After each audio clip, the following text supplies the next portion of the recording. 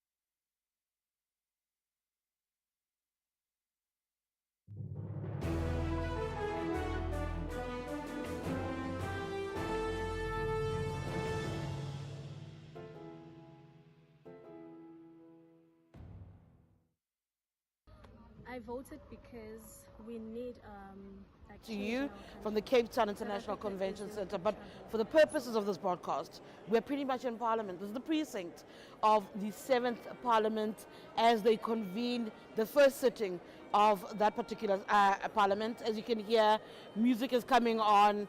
Part of trying to resume normal life is bringing back the choir of Parliament. So I think you'll start hearing a bit of their music in the background.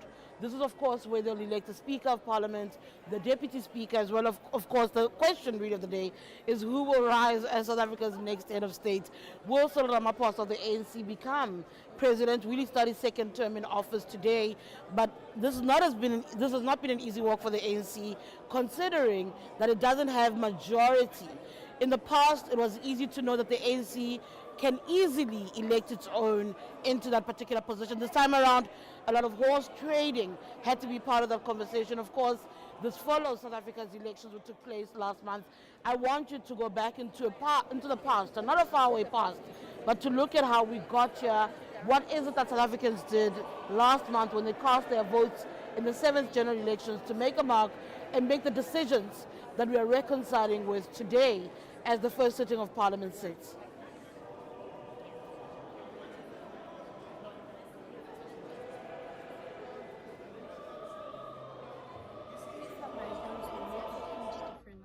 What am I voting for? I'm voting for a better life for everybody in the country. I came here since 1 p.m., but the line is not going, so we don't understand what's the problem.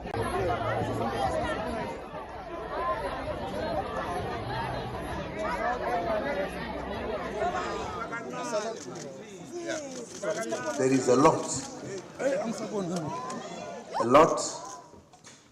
that is going to come out in these elections.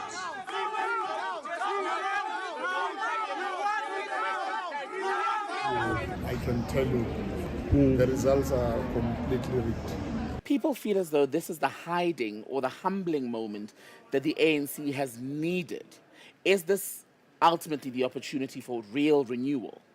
This is exactly a path that demonstrates that the ANC is on a renewal journey, a journey that indicates the fact that we have to appreciate that the era of majoritarian has come to pass. Being comfortable with what you know, and when there is change, you then believe that there's a collapse of something. It is not.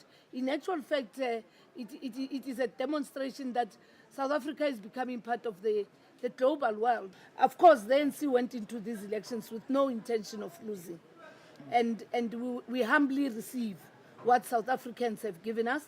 We are no longer crying, so the ones that lost, let them fight that fight. We are not going to fight that fight. We are happy our people are going to Parliament, getting their suits ready, while they're getting their lawsuits ready. We'll engage with the ANC, not the ANC of Ramaphosa. If he goes, all will be well with the ANC. We'll engage with the ANC, not the ANC of Ramaphosa. These are the results that represent the collective voices of our nation.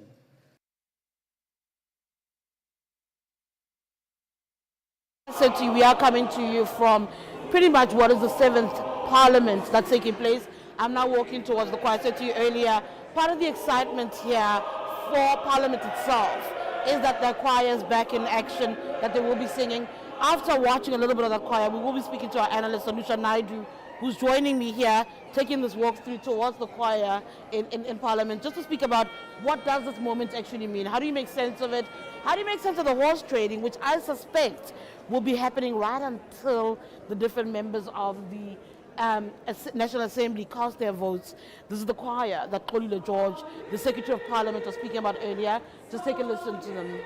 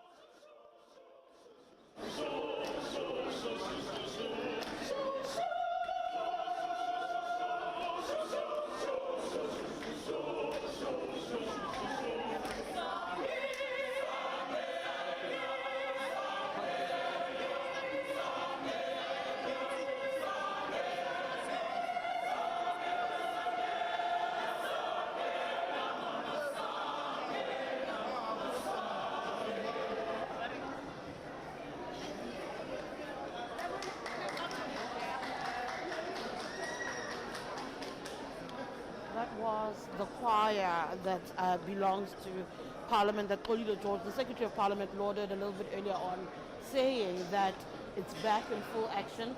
So we caught a little bit of that, but as I was saying to you earlier, I am with analyst Anusha Naidu, trying to make sense of the moment, really, where we are today, what this means, how we got here. So Anusha, thank you so much. Welcome to Eyewitness News. Thank you for chatting to us. An incredible moment, a difficult moment, one some have thrown back to 1994 when the advent of this country's democracy was coming into play. Your sense of where we are as it stands? I think this is what we built up to, both before the election, during the election, and in the last 2 weeks. It It's been a nerve-wracking moment for many South Africans, particularly, I think, not knowing what's going to be the outcome of the election, but more importantly, what kind of government we'll have. So I think at this point in time, we're still at that level of not being able to determine who's going to be the speaker, who's going to be the deputy speaker, and even in the points of the election of the president. So all of this is still up in the air, and it still gives you a nervous kick in terms of where we are. But I think the moment has arrived. We've built up to this. South Africans have spoken, and they actually got these political parties to kind of get to the room to talk. There's been a lot of humbling. There's been a lot of nerve-wracking challenges, and there's also been a lot of arrogance that needs to be tempered in this whole process. But I think the one thing for me today is, apart from what we're going to see in the election of the speaker, deputy speaker, as well as the president, is what's going to happen in KZN with that provincial structure that's going to go forward. Are we going to see the ANC, DA, IFP, NFP coalition play out? Or are we going to see some kind of different dynamic or trajectory play out when they go to elections in that province, or when they decide on who's going to be the premier candidate and whether MKP will govern that province? I will come back and talk about the horse trading, the dynamics, the chess pieces, so to speak. But first, let's speak about the mood of the country. When the election results were announced, there was definite air of anxiety and uncertainty. What is your reading of the mood in the country?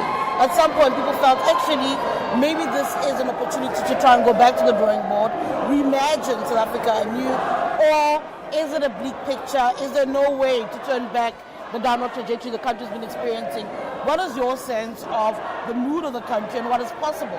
Because beyond the politicians, what we've also been struggling with is getting other sectors to come to the party and have conversations about where South Africa needs to go.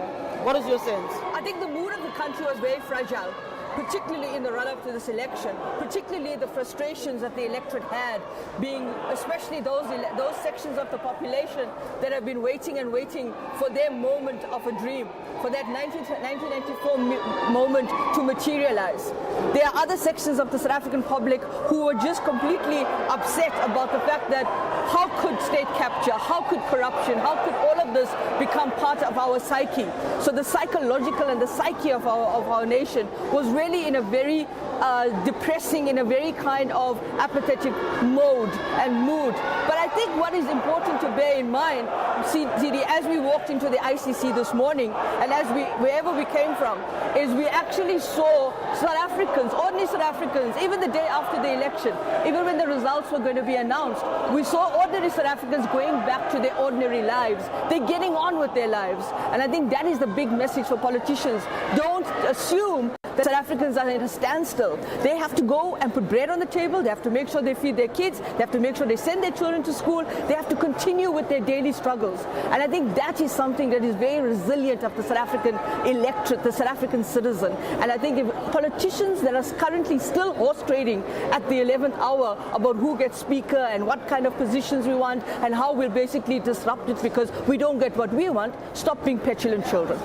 Speaking about the politicians of horse trading, I must very quickly say to you, I just saw the DA's Helen Zille, Federal Council Chairperson Helen Zille making a way in that direction earlier on. I saw Ahafi and Pafi Fil and Balula also headed that way. From my understanding, those political parties are going to caucuses. They're going to instruct their different caucus members in the National Assembly on what to do. Of course, the order of business today, not only are they being sworn into Parliament, they need to elect a speaker who will then preside over the election of a deputy speaker, with the Chief Justice coming back later on to preside over the election of the next president of the country. So they are in a half really headed over to their different caucuses to give them a line of march. I spoke to some of the MPs coming in earlier saying, so who is it going to be? Who's going to be the speaker? And so they didn't have answers. Some of them saying, we'll find a name just now. We'll be told what to do, what the party line ought to be right now. But as this is happening, our colleagues are on the other side of town at the Taj Hotel, where the EFF last night that said it's not interested in being part of a government of national unity, is suddenly saying, wait a minute, never mind that we want a speaker or a deputy speaker position, but we feel that the government of national unity talks, which have been the buzz of these election results of this period, has left some of us out, that the conversations have not been meaningful and honest. Let's try again. They asked the ANC to meet this morning, but again I said to you, Fikile Mbalula is here. He's dealing with his caucus. What should we make of those parties that were told you missed the moment, you didn't participate, and here they are now asking to be considered? Well, I think they've been given enough time. I mean, it hasn't been that the door has been closed on them. Even late last night when the NEC, when Fikile Mbalula spoke about the discussions that they had in the special NEC meeting, it was almost as if we're still open to engaging with you. So for those political parties who try to take the preemptive strike and say, you know what, we're going to determine what we want, I think now we're beginning to realize that it's very cold outside of these talks. It's very cold as a Joburg chilly morning will feel like, and a very, very chilly morning in Cape Town will feel like. And you can't necessarily just discredit or throw this whole thing out with the bathwater, because at the end of the day, you also have to remember there were a particular constituency that voted for you. If you don't actually also come to the step up and decide, you know what, if I'm going to be on the outside and continuously to be that kind of party that behaves in this way, your voters may not forgive you in 2026. And with that are those 58 seats that have been a back and forth in the conversation. I said, did you roll your eyes? This is weird situation, not seats. Weird situation where the Umkhonto weSizwe party, which is now the third largest in the country, yes, third largest, they have 58 seats. And there seems to be some level of reluctance in taking up those seats, at least at this moment. As it stands, I understand 5 of the 58 have been accredited to attend today's event. 7 have been now taken off of the list, including obviously Jabulani Khumalo. What happens with this party? Does it turn into another cope where they'll spend the next 5 years wrangling over these 58 seats? Will they be able to find themselves and actually substantially play their role representing the 2 million plus who put them there? What happens with this organization, considering its leader, who's at the helm, former President Jacob Zuma, is not allowed to be a member of parliament? I don't think he even wanted to be. He's somebody who's got his perks for being a president in the past. Yeah, I mean, this party is really creating the kind of distraction for this National Assembly convening in a very, very, very real way.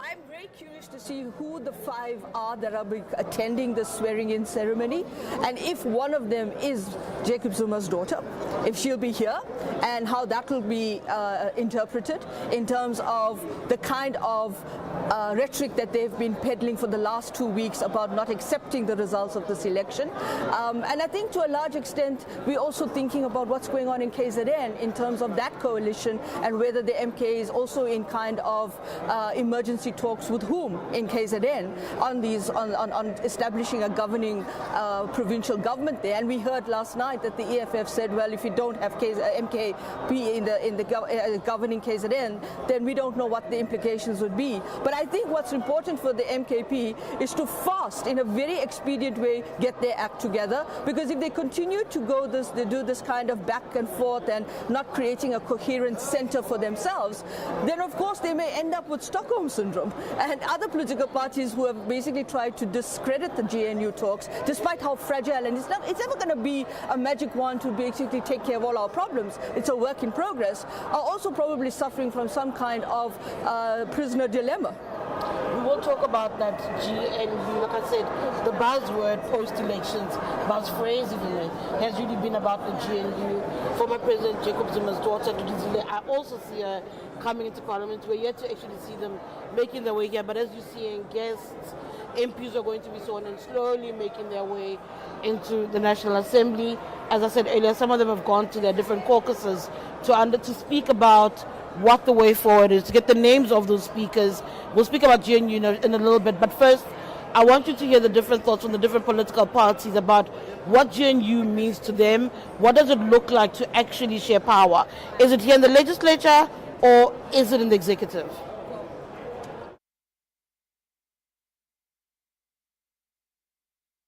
We have therefore agreed that we will invite political parties to form a government of national unity as the best option to move our country forward. From the results of these elections, it is clear that South Africans expect their leaders to work together to meet their needs. They expect us to find common ground, to overcome our differences, and to act together for the good of everyone. I've already held constructive discussions with a number of parties: the Economic Freedom Fighters, the Inkatha Freedom Party, the Democratic Alliance, the National Freedom Party, the Patriotic Alliance. We've also engaged our alliance partners to brief them on the process and will continue to seek their invaluable views and guidance. The ANC has entered these discussions with an open mind and a commitment to speak to all parties.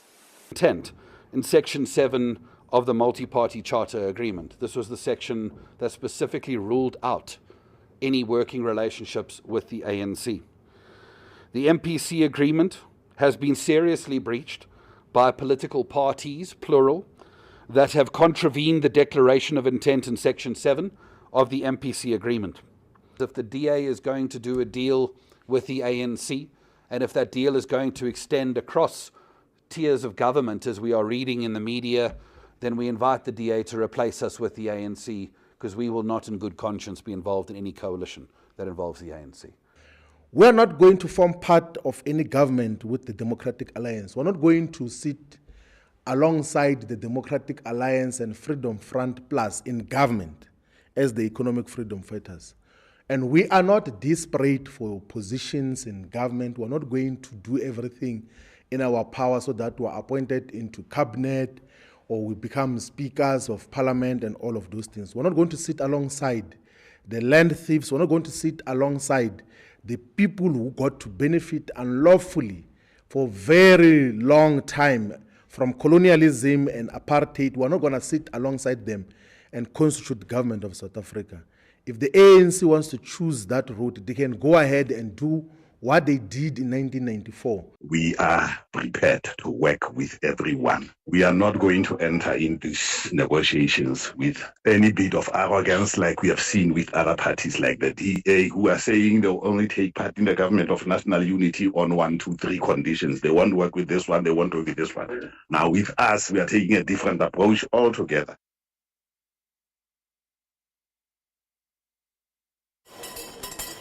Hello, welcome back. You're hearing the bell ringing here from Parliament. They're calling the members of Parliament into the House.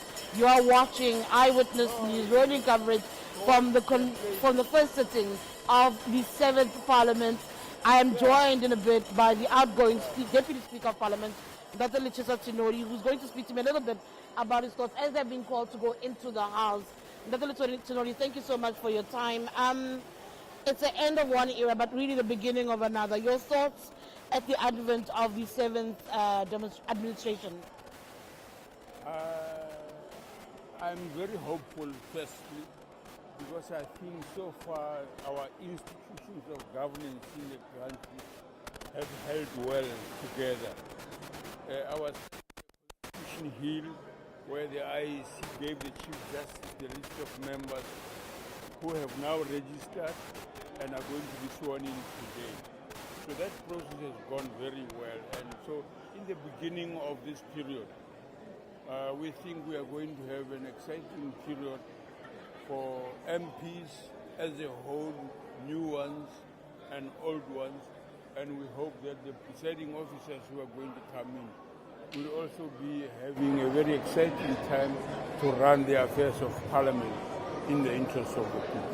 What kind of house do you leave behind? What kind of house do you hand over to them based on the work that was done by the 6th administration, but also taking into consideration some of the criticism about some of the issues that Parliament didn't necessarily get around to? I mean, the Chief Justice, who's presiding over this today, had some views about whether or not Parliament had fully given expression to some of his recommendations about what parliamentarians need to do better and to ensure that the country doesn't find itself where it was in the throes of something like state capture. No, I think we've done a lot of very critical work, some of which are the pieces of legislation that the President just signed into law, the creation of a national council to run the campaign against gender-based violence, etc. but also at the same time the creation of an independent directorate to manage NPA's work against corruption. All of those things are progress made by Parliament to implement some of the work that the Chief Justice raised. In fact, out of 19 recommendations, only 3 of them remain work in progress. Others have been dealt with. So we are looking forward to a very robust environment. And then obviously part of the handover is to manage power sharing as they go forward. What are your thoughts about what they need to consider at all times as they play their role in the legislation going forward and as they navigate this difficult period of government of national unity, of power sharing, of coalitions? The management of what we call tension and synthesis of opposites is a tradition in the organizations that I belong to. And I'm hoping that in the manner in which the process has been handled so far demonstrates the readiness and willingness to proceed on that basis. And you would have heard the leadership expressing their confidence in the governance of those processes. We hope that there will be cooperation and contest necessarily in the process going forward, but we think that things are in place to do that. There will be hitches and glitches along the way, but the general thrust of work will be great. You think it's enough to withstand 5 years? Whatever agreements they come up with will be strong enough, tight enough, firm enough, and committed enough to the Republic to hold for the next 5 years? That's not the job of ourselves and or those inside Parliament. It's the work of society as a whole, the pressures that we can put to bear on all the public representatives to act in a manner that is advancing the interests of the country and the people in particular, that will ensure that they stay through the term. All right, thank you so much. That's Ntatelichi Santinori, outgoing Deputy Speaker. I think it's time is up. Time is up already.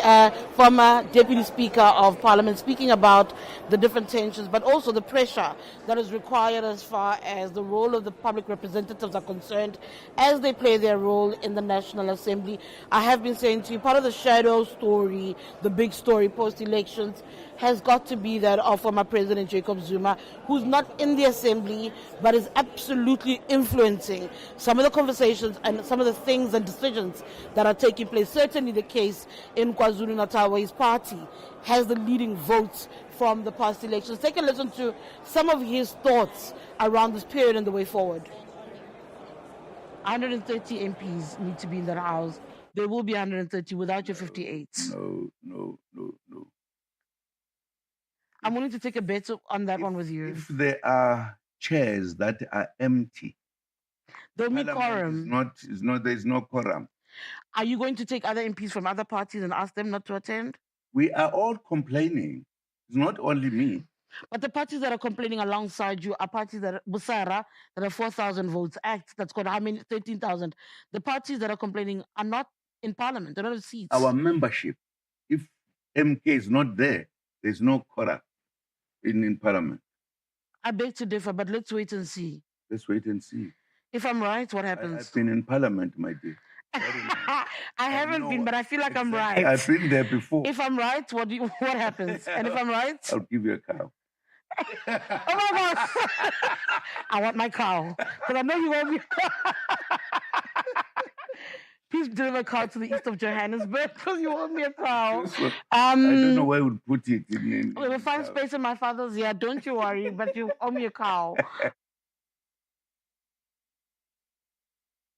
MK is one. We only have leadership in the MK, and I'm still part of the leadership. So the IEC says they received both letters from you. Remember the second letter you had said? No, that is the internal issues. That's not about the media. This is the clarity. Why were you not at the rally? Why were you not at the MK rally this past weekend? Because as I'm here, the President Zuma is in KZN. So, but what could be so important for you to miss your own party's? I didn't miss it. But you were not there.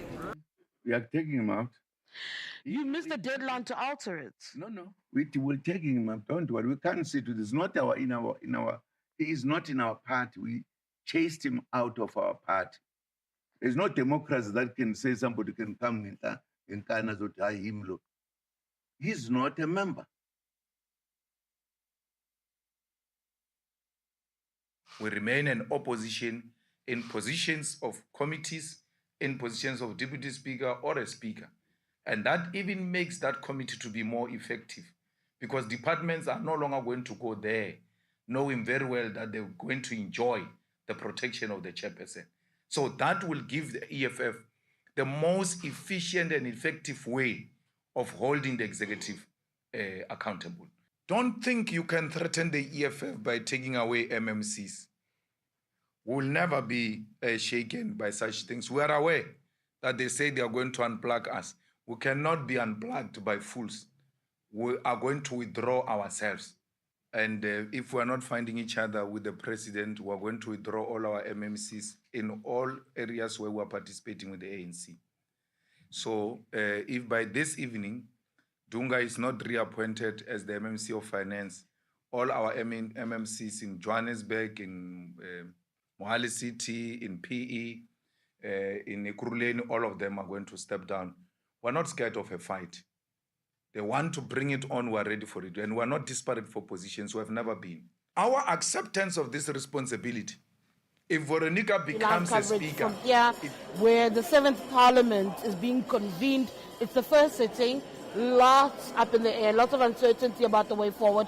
Unlike previous elections where there was a clear majority, we don't have one this time around. Political parties have to find one another. From my understanding, I hear that the deal is actually not signed or sealed yet.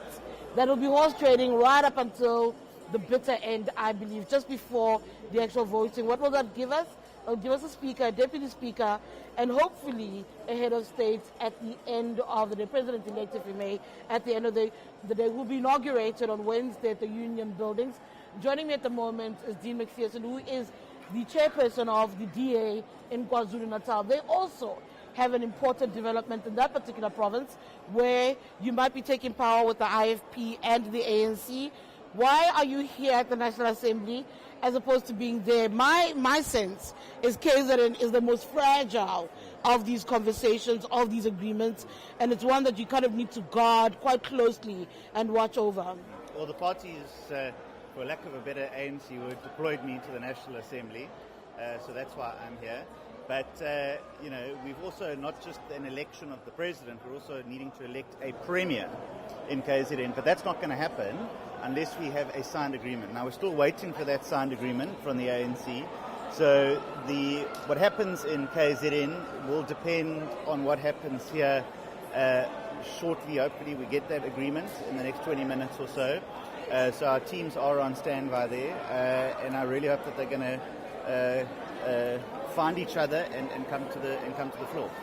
I'm watching now footage in the background of Nkenkeke Kanafibi Potgita, who are members of the ANC's negotiating team. As you see there, again, another man of the moment, if you may, John Steenhuisen, leader of Dean's Party, the Democratic Alliance, making his way into the National Assembly, or at least where the caucuses are. I've been watching this area. It's been a hive of activity. Earlier I saw Helen Zilla, I saw Figile Mbalula. As I'm speaking to you now and speaking to Dean at the moment, I see Tony Leon, another former leader of the DA, so Siviwe Kwahube, their chief whip.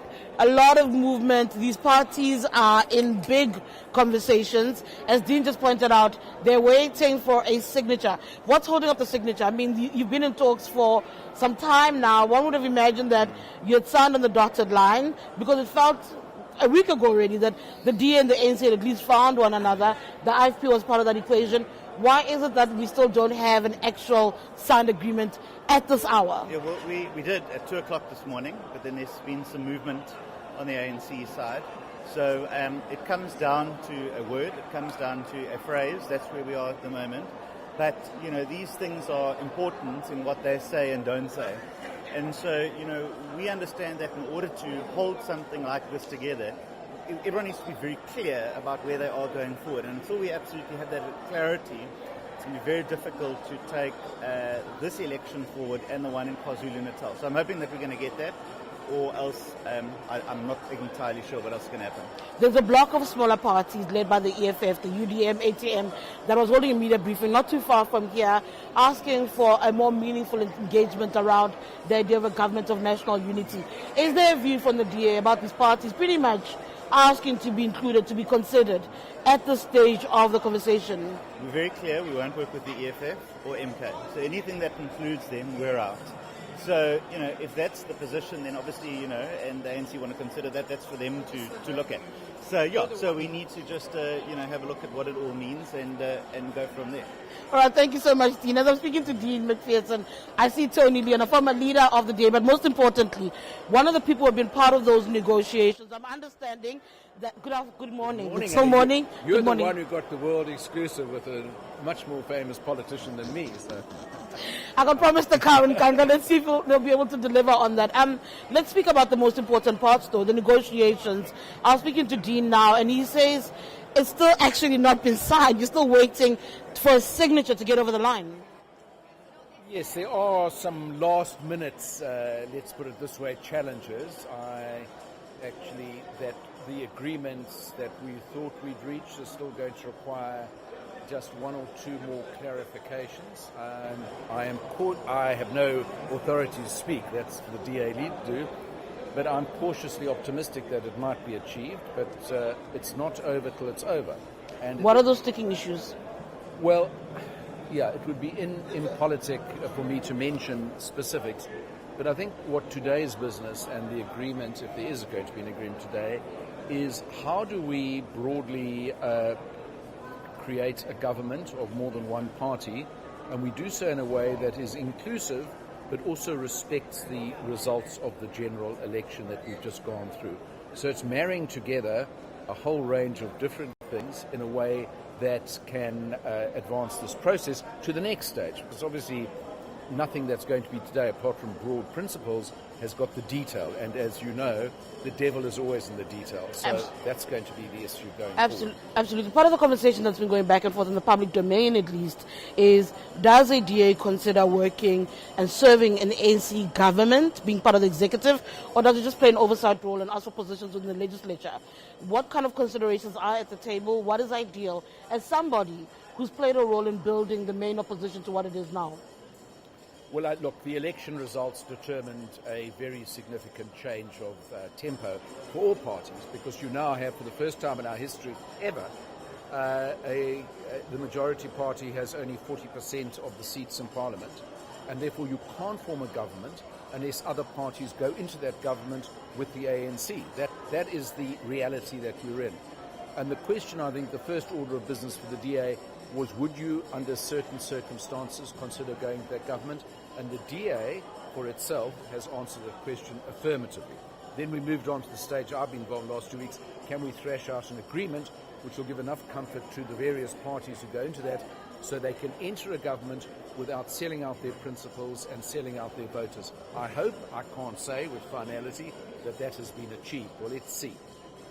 And then just before I let you go, though, there are concerns on the greater society about what it means for a party like an ANC to work with the DA, concerns around some of what has been viewed as progressive policies that the ANC stands for, and whether or not those will be at risk. The foreign policy perspective of the ANC around issues like Middle East being dealt with differently. What do you say to those people who say, if you partner with the DA, you betray the general mission of what it is to serve poorer South Africans, the developmental agenda that has always been associated with the ANC? I have never subscribed as a complete calumny to suggest that the DA is anti-poor. It's never been that, and it isn't that, and it's not going to be that.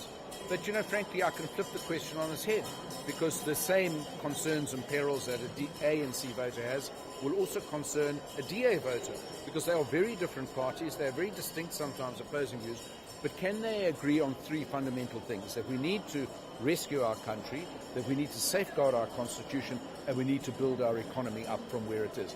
If there's agreement on that and there's trust, that is the non-negotiable, and that you can't write into an agreement, then we can, despite our differences, succeed. If we don't have those things, we won't. All right, thank you so much, Tony Leon. Thank you. That's Tony Leon, a former leader of the DA, but most importantly, one of the members of the party who have been at the negotiation table with the ANC. As I kept talking to him, I kept seeing Nkenke Kekana and Phoebe Potgieter from the ANC, who are also key members of that negotiation team. Tony Leon saying that The issue is small, but there is an issue. There is no ink yet that something has arisen within the ANC that is making it difficult for them to sign on the dotted line.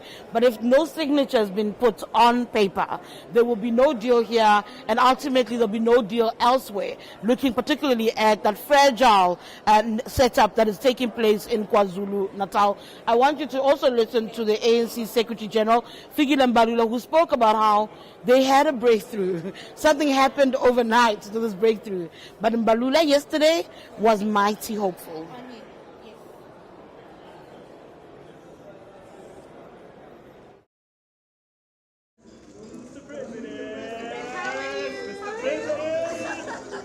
Are you good? Welcome to the next, Mr. President. How are you feeling? Good to see you. Good to see you all. Very important discussions. Can we expect them? The ANC is not yet in a position to give details in relation to these discussions. We started with exploratory discussions, and that led to firming up positions by political parties and us as well, firming up our position, which you know by now is government of national unity with different political parties. Agreements will be made public in the interest of transparency and accountability to the electorate. So to us, it doesn't matter whether the cat is black or white. The fundamental question is, how do we move South Africa forward, having interpreted the outcome of the elections? The ANC is humbled by the fact that the spirit of the engagement with all South Africa's political parties have been characterized by the common commitment to put the interest of the people first. It's not about whether the president gets elected or not. We need to get the country and move the country forward. It is upon the party that leads in KZN to interpret the moment.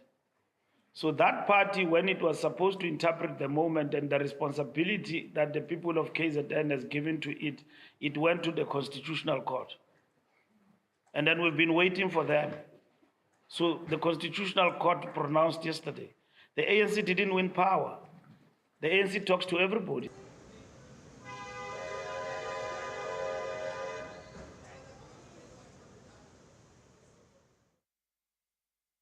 Up to 10 o'clock, a very good morning to you. Welcome to an Eyewitness News special broadcast from the Cape Town International Convention Centre. We're all here, all eyes on the members of the National Assembly who will be sworn in today at the beginning of a new administration. We go into today's broadcast with many questions. We're still waiting for an official announcement on that government of national unity, which the ANC made it clear last week it wanted to form. As things stand, there's an indication that the DA, the IFP, even the Patriotic Alliance, for all intents and purposes, agreed at this stage, but we don't have an official pronouncement yet from the ANC. My name is Tembekile Mkhototo, and I'll be here with you for the next few hours as we try and make sense of what's going on in the chamber itself and the politics on the sidelines. We've got a team of reporters. Our associate politics editor, Tsidima Dia, also on the ground here in Cape Town, as we indeed try to pull together all those different strands and see what exactly lies ahead for the country as far as the formation of a national government for the next 5 years. I'm not alone. Sanusha Naidu is with me here on set. Sanusha, I was just saying, we're waiting. We're going to see the swearing in from 10 o'clock. It's expected to happen of the members of the National Assembly, but we still don't have an official agreement on a government of national unity. No, we don't, and that seems to be the big question. I mean, have they signed? Have they not signed? What is the last minute dotting of the I's and crossing of the T's? What is that one paragraph that Helen Zille says that has been a bit more difficult to finally find consensus on, so that they can actually get this whole thing going? You see a lot of frenzy around here, particularly with the partners to the GNU. We saw Fikile Mbalula just rushing up now. I think they're even caucusing as we speak. So it's a frenzy, but it's a frenzy that essentially, I think, you know, if we're coming right down to the wire on this one, it means that it's still very much a difficult GNU that will go forward. And what do you see as the potential stumbling blocks, at least among the parties who we know are interested in being part of the GNU? Well, I think the first one is, let's not talk about cabinet, because this is not where we're going to go now. It's about speaker, deputy speaker. And I think those are the key questions around who gets what there. Whether or not you want to have the optics of this to project what this JNU means. Because the optics of today is going to be very critical for how the what moves into the who, but more importantly into the how of what this JNU cabinet will look like. What would it be able to do? It's not going to be a magic wand. There's no Harry Potter in that room. So obviously we're going to have a problem here if we're not going to see the kinds of maturity that is going to happen. And I think the other question right now is, if you're still kind of having these last minute talks, it means that you're still very much in a very difficult, fragile discussion mode. So who knows? And that uncertainty is going to add, is it not, to the sense of worry, the sense of dread, even anxiety that the voters are feeling about what lies ahead? Yeah, I think everybody is waiting with anticipated anxiousness for this. But it doesn't mean that people's lives have stopped. That's an important thing. People, as we drove into the ICC today, and as we have seen in the last 2 weeks after the election results were counted and announced, people went on with their daily lives. So it's very important we recognize that it hasn't brought the country to a standstill, but what it does do, it gives you that extra level of anxiety that whatever's going to happen is going to be critical. I think at a provincial level as well, we heard about KZN, we heard about the fact that the MK should be governing that province because it's got the majority of the votes and all of that and the implications thereof. I think Julius Malema said last night it would be provocation if at the end of what's going on now, the MK is not able to form a provincial government in KZN. That sort of language, what does it suggest about the political moment? Well, I think this is where political parties can use words like provocation and you know, don't provoke us. It's become a very popular word in the last couple of weeks, and that is an indication of whether or not you are willing to actually go to into a government or go into a parliament without creating that level of volatility. The more you fuel that volatility, the more you create this threat perception. I mean, it's classic stuff that if you want to basically disrupt their landscape, you use that kind of language and you create hype. And so what happens is that the markets or people that are looking at investments, people in KwaZulu-Natal are probably sitting there and thinking, what's going to happen? You know, the impact of that is not going to be for KZN if it does actually spiral out of control, but it's going to be for the whole kind of country because it's an important province from an economic perspective. And it's interesting, isn't it? Because what happens here today, nationally, will be mirrored to some extent by the picture in the provinces in the coming weeks. Absolutely. And I think there's a level of irresponsibility when you have those kinds of language that is purported and projected and postured into the discussion that if this happens, this is what's going to be the implication. I think people will sit there and think, this is not why you asked us to come out and vote. You begged us to come out and vote. You said it's the most important election that we need to vote in. And of course, just over 16 million people voted. Let's not discredit that, despite the fact it was a lower voter turnout. But don't actually now use that to try and bargain and try and use that to scupper the space. And I think that is why South Africans are probably feeling also, if this goes the way we think it goes, if it tends to bottom out and unravel and KZN ends up in a situation where it becomes untenable, I think voters will become very, very not just dissatisfied, I think we've been using that word a lot. They'll actually become really angry. Right. And that will actually have implications for those political parties that are claiming that we're doing this in the name of you. And we're coming up to 10 o'clock, by the way, if you're just joining us on this special broadcast from the Cape Town International Convention Centre, the first sitting of the National Assembly. I wonder if you've got pictures of the chamber. What we're showing you at the bottom of your screen at the moment is just the entrance area here at the CTICC. We've seen various members of cabinet, political leaders as well, all of them here to make sure that things go as planned. The ANC, I know, for instance, about an hour ago was going into a caucus meeting before the National Assembly sitting because there is a lot that needs to be finalized still. Sanusha made reference to a paragraph, for example, as far as the General or Government of National Unity is concerned, that still needs to be agreed. We don't know what the contents of that particular paragraph are, but it must be quite something. If it's at this point, the reason why at the 11th hour, no one has come out to address us. Last night, Fikile Mbalula held a briefing on the outcomes of the NEC, but didn't really give any finality, right, as to what has been decided. Who's in, who's out for sure. We're still hearing we're still open to conversation.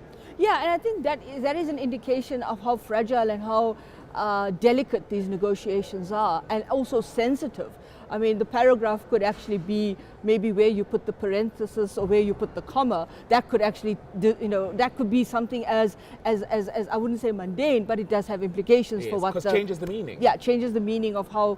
I remember this is what happened with RDP. You will have water flowing out of your taps, and then it was a comma, and it'll be a trickle out of your tap. They change the context of what happens, and it has implications. So it tells you that even as of last night, the Secretary General of the ANC either couldn't say with any certainty that we managed to lock it down, but at the same time tells you that the flurry of activity you saw this morning here, it's going to be I think it's not just about today, it's going to be a very, very bumpy ride for us, and they have to get it right. Is there any chance that the ANC might not be able to lock this in?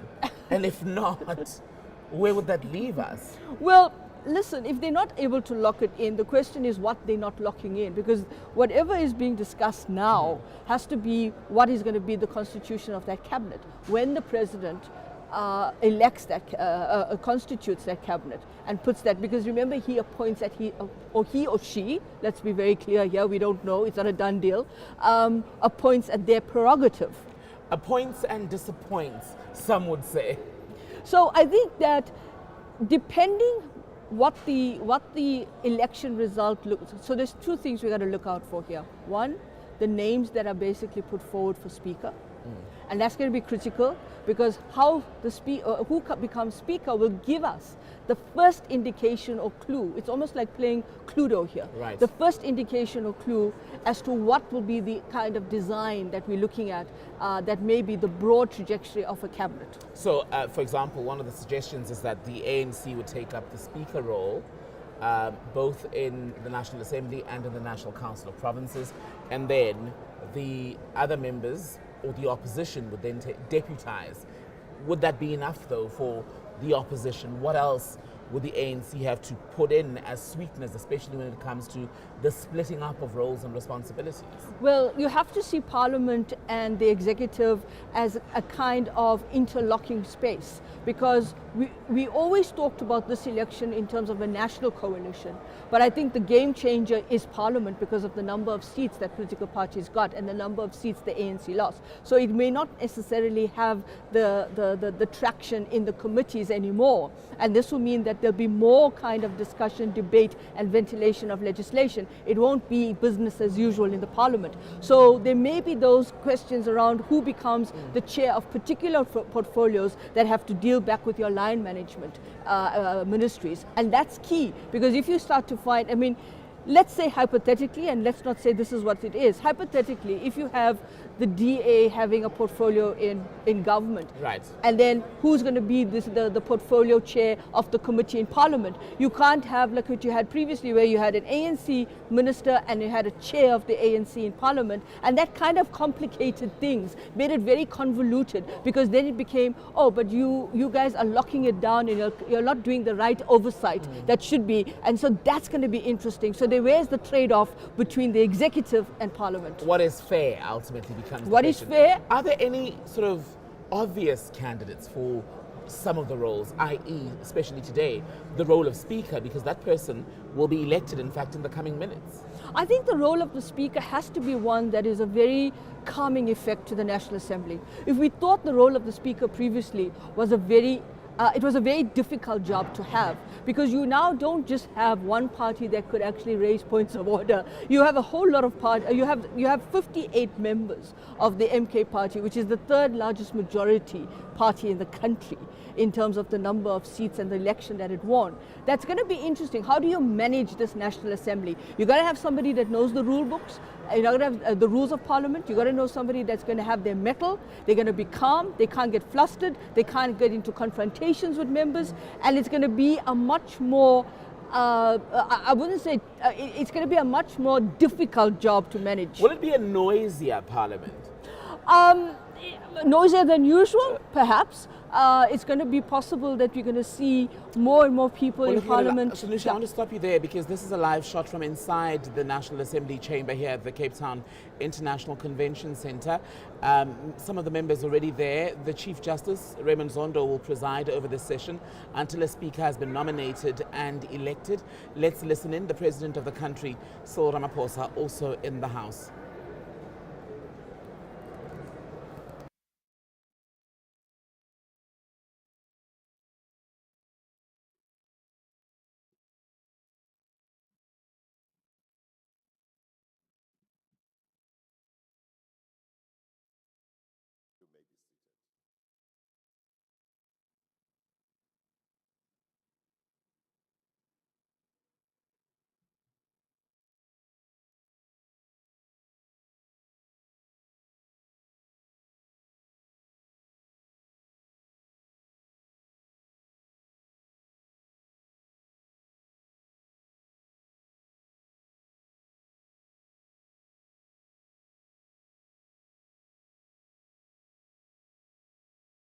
The Cape Town International Convention Centre, where things are about to get started. I saw a short time ago the Chief Justice. Let's stay with that picture, please. The Chief Justice of the country, Raymond Zondo, is going to be presiding over this session. Just to run you through what's going to happen, we're going to see members of the National Assembly now take their oaths. They'll all come up, and then when they're given, there it is, the Chief Justice now explaining what's going to be unfolding in the next few hours. I'm not sure if you're actually able to hear him this time. Let's give it a shot. Wherein all members of the National Assembly preside over the election of the Speaker, and the Speaker will preside over the election of the Deputy Speaker, and ultimately for the Chief Justice to preside over the election of the President. I would like to remind you that this meeting is deemed to be in the precinct of Parliament as defined in Section 2 of the Powers, Privileges and Immunities of Parliament and Provincial Legislatures Act. Swearing in of the members of the National Assembly is important because in terms of Section 48 of the Constitution, members of the National Assembly must swear or affirm faithfulness to the Republic and obedience to the Constitution before they begin to perform their functions. I take this opportunity to say I consider it an honor that I chair this important meeting. An important meeting because of where we are as a country, having finished 30 years of our constitutional democracy and starting another 30 years. It is an important milestone because as South Africans, we get an opportunity to look back at the road we have traveled and see where we have made mistakes and see where we have done well and make sure that in the fourth decade of our democracy, we will not repeat the mistakes that we made in the first 30 years. I congratulate each and every one of the members who will be sworn in today and want to stress the importance of the position that members of the National Assembly occupy. They make laws for our country and in that way shape the future of our democracy. Therefore, as you take the oath or make the affirmation that you will make today, do recall the huge responsibility that the people of South Africa have placed on your shoulders and the honor that you have been given and privilege to be part of this very important body in our country. Let me also announce that in accordance with the Constitution, Item 9 of Schedule 3, I have made the rules that govern the sitting today. Those were published about a week ago, but yesterday certain amendments were made to those rules, and those amendments have also been published.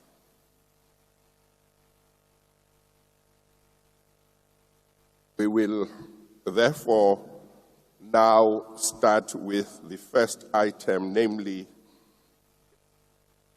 swearing in of members of the National Assembly. Members will be called in groups of up to 10 as arranged by the political parties. Will members, when their names are called out, please step forward to the stage to take their oath or affirmation, as the case may be.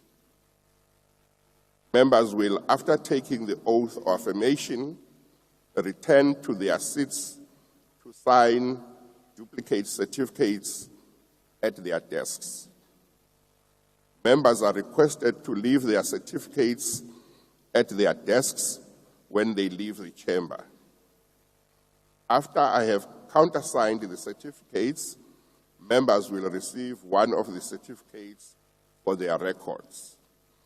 These certificates will be sent to the members through their party representatives.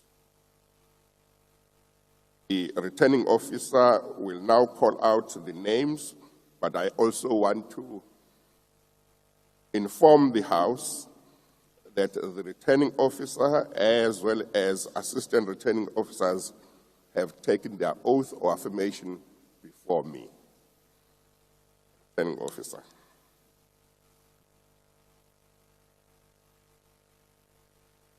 Castellina Pamela. Hosa Matamela Cyril. Tatile Shipokoza Paulus. Tashe Gwede Samson. Upa Marupini. Lamula Ronald Ozi. Elane Tembisile Kumelele. Tabeni Kumbucho Poppy Silence. Tolashe Nokuzola Gladys. Mahlobo Mbangiseni David.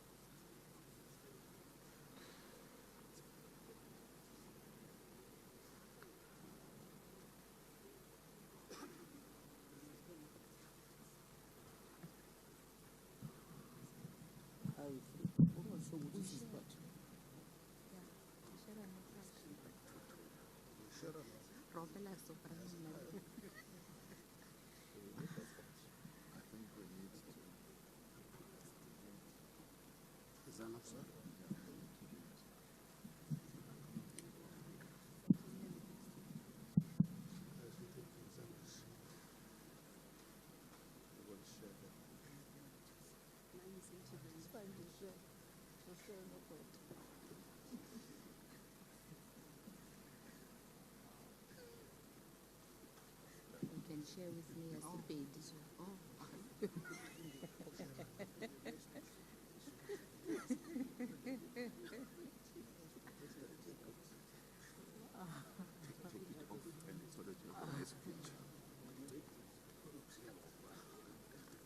May I see those who will take the oath, if they can raise their hands. Those will take the oath, okay? Or is it everybody here? Okay, all right. Have you seen the oath that you are about to take? Yes. Are the mics working? Yes. Yes. Okay. Yes. Do you have any objection to taking the prescribed oath? No. You consider the oath binding on your conscience? Yes. Please read the oath aloud so that the people of South Africa can hear what you are committing yourself to. Mna Phemi Majodina ndiyafunga okokuba ndiza kunyaniseka kwiRepublic yoMzantsi Afrika kwaye ndiza kuthobela ndiwuhlonele ndiwuxhase umgaqo-siseko kwakunye nayo yonke into eminye imithetho yeRepublic. Kananjalo ndiyathembisa ngokunyanisekileyo okokuba ndiza kuyenza imisebenzi yam njengelungu lendlu yowiso-mthetho yesizwe kangangoko ndinako. Thank you. I'm not happy because I'm not sure that people hear. So can I have another one? Then I can lead them.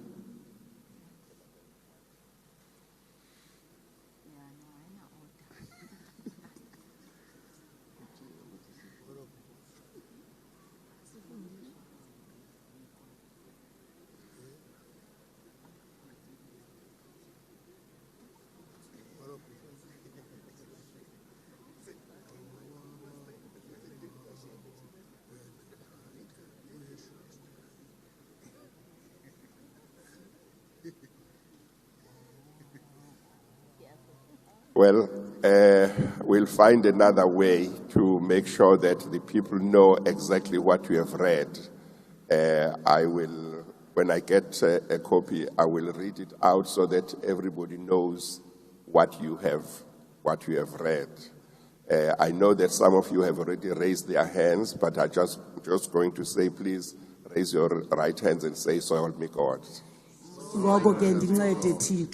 Thank you very much.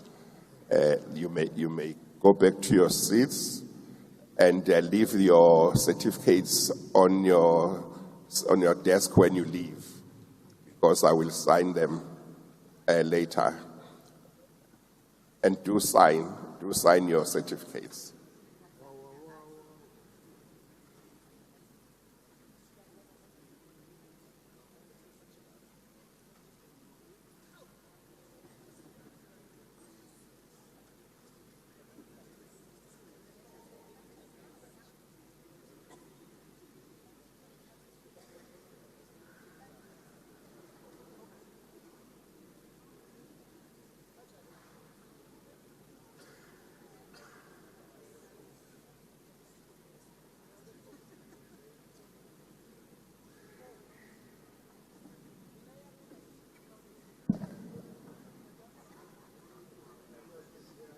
Kekana Pinky Sharon, Masondo David, Ubai Mamuluku Triposa, Maambe Shala Tandi, Utswaledi Pakishe Aaron, Idiza Angela Togozile, Tunu Edward Senzo, Chikunga Lydia Sindisiwe, Odongwana Enoch, Tauli Noneba Bianca,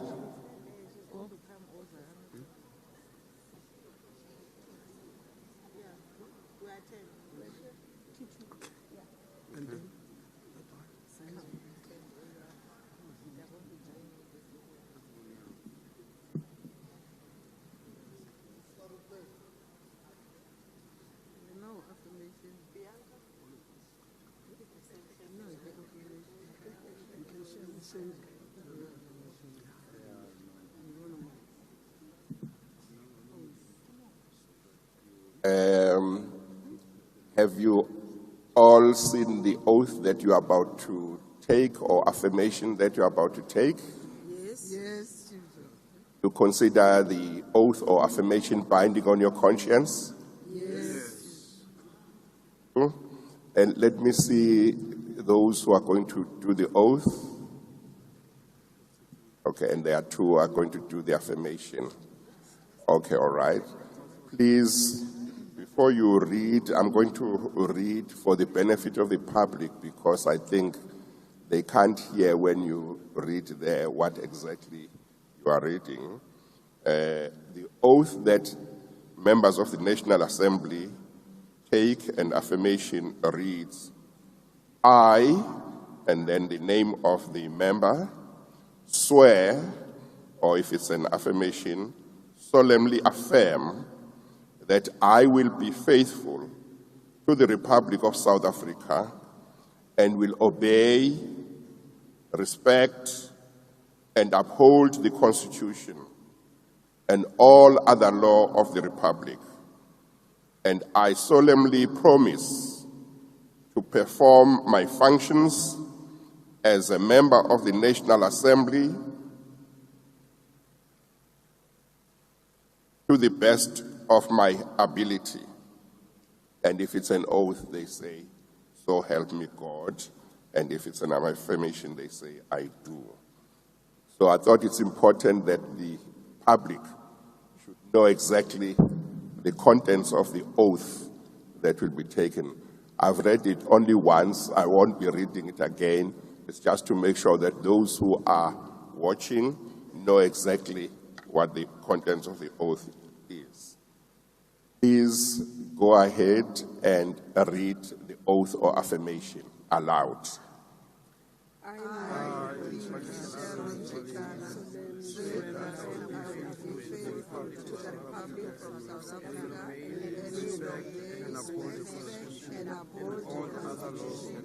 And all other laws of the Republic, and I solemnly promise to perform my functions as a member of the National Assembly to the best of my ability.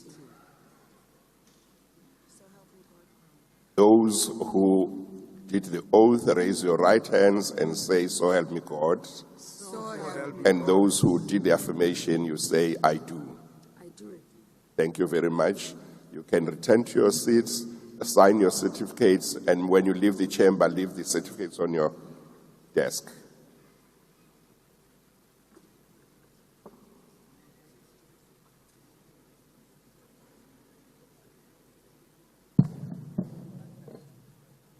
Inhazen John Henry, Wahube Siviwe, Lotrit Anneli, Labuschagne Kathleen, Van der Walt Desiree,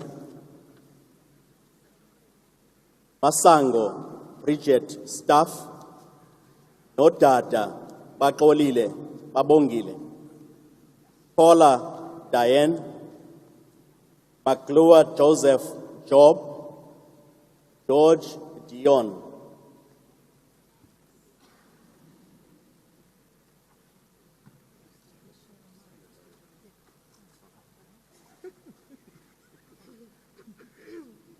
Have you all seen the oath that you are about to take or affirmation that you are about to take? Yes. You have no objection to taking the oath and taking the affirmation? No. No? Do you consider the oath or affirmation binding on your conscience? Yes. Read the oath or affirmation aloud. I swear that I will be faithful to the Republic of South Africa and will obey, respect, and uphold the Constitution and all the solemnly promise to perform my functions as a member of the National Assembly to the best of my ability. So help me God. When you are done, those who did the oath, raise your right hand and say, so help me God. And I see there was no affirmation. Thank you.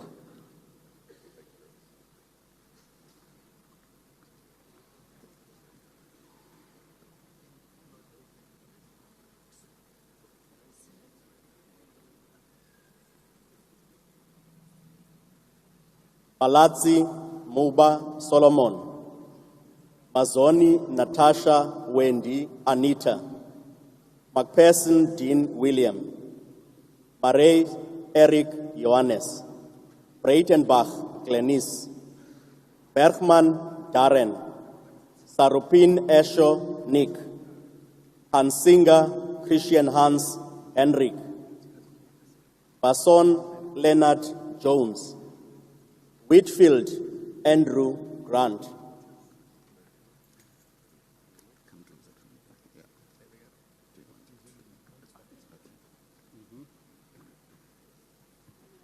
Have you all seen the oath that you are about to take or affirmation that you are about to take? Yes. Do you have any objection to taking the oath or affirmation? No. Consider the oath or affirmation binding on your conscience. Yes. Please read the oath or affirmation aloud. I, William Solomon Malasela, swear that I will be faithful to the customs of the day, and will obey, respect, and uphold the Constitution and all other. And I solemnly promise to perform my functions as a member of the National Assembly to the best of my ability. So help me God. Those who took the oath, please raise your right hand and say, "So help me God." Those who did the affirmation, raise your right hand and say, "I do." So help me God. Thank you.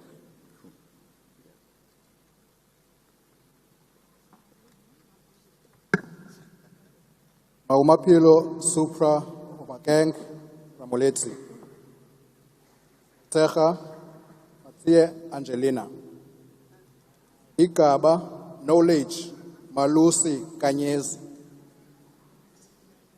Ize Swelini Lawrence, Maswanganyi Kakani Joseph, Shilo Stella Poli, Tuli Mtumiseni, Maimela Komoto Joy, Masemula Namade Dixon, Ule Dina Deliwe.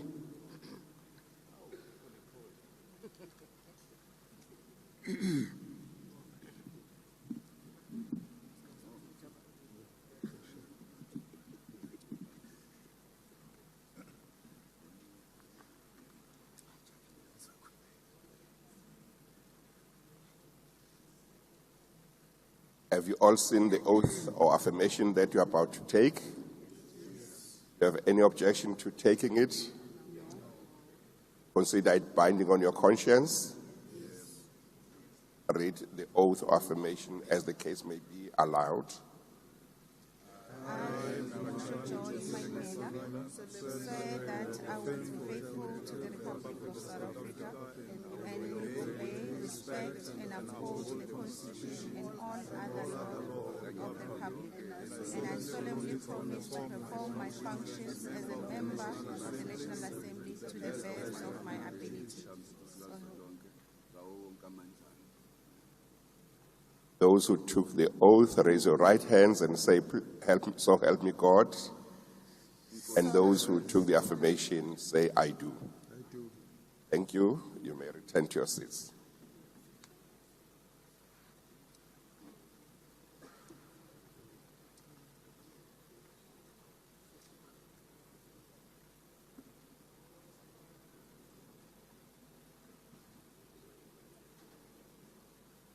Abada Zelna Saira, Damini Senzo Selby, Kasa Msawenkosi, Tabushangene, Kasa Nompumelelo Matilda, Babaza Nhlahla Bernard, Kanyile Nongwalisa Princess, Kuzwayo Tamsanga Fortune, Madlala Emerald, Kwenzokuhle, Mafangane Mohaeji Carol, Malinga Dafta Sihle.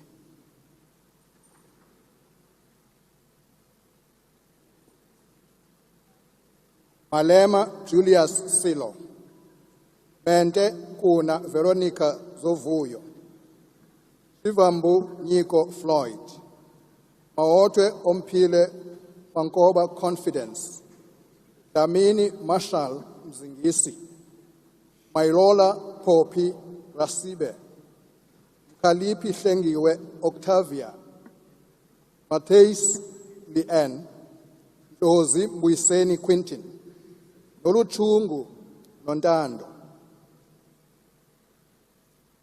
Tabisa Velenkosi Fiki, Utelezi Elfas Mfakazeli, Singh Naren, Ngobo Siposetu Lindinkosi,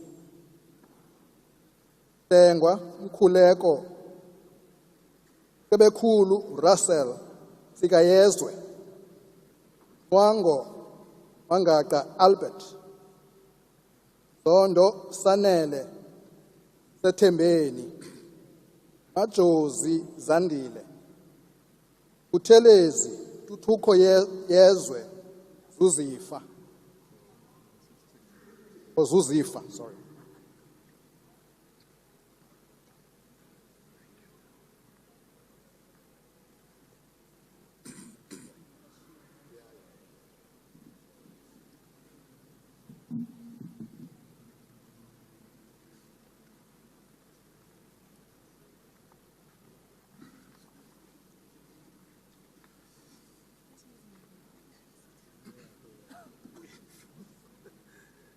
Have you all seen the oath of affirmation that you are about to take?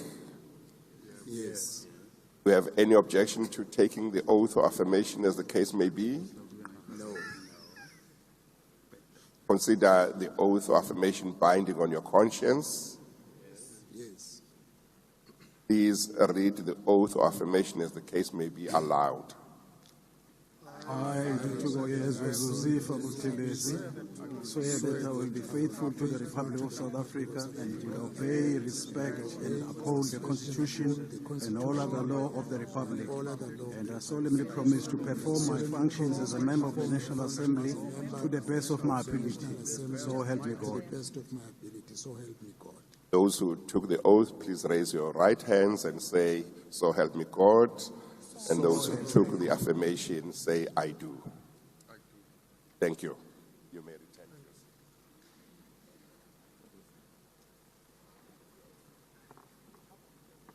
Do remember to sign the certificates when you get to your seats.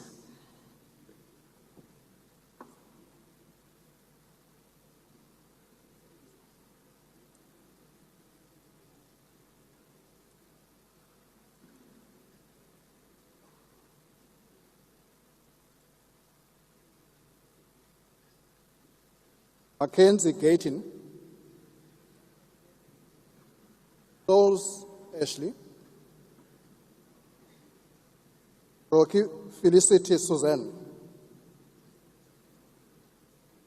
Wilscott Cleo,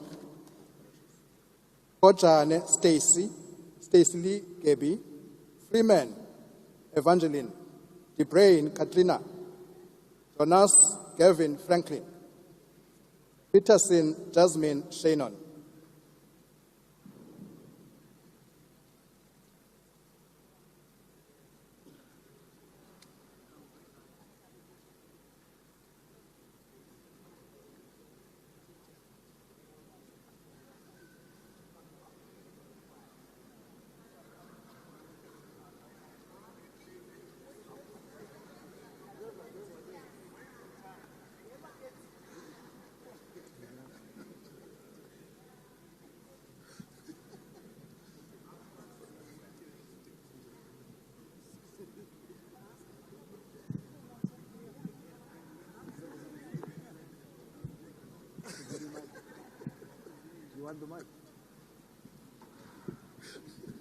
Have you all seen the oath of affirmation as the case may be that you are about to take? Yes. Do you have any objection to taking the oath of affirmation as the case may be? No. I don't hear whether you're saying yes, we have an We have objection. no objection. No objection. Okay. You consider the oath of affirmation as the case may be binding on your conscience? Yes, we Yes, do. sir. Yes. Yes, it is. Please read the oath of affirmation aloud. I, Ashley Saul, swear that I will be faithful to the Republic of South Africa and will obey, respect, and uphold the Constitution and all other law of the Republic. And I solemnly promise to perform my functions as a member of the National Assembly to the best of my ability. So help me God. Those who did the oath, raise your right hands and say, so help me God. Those who did the affirmation, say, I do. So help me God. You may return to your seats.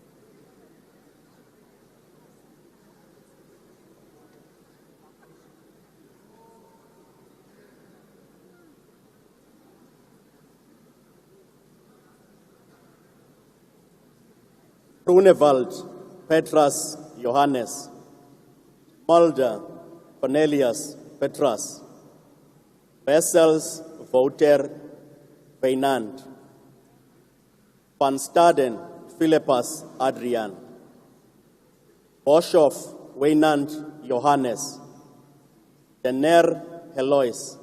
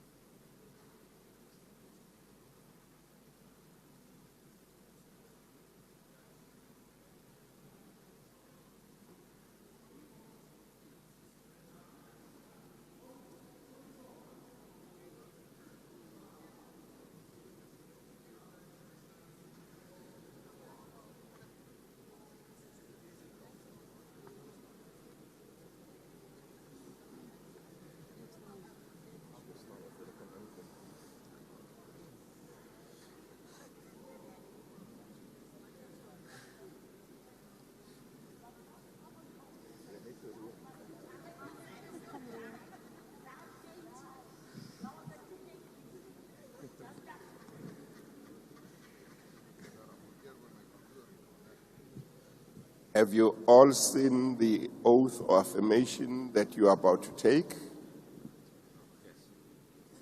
Have any objection to taking it?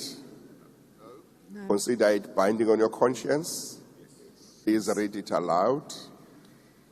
Ek, Louis Denner, verklaar plegtig trou aan die Republiek van Suid-Afrika en dat ek die grondwet en die ander reg van die Republiek sal gehoorsaam, eerbiedig en onderhou, en ek beloof plegtig om my funksies as lid van die nasionale vergadering na my beste vermoë uit te voer. Those who took the oath, please raise your right hand and say, so help me God. Those who did the affirmation, say, I do. I do. Thank you. You may return to your seats.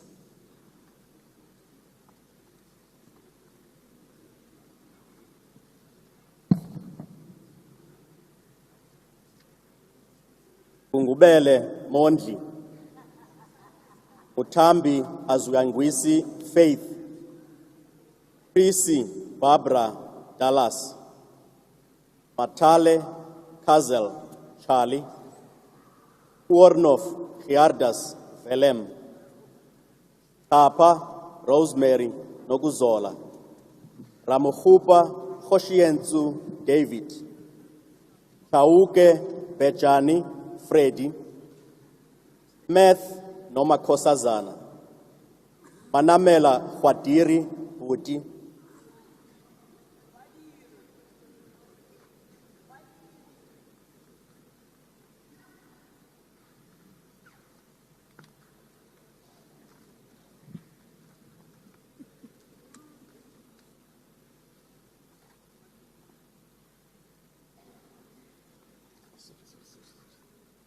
Have you all seen the oath or affirmation that you're about to take?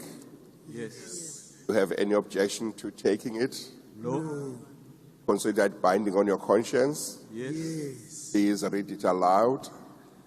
Nna Kgosienso David Ramokgopa ke kana gore ke tla botagalela Republic ya Afrika Borwa ke tla obamela ka tlhompha le go šireletša molaotheo le melao ye mengwe ka moka ya Republic gape ke tlama gore bjalo ka leloko la ngwako ya bosetšhaba ke tla phethagatša mešomo ya ka bokgoni ka moka. Those who did the oath, raise your right hand and say, so help me God. Modimo thushe. Affirmation, not raise your hand, say, I do. I do. Thank you. You may return to your seats.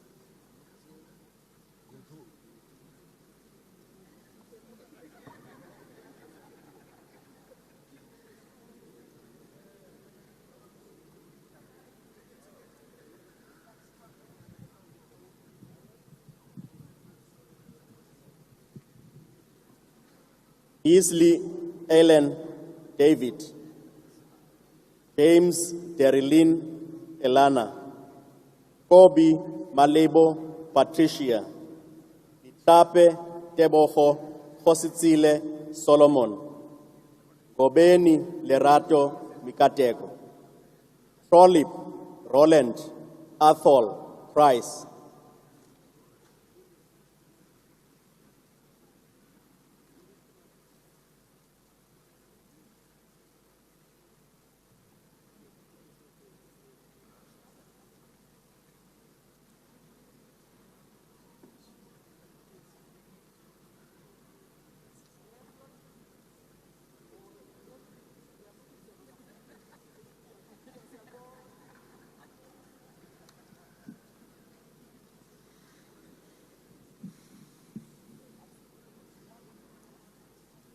Have you all seen the oath or affirmation you're about to take? Yes. Do you have any objection to taking it? No. Consider it binding on your conscience? Yes. Please read it aloud. I swear that I will be faithful to the Republic of South Africa and will obey, respect and uphold the Constitution and all other laws of the Republic. I solemnly promise to perform my functions as a member of the National Assembly to the best of my ability. So help me God. Those who did the oath, please raise your right hands and say, so help me God. So help me God. Those who took the affirmation, say, I do. Thank you. You may return to your seats.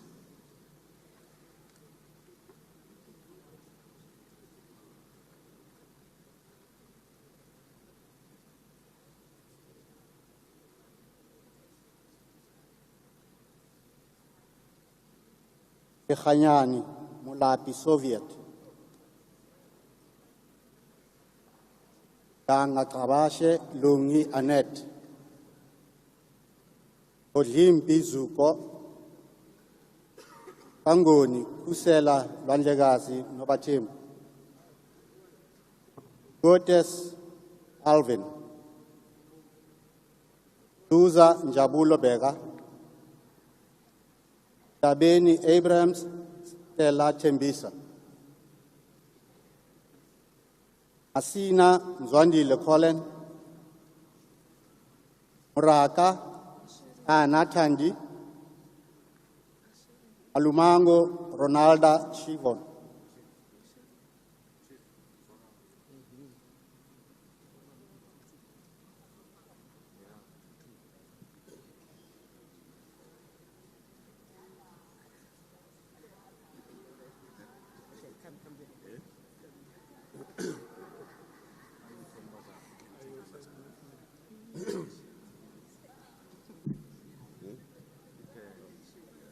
Have you all seen the oath or affirmation you are about to take?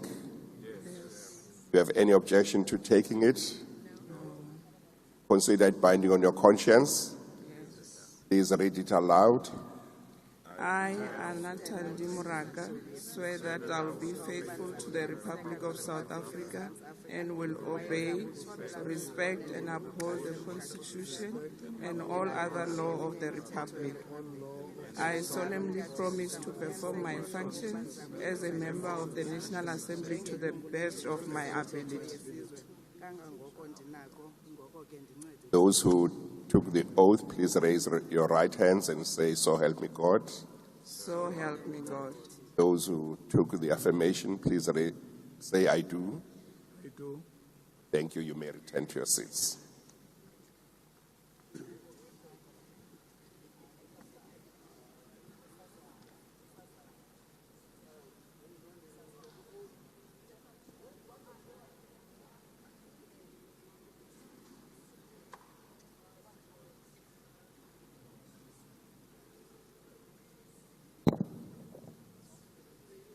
Masilela Sidwell Matholeni, Matutu Mandlenkosi James, Bata Moses Sipho, Mbele Hazel Ndombenhle, Mchunu Guguletu, Menyazo Isaac Halibuwi, Mfiki Francis Bongani, Mkwebi Nomado Grace, Dadu Tembinkosi Siboniso, Ize Ndombenhle.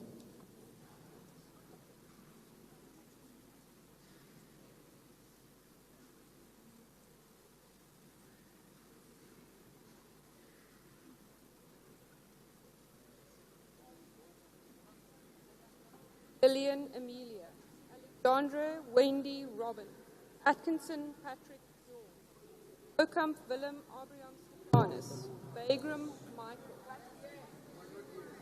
Looks like they cannot hear. Like some cannot hear.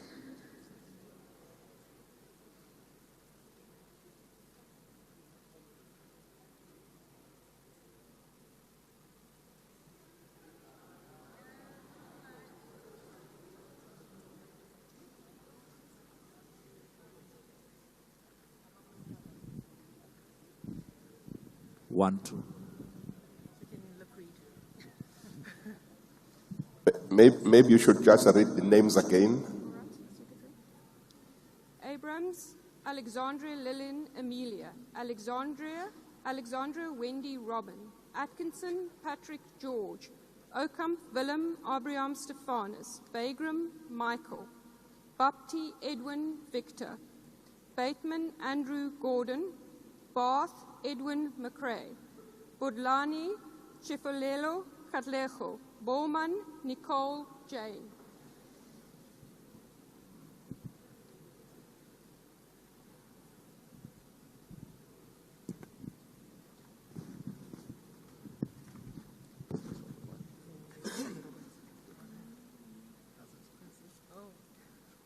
Have you all seen the oath or affirmation you are about to take? Yes.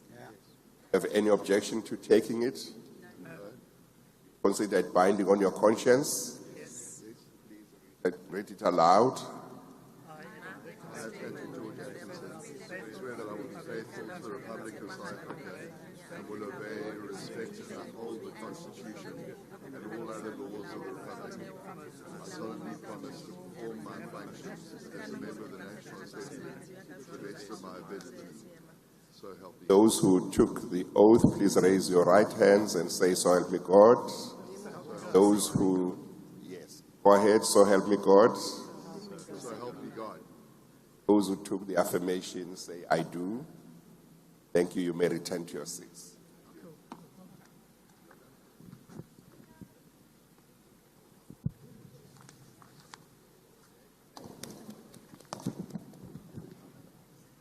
Etyana Yazini, Damini Mbali, Pambo Vuyani, Uhlala Rebecca, Shabela Renilwe, Kaula Sibongile Makoti, Matiase Sem Mtako, Matulelwa Babalwa, Tafeni Nolivuyo, Yako Yoliswa Nomampondomise.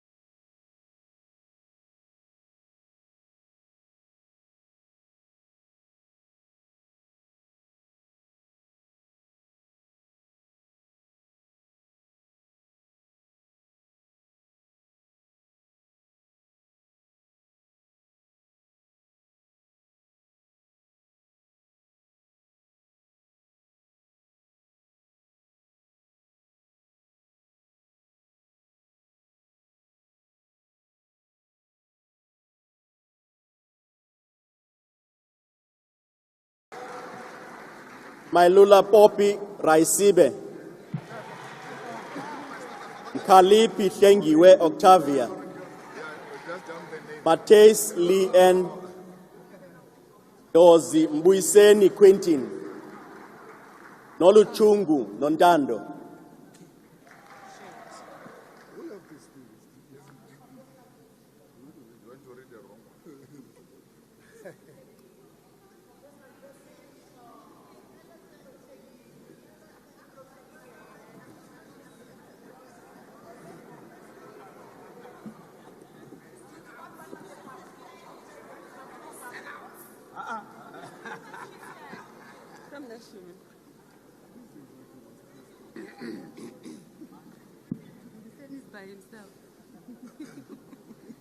Dr. Ndlozi, maybe you could join another one. There are already 3 of you on one mic. Maybe. Will you manage? Okay, you go there. God will hear me. Thank you. Come here. Have you all seen the oath or affirmation that you're about to take? Yes. Do you have any objection to taking it?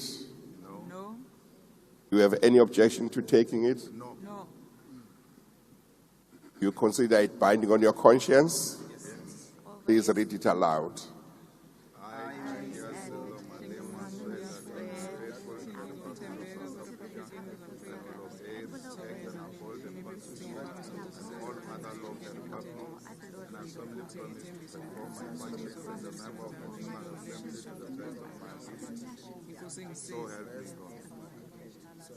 Those who took the oath, please raise your right hands and say, "So help me God." So help me God. Those who took the affirmation, raise your right hand and say, "I do." Thank you. You may return to your seats.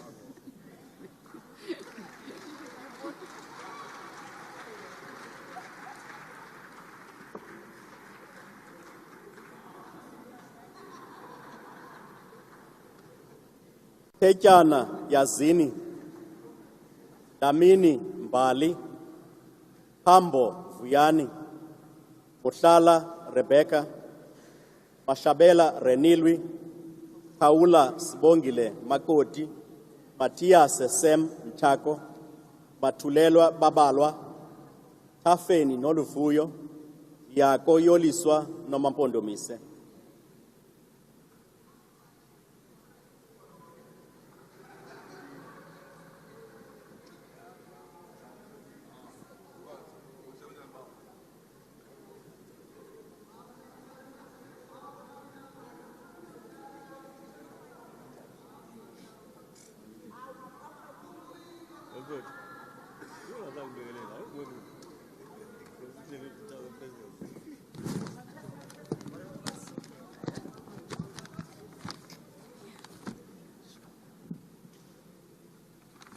Have you seen the oath or affirmation you're about to take? Have you seen it? Do you have any objection to taking it? Consider it binding on your conscience. Please read it aloud.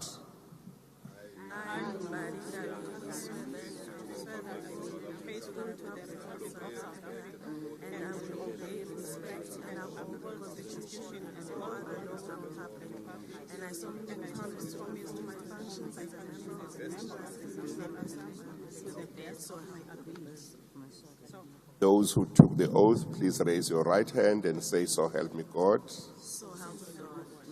Those who took the affirmation, say, "I do." Thank you. You may return to your seats.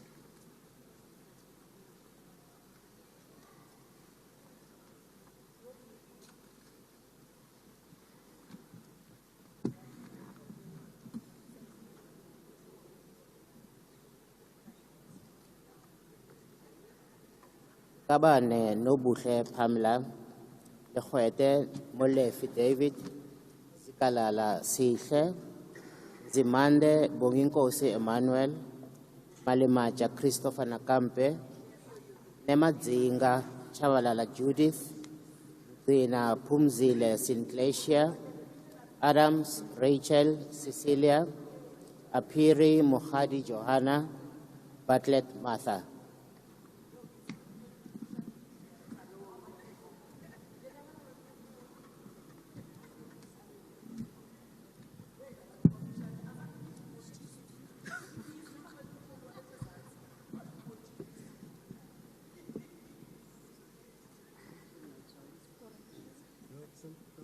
think she was not. Okay. Have you all seen the oath or affirmation you're about to take? Yes. Do you have any objection to taking it? No. Consider it binding on your conscience. Yes. Please read it aloud. I, Judith Namadzinga Chabalala, swear that I will be faithful to the Republic of South Africa and to obey, respect, and uphold the Constitution and all other law of the Republic, and I solemnly promise to perform my functions as a member of the National Assembly to the best of my ability. So help me God. Those who took the oath, please raise your right hands and say, "So help me God." So help me God. Those who took the affirmation, say, "I do." I do. Thank you. You may return to your seats.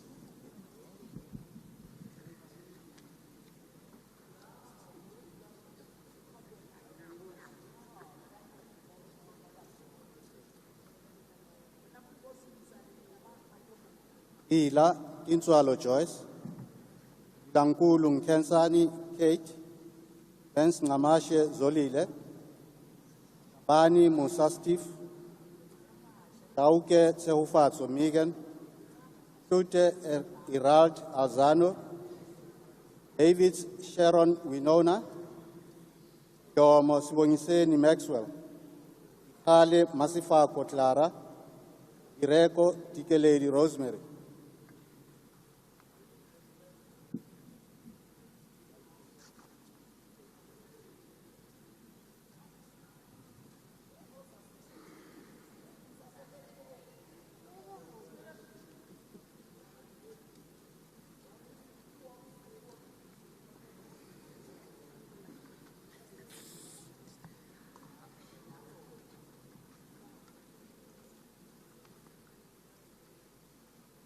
Have you seen the oath or affirmation you are about to take? Yes. Do you have any objection to taking it? No. Consider it binding on your conscience. Please read it aloud. I, Masifa Kotlara Rekale, swear that I will be faithful to the Republic of South Africa and will obey, respect, and uphold the Constitution and all other law of the Republic, and I solemnly promise to perform my functions as a member of the National Assembly to the best of my ability.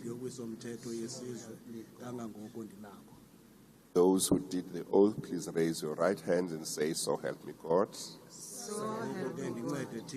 For those who took the affirmation, say, "I do," and to your seats. Thank you.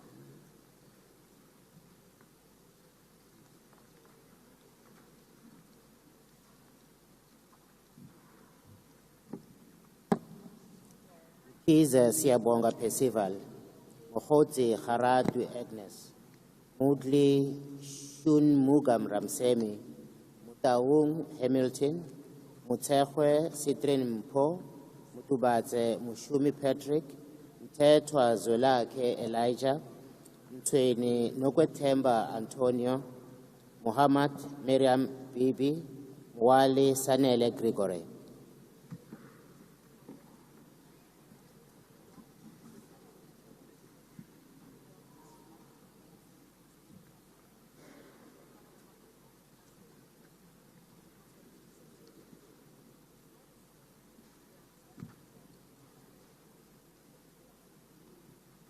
Tebe Sillo Leon,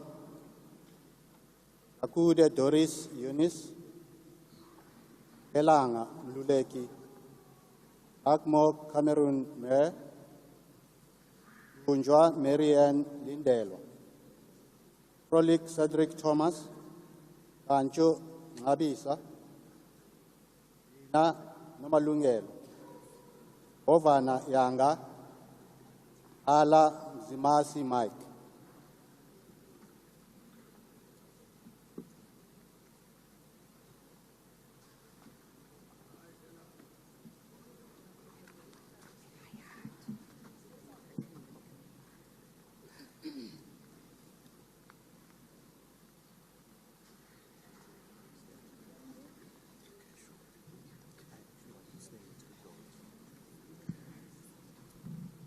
Have you seen the oath or affirmation you are about to take? Yes. Do you have any objection to taking it? No. Consider it binding on your conscience? Yes. Please read it aloud. I, Douglas, swear that I will be faithful to the Republic of South Africa and will obey, respect, and uphold the Constitution, all other law of the Republic, and I solemnly promise to perform my functions as a member of the National Assembly to the best of my ability. So, those who took the oath, please raise your right hands and say, "So help me God." so help me God. Those who took the affirmation, say, "I do." I do.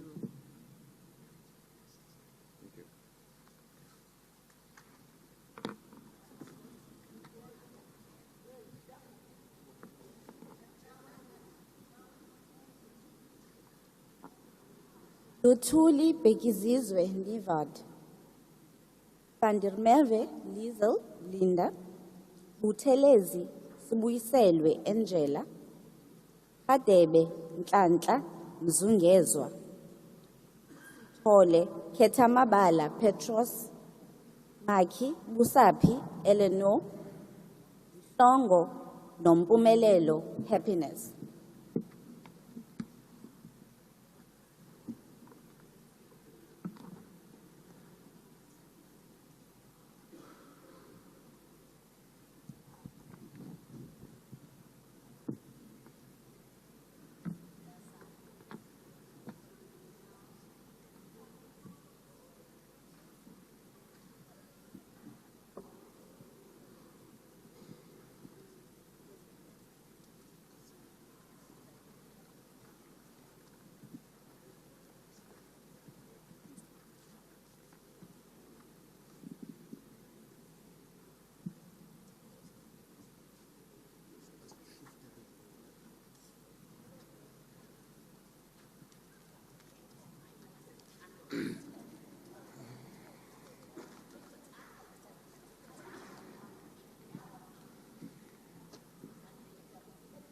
Have you seen the oath or affirmation you are about to take?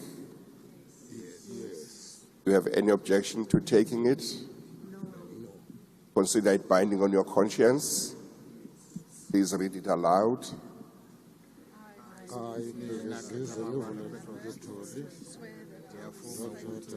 will be faithful to the Republic of South Africa, will obey and respect all the Constitution all other laws of the Republic, and I solemnly promise to perform as a member of the National Assembly to the best of my ability. So help me God. Those who took the oath, please raise your right hands and say, "So help me God." So help me God. Took the affirmation, say, "I do," and to your seats.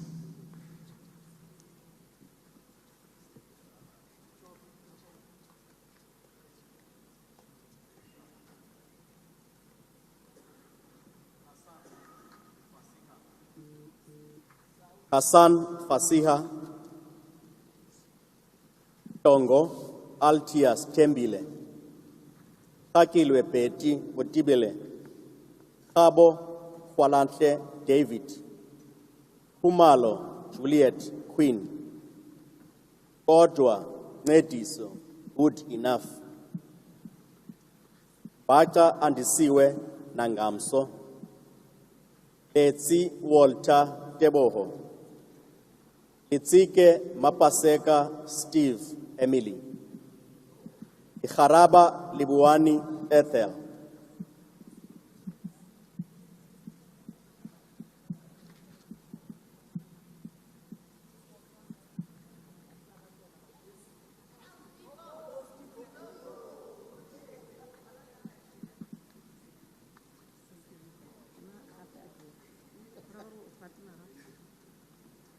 Have you seen the oath or affirmation you're about to take? Yes. Do you have any objection to taking it? No. Consider it binding on your conscience. Yes. Please read it aloud. I, I, Juliet Sia Queen Hassan, Khumalo, swear that I will be faithful to the Republic of South Africa and will obey, respect, and uphold the Constitution and all other laws of the Republic. I solemnly promise to perform my functions as a member of the National Assembly to the best of my ability. Those who took the oath, please raise your right hands and say, "So help me God." So help me God. Those who took the affirmation, say, "I do." I do. Thank you. You may return to your seats.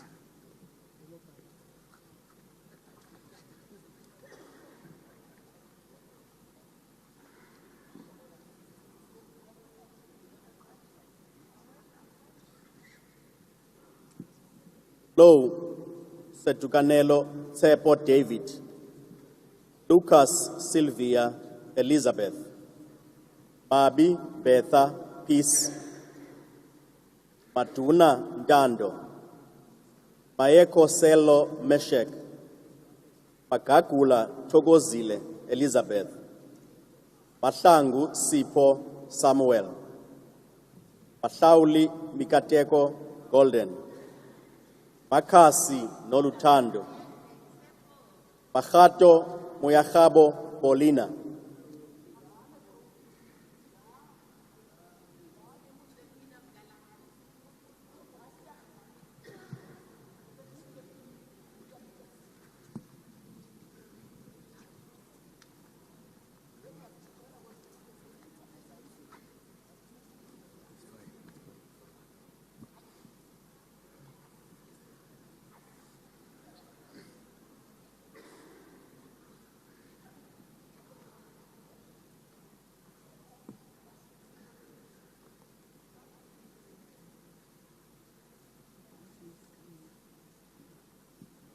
Have you seen the oath or affirmation you are about to take?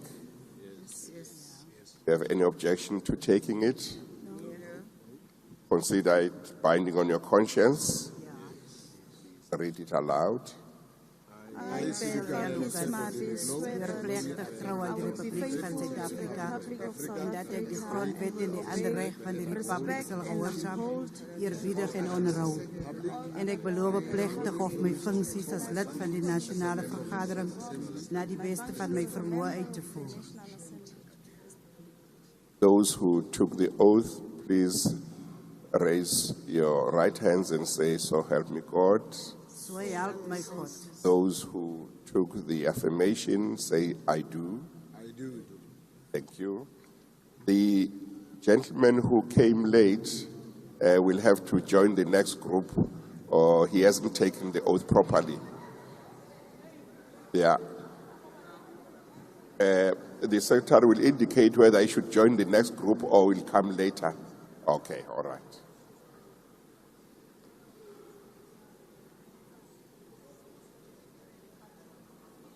Ube Pinky Pilgin, Ela Nhlamulo, Ubane Joel Sihle, Kani Tabang Theophilus, Nomvalo Sibonelo, Chaba Delisile, Chingila Edward Mzikaise, Ngumalo Nkosinati Innocent, Kweta Augustina Madala, Kadebe Shekilisiho.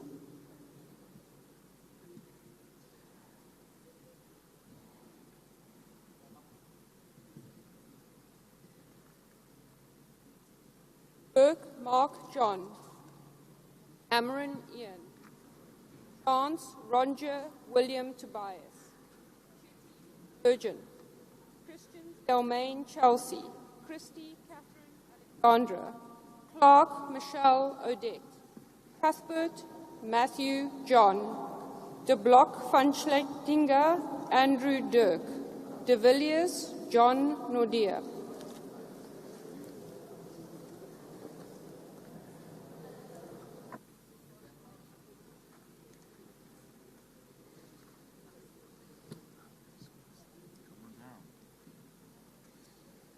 Have you seen the oath or affirmation you are about to take? Do you have any objection to taking it?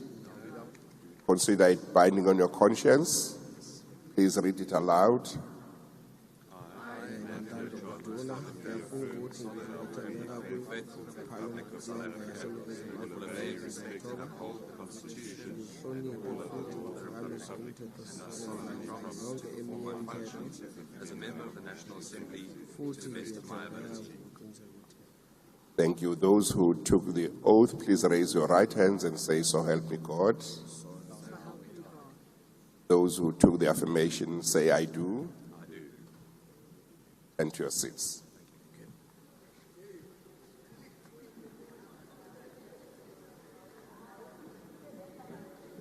Albrecht, Jano, Isak, Farhat, Gondwe, Mimi, Martha, Gous, Ronaldo, Graham, Marie, Samantha, Jane, Hutton, Christian, Horn, Werner, Ishmael, Hasina, Banu, Jacobs, Liam, Chad, Jordan, Siska.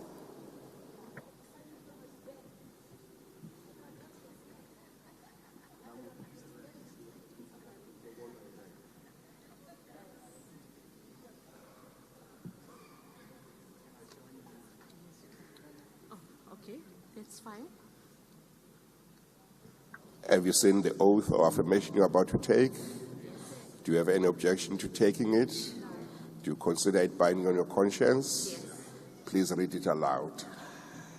I, Hasina Bar Ismail, solemnly affirm that I will be faithful to the Republic of South Africa and will obey, respect and uphold the Constitution and all other laws of the Republic, and I solemnly promise to perform my functions as a member of the National Assembly to the best of my ability. Those who took the oath, please raise your right hands and say, "So help me God." Those who took the affirmation, say, "I do." I do. Thank you. You may return to your seats.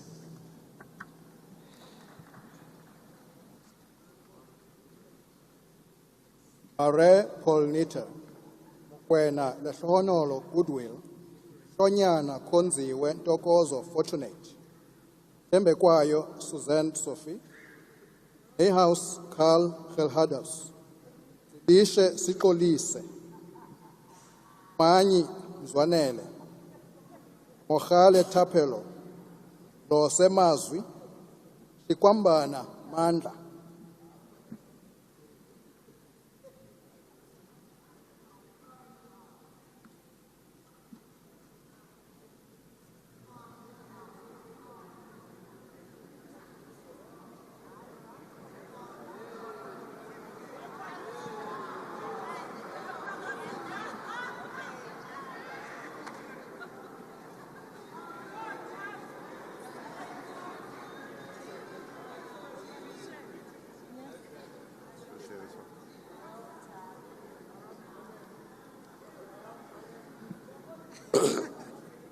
Have you seen the oath or affirmation you're about to take?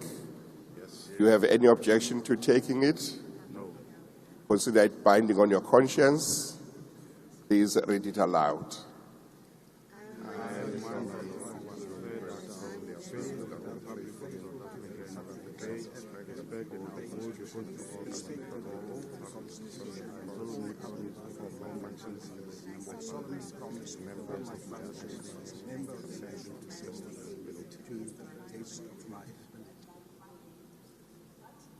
Those who took the oath, please raise your right hands and say, "So help me God." Those who took the affirmation, say, "I do." You may return to your seats.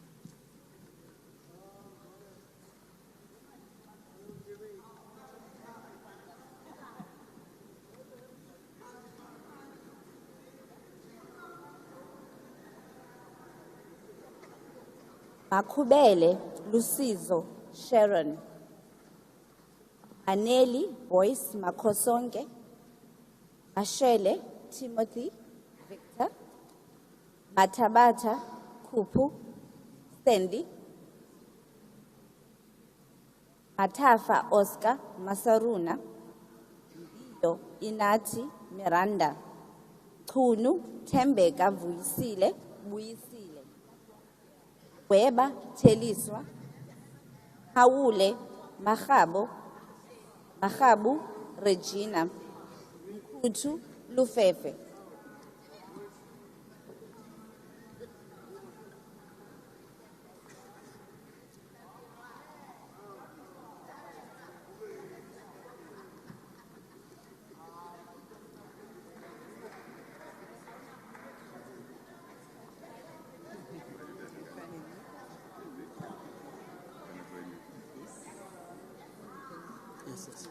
Have you seen the oath of affirmation you are about to take?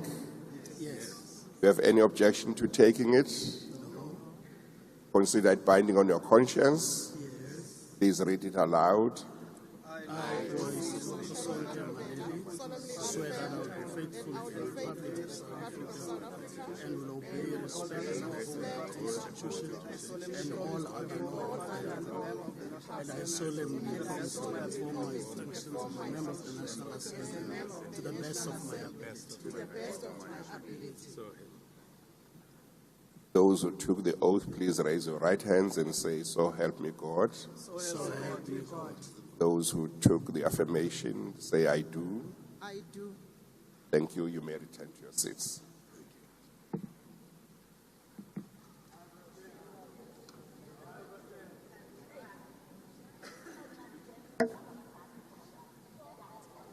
Ready, Fisfin Khopal, Kwekana Mabel, Selepe Khonono Daniel, Sanga Selungisani graduate, Kosana David Mandla, Themba Albert Tsepo, Thomsana Mzonke, Van Royan David Douglas Dez, Kaba Tabisile Mildred, Zuma Sambudla Duduzile, Zunguma Kas Sifiso.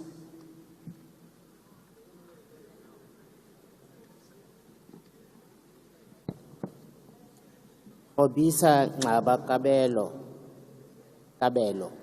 Kakao Karabo Lerato, Kanyile Tembisile Angel, Loper Damien Dominic, Prayer Henrik Christian Crawford, Leroux Carl Velom Dupree, Linda Elmari, Lorima James Robert Byrne, Mabena Tamsa Ngabekokwake, Madigizela Bunginkosi Success.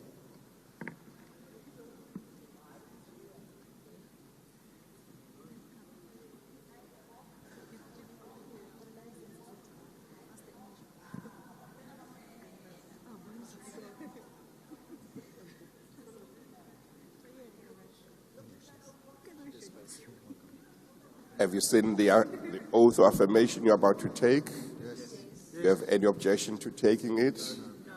Consider it binding on your conscience. Please read it aloud.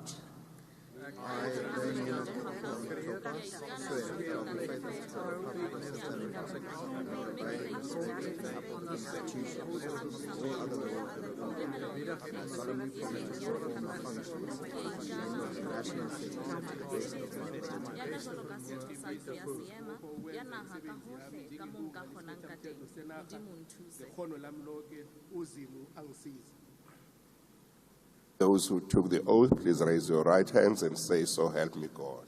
So help me God. Those who took the affirmation, say, "I do." I do. Thank you. You may return to your seats.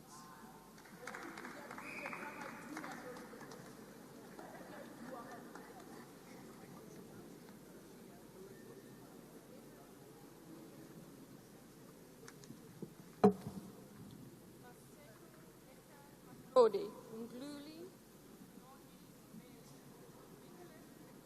Darkus George, Milam Kevin John, Moore Stephen James, Mpeti Liolo, Myberg Nicholas George, Nana Melindy Evans, Peach Wildry Dennis, Poole Conrad James.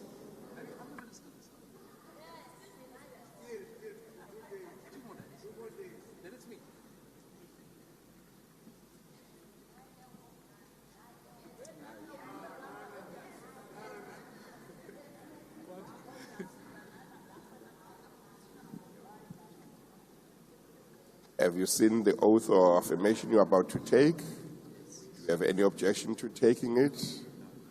Consider it binding on your conscience. Please read it aloud. I, Nicholas George Maber, solemnly faithful to the Republic of South Africa, will obey, respect, and uphold all other laws of the Republic. I solemnly promise to perform my functions as a member of the National Assembly to the best of my ability. Those who took the oath, please raise your right hands and say, "So help me God." So help me God. Those who took the affirmation, say, "I do." I do.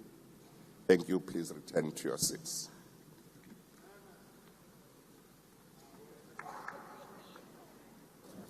Potgieter, Leah Ruth, Paul, Emma Louise, Romanjalo Tumelo Robert, Roos, Adrian Christopher, Schikkerling Lisa Marie, Schreiber Leon Amos, Setroli Isaac Sello, Shalembe Malika Limon, Singh Shara, Sitoli Rasecha Jane.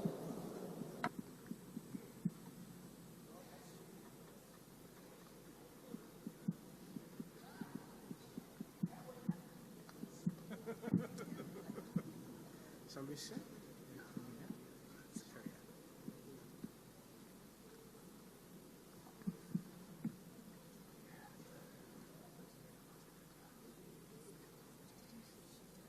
Have you seen the oath or affirmation you're about to take? Yes. Do you have any objection to taking it? No. Consider it binding on your conscience? Yes. Please read it aloud. Nna Isaac Sello Sintlolo, ke ikana gore ke tla nna boikanyego mo Rephaboliking ya Aforika Borwa mme ke tla ikobela ka tlotlo le go tshegetsa melaotheo le melao e mengwe yotlhe ya Rephaboliki ya Aforika Borwa mme ke solofetsa ka tlhomamiso go dira ditiro tsa me jaaka motlhatlheledi la kwano bosetšhaba. Those who took the oath, please raise your right hands and say, "So help me God." A Modimo a nthuse. Those who took the affirmation, say, "I do." Thank you. You may return to your seats.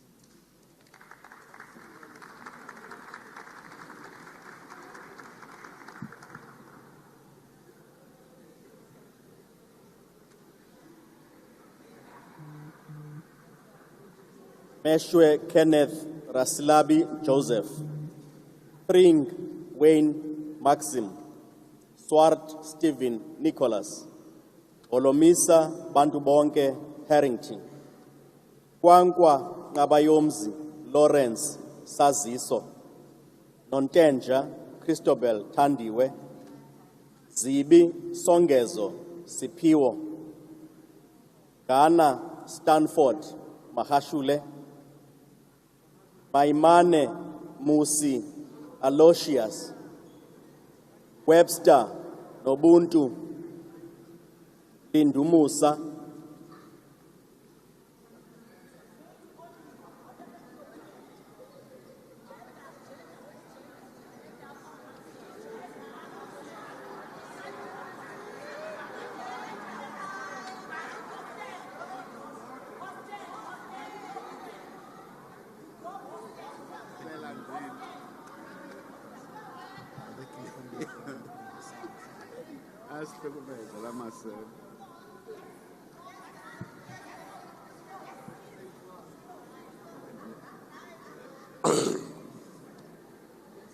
Have you seen the oath or affirmation you're about to take?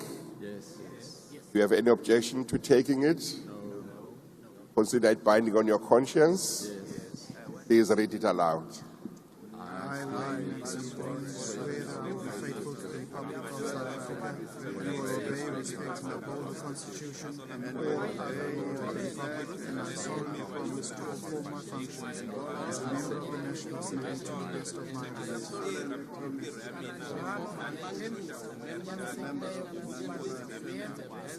best of my ability. Those who took the oath, please raise your right hands and say, "So help me God." So help me God. Those who took the affirmation, say, "I do." Thank you very much. You may return to your seats.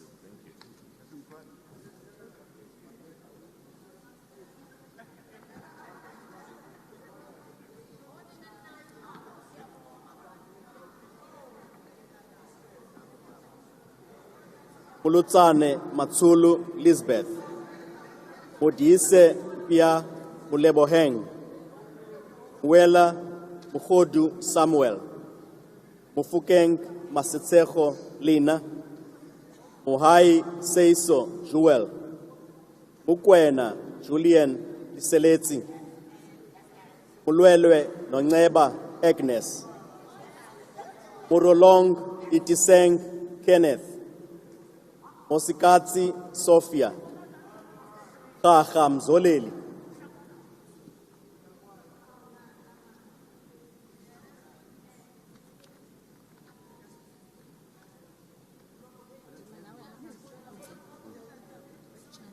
Have you seen the oath of affirmation you're about to take? Yes. Do you have any objection to taking it? No. Consider it binding on your conscience? Yes. Please read it aloud. I, swear that I will be faithful to the Republic of South Africa and I will obey, respect, and uphold the Constitution and all the other laws of the Republic. And I solemnly promise to perform my functions as a member of the National Assembly to the best of my ability. Those who took the oath, please raise your right hands and say, "So help me God." So help me God. Those who took the affirmation, say, "I do." Thank you. You may return to your seats.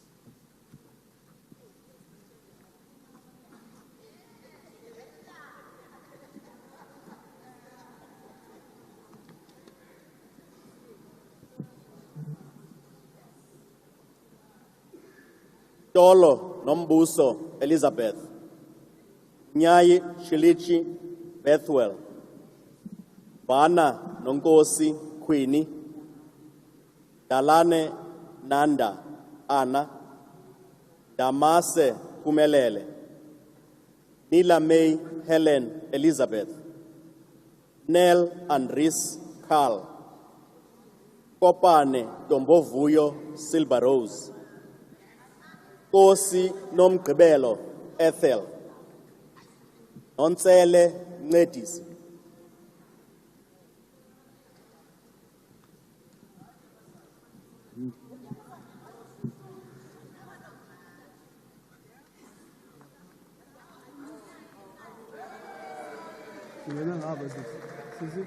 This side.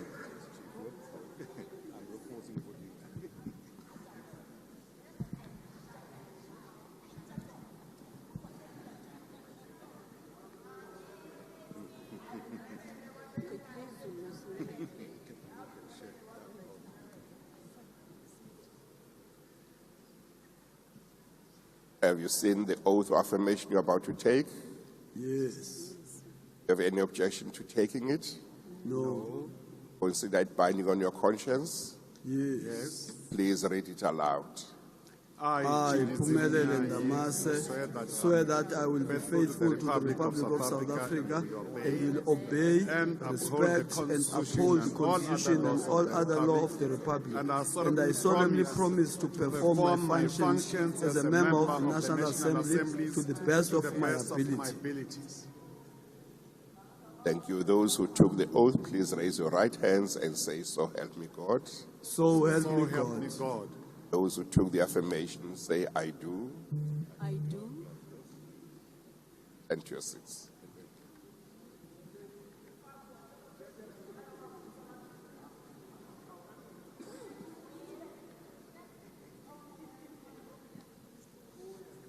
Zungula Vuyolwetu, Mahau Thandiswa Linen, Hendricks Mohammed Hanif Ibrahim, Ismail Musa Imran, Adams Fadil, Frenchman Sakina, Nyonso Mzwanele, Mahlatsi Lehonolo Wonderboy, Dilil Patricia,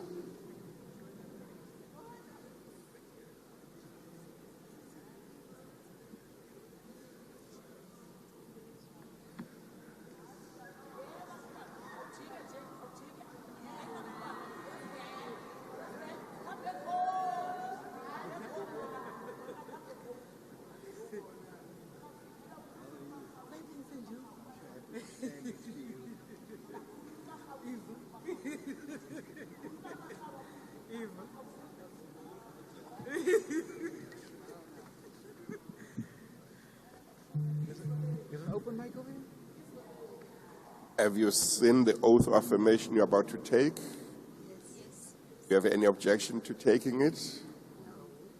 Consider it binding on your conscience? Please Please read it aloud. I, Fari Eyewitness, swear that I will be faithful to the Republic of South Africa and will obey, respect and uphold the Constitution and all the other laws of the Republic. I solemnly promise before my functions as a member of the National Assembly to kananjalo ndiyathembisa ngokunyanisekileyo okokuba ndizokuyenza imisebenzi yam njengelungu yendlomiso mthetho yesizwe kangangoko ndinako ngoko ke ndincede Thixo ophila enyameni.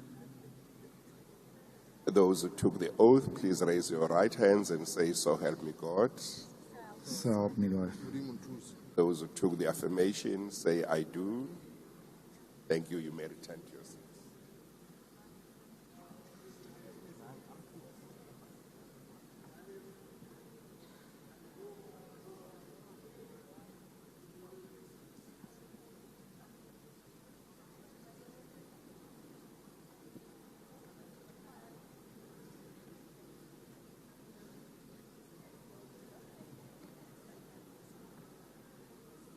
Anaga Lillian, Komane Lancel Masidiga, Kwebane Busisiwe Joyce, Konto Constance Nontlandla, Lekape Molobongeng Sharon, Mokwedi Motusi, Yale Betty Kejisaletse, Tito Lorato, Kangwini Elseb Natasha.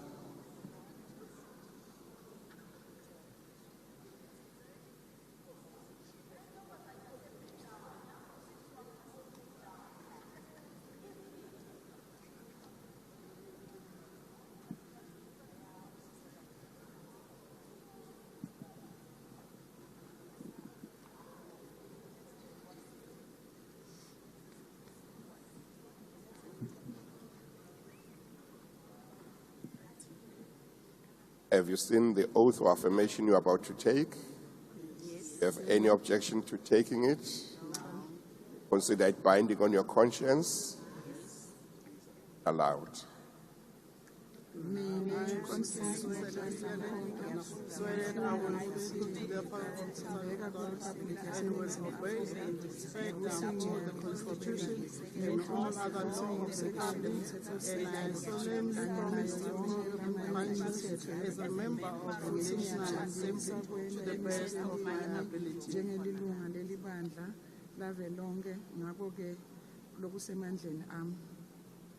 Those who took the oath, please raise your right hands and say, so help me God.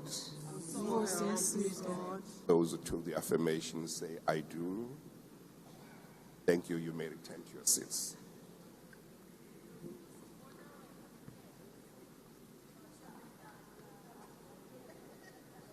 Smith Christian Frederick Bayers, Smith Ryan, Spies Eleanor, Rochelle Jacqueline, Panzale Anna Maria, Wakelin Kingley's Hope, Vilagazi Sibongiseni Harold, Zondi Spesihle.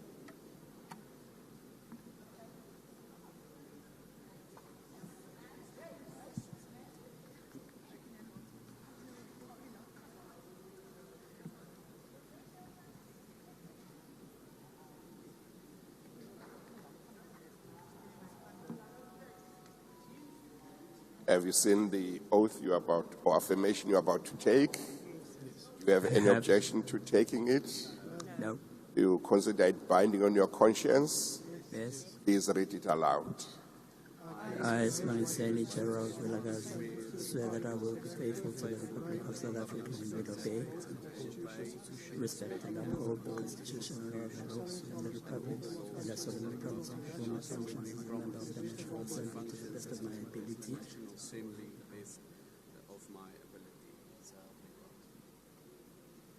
Those who took the oath, please raise your right hands and say, so help me God. So help me God. Took the affirmation, say, I do. Thank you. You may return to your seats.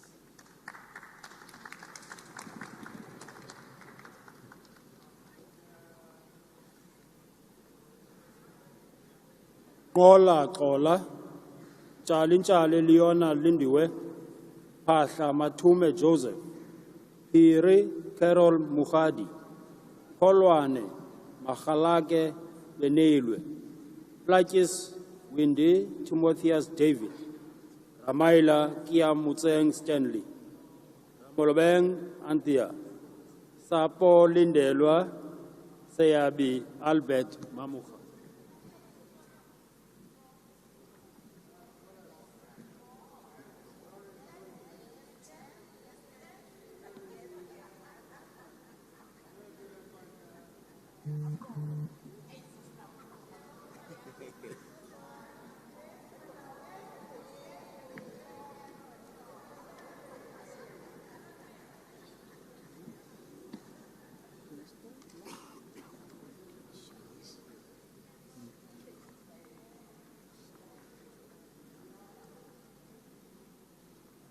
Have you seen the oath of affirmation you're about to take?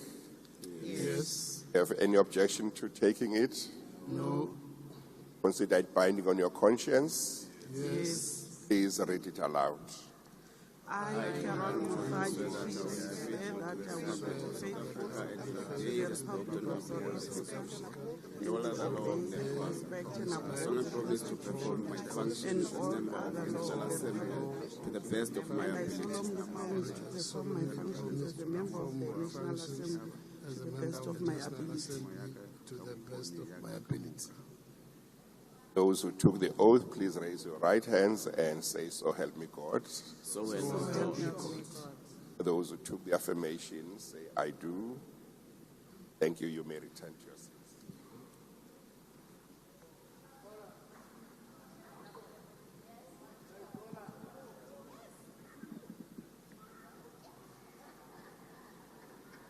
Ikoati Siparo Charles, Silamulela Sililo Donald, Sine Masilo Matawa, Shabangu Fisani Lillian, Shiviti Sakani Goodness, Sibiya Ntutuko Mbongiseni, Siweya, Lani Tembi, Skosana, Kijimani Jim, Sokanyile Thokozile, Sokopo Mzwanele Major.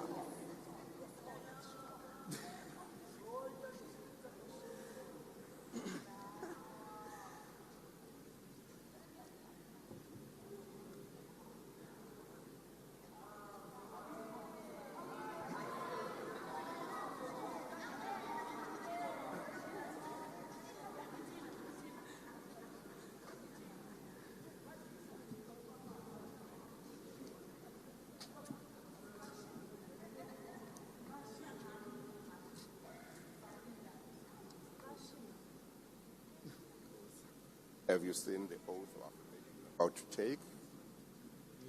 Any objection to taking that afresh? Not everybody. Have you seen the oath of affirmation you're about to take? Yes. Objection to taking it? No. Consider it binding on your conscience? Yes. Allowed. I, Charles Ekwadi, swear that I will be faithful to the Republic of South Africa and will obey, respect, and uphold the Constitution and all other laws of the Republic, and I solemnly promise to perform my functions as a member of the National Assembly to the best of my ability. Those who took the oath, please raise your right hands and say, "So help me God." So help me God. Took the affirmation, say, "I do." Thank you. You may return to your seats.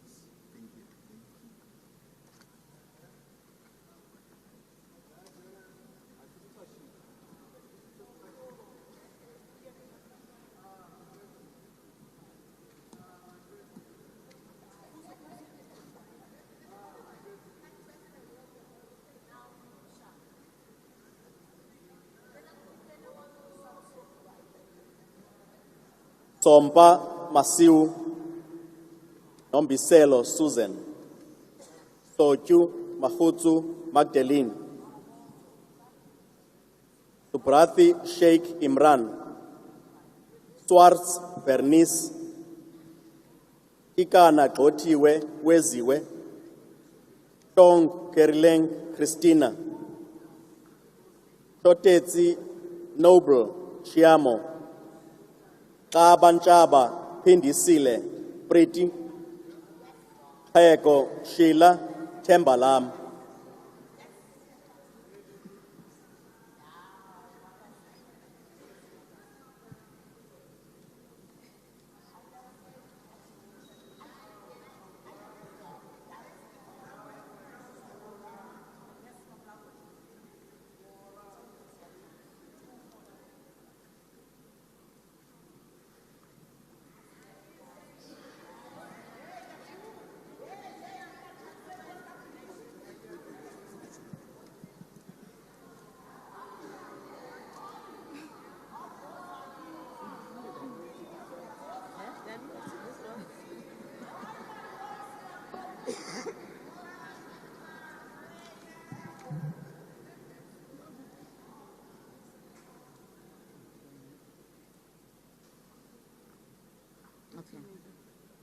Have you all seen the oath or affirmation you're about to take? Yes. Do you have any objection to taking it? No. Consider it binding on your conscience? Yes. Read it aloud. I, Bernice Swartz, swear that I will be faithful to the Republic of South Africa and will obey, respect, and uphold the Constitution and all other laws of the Republic. And I solemnly swear to perform my functions as a member of the National Assembly to the best of my ability.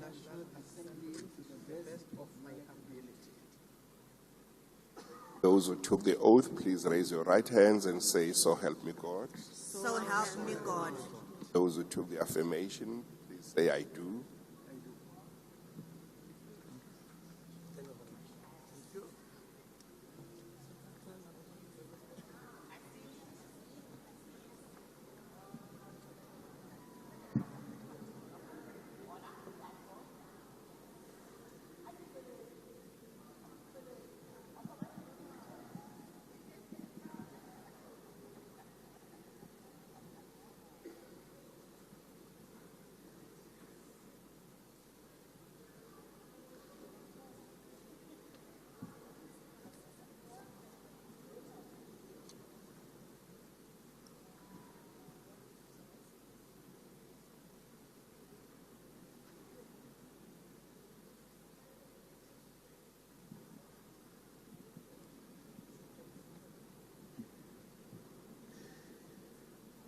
Are there any members who did not get a chance to be sworn in?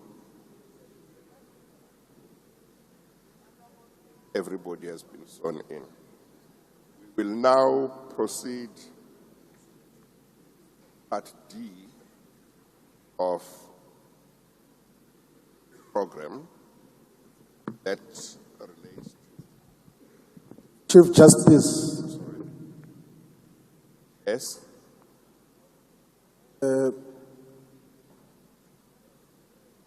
Yes.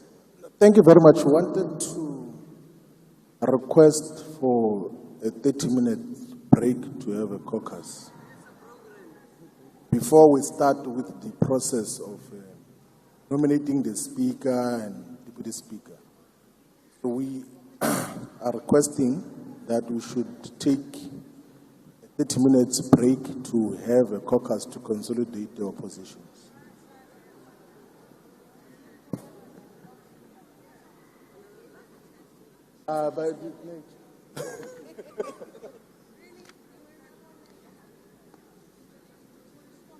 At this stage, what I propose to do,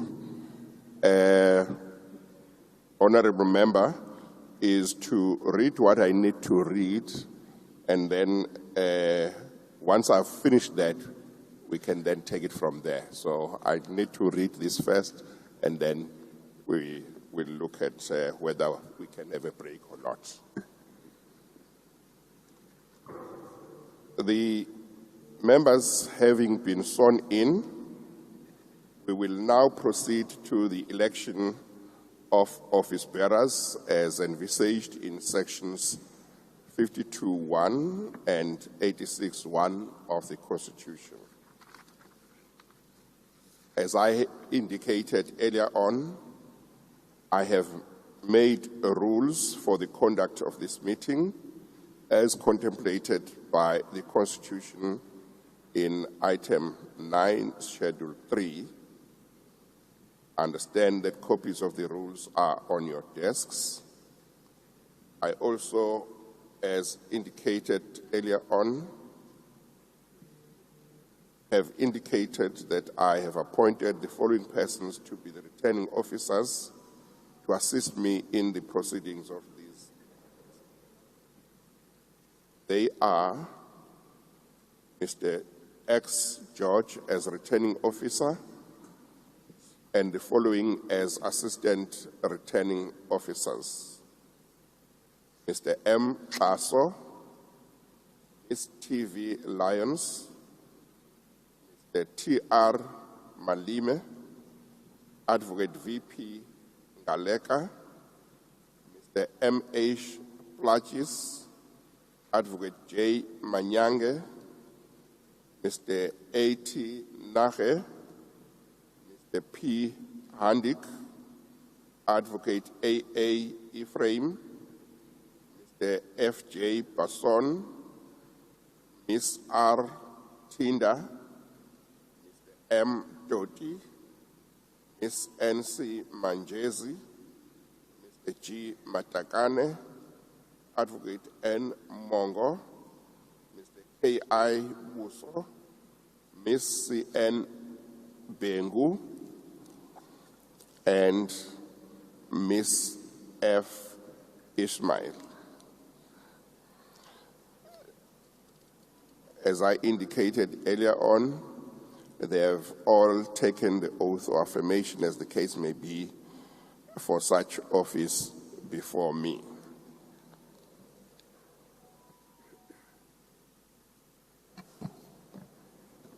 Determination of the first sitting of the National Assembly by the Chief Justice in terms of Section 51(1) of the Constitution.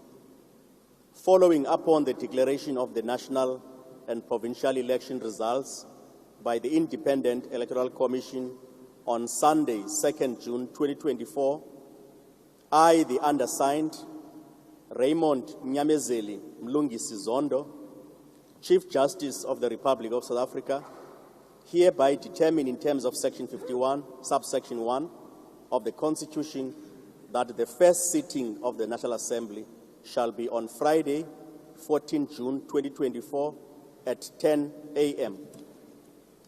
Signed in Johannesburg on this Monday, the 10th of June 2024. Thank you,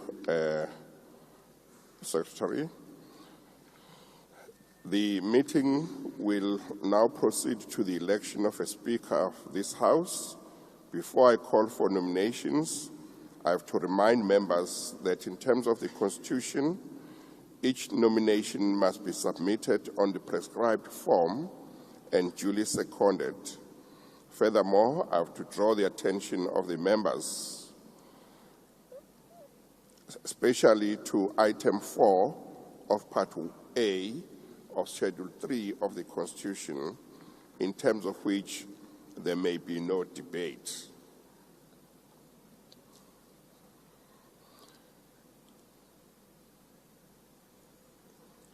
There will now be an opportunity for nominations for Speaker of the National Assembly. Chief Justice. I will attend to you just now. But we have asked for a break.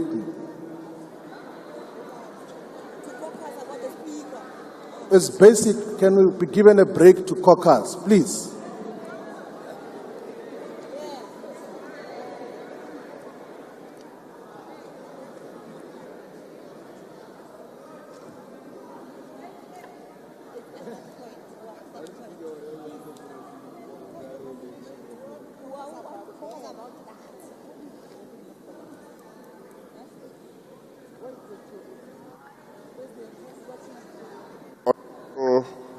Was it Honorable Shivambu who had requested an adjournment? Do you want to make your request again? Can we make a request to have a break for 30 minutes to have a caucus about the process that is about to happen now? We want to consolidate our position, and it's constitutional to make this request. It's within the law. How do you refuse us to talk? You are asking you can't for suppress the freedom to talk. You are asking for how long? 15 minutes? I said 30. 30? Yes. And the purpose is? Caucus about the process that is about to happen now. But why would you not have caucused before? We want to consolidate the position now. Chief Justice, we want to consolidate the position. It's allowed, it's a request, it's allowed to make a request. It's within the Constitution. Please protect our rights. Well, you know, everybody has known we are going to have this first sitting today for quite some time now. Can we please allow us our right to go and consolidate a position? It's a request that as members of parliament must be allowed to make. Don't force feed us a different approach. We are asking for a caucus for 30 minutes now. Please.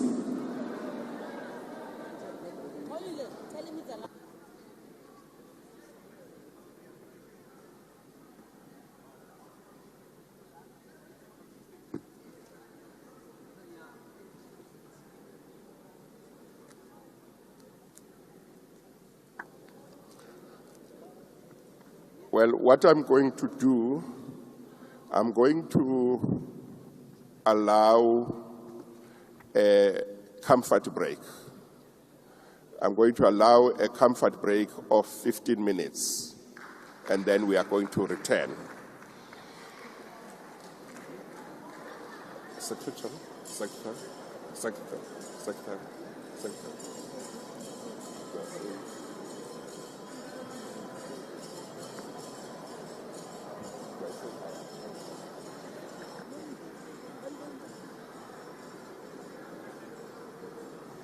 Yeah. The proceedings are then suspended for now.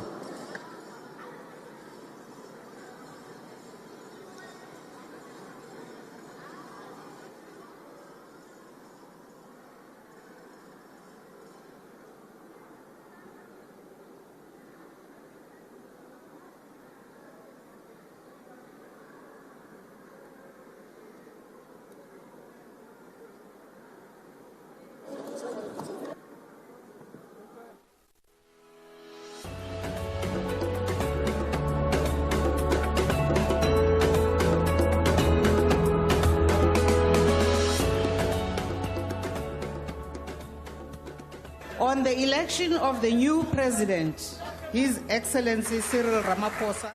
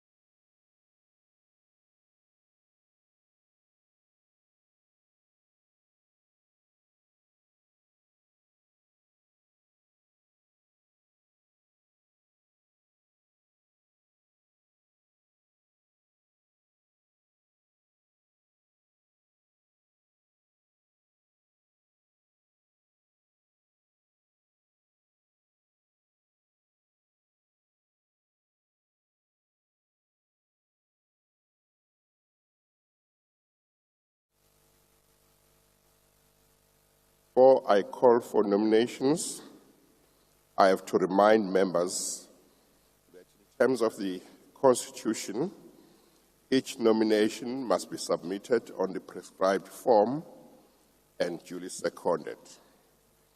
Furthermore, I have to draw the attention of members, especially to Item 4 of Part A of Schedule 3 of the Constitution, in terms of which there may be no debate.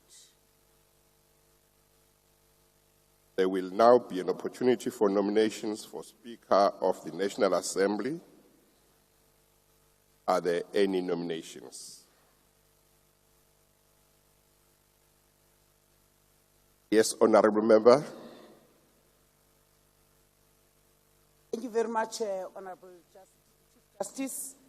My name is from the ANC. I hereby nominate for the candidate of a Speaker, Honourable Thokozile Angela Didiza. I hereby submit.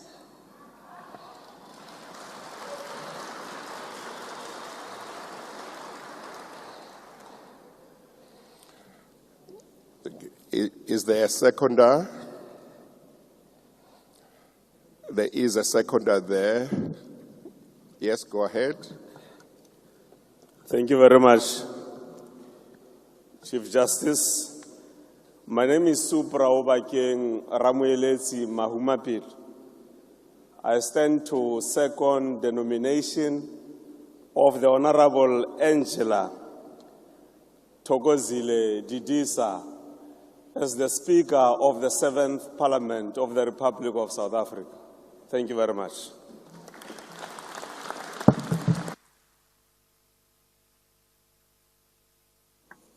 It's a requirement that the acceptance will be in writing, but I do nevertheless want to ask whether the nominee will accept the nomination. Chief Justice, my name is Angela Thokozile Didiza. I hereby accept the nomination as the Speaker of the National Assembly. Thank you very much.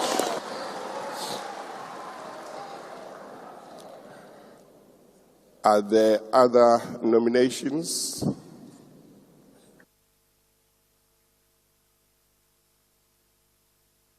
Okay, thank you. We'll wait for the nomination form. Yeah. Chief Justice. Yes. I have a nomination for the position of Speaker for the 7th Parliament. Oh, please hold on. I will give you a chance just now. We're just waiting for the nomination form.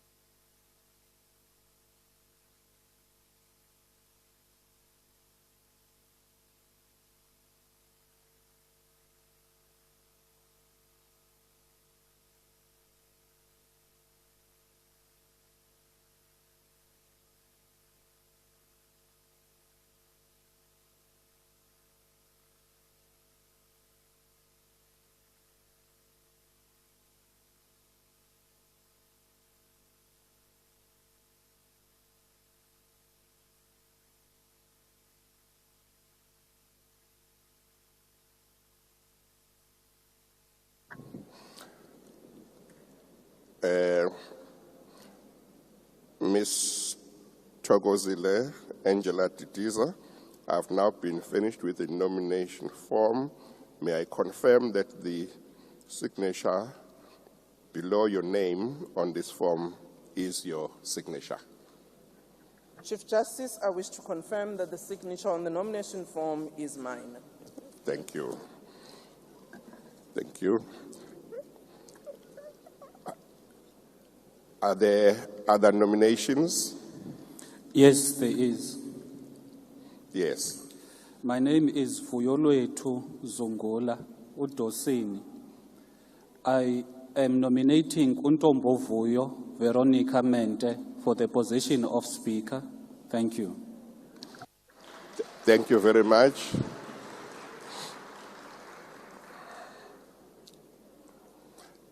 Any seconder?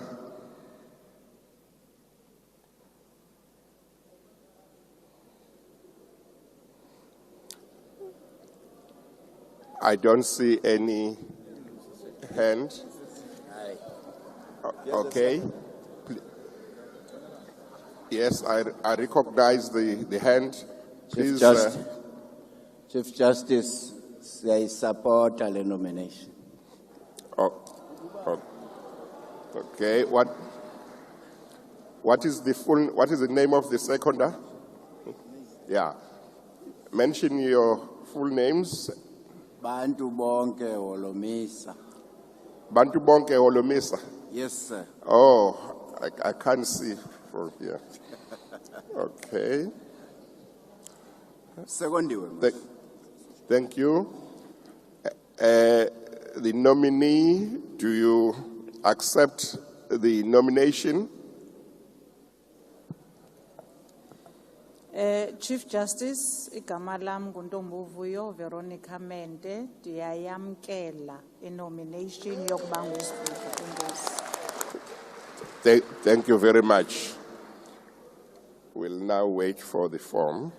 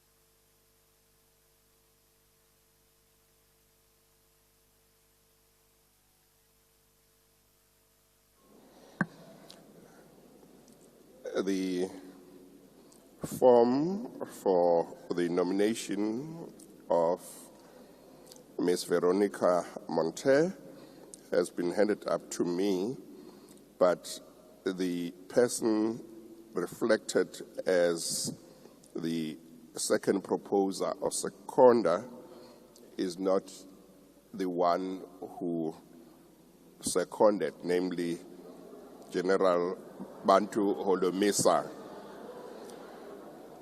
Can I ask that the form, that error be corrected and the form be brought back? Thank you. In the meantime, if there are other nominations, I invite them. The form will be corrected and then returned, or a new one sent up to me. Are there other nominations? I don't see any indication. Okay. It looks like there are no further nominations. I therefore, yeah, are they bringing a new one? Yeah, okay.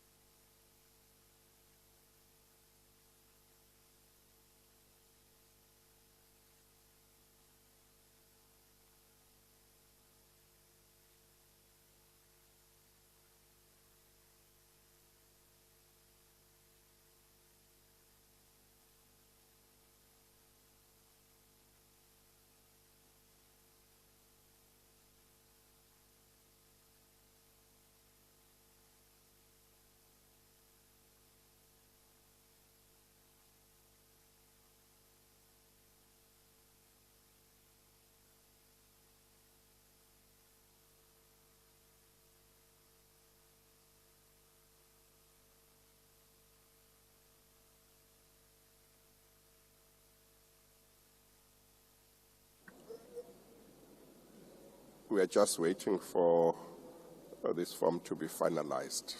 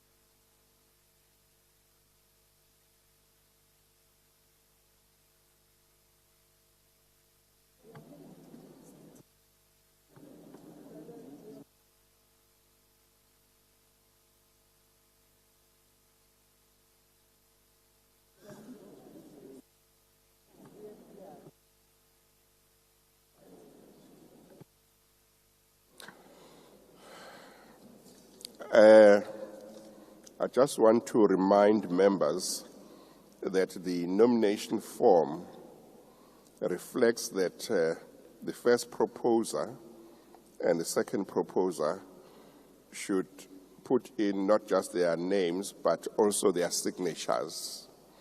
So apparently the latest form did not have the signatures. So if members can remember that.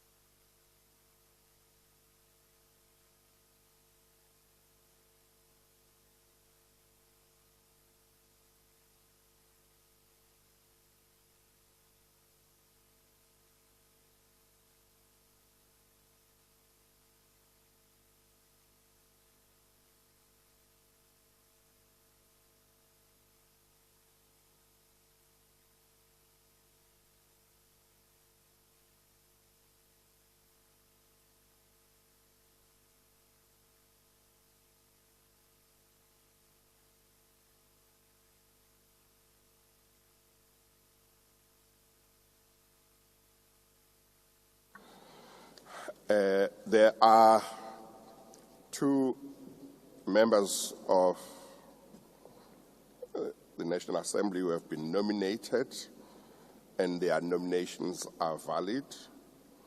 They are Ms. Thokozile Angela Didiza and Ms. Ntombovuyo Veronica Mentenkuna.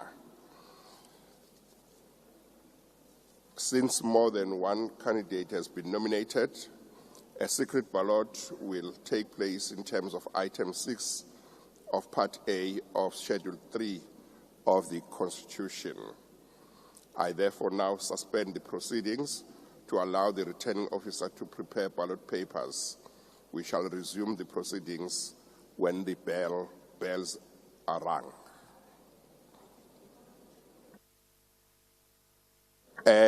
You may take lunch during the break.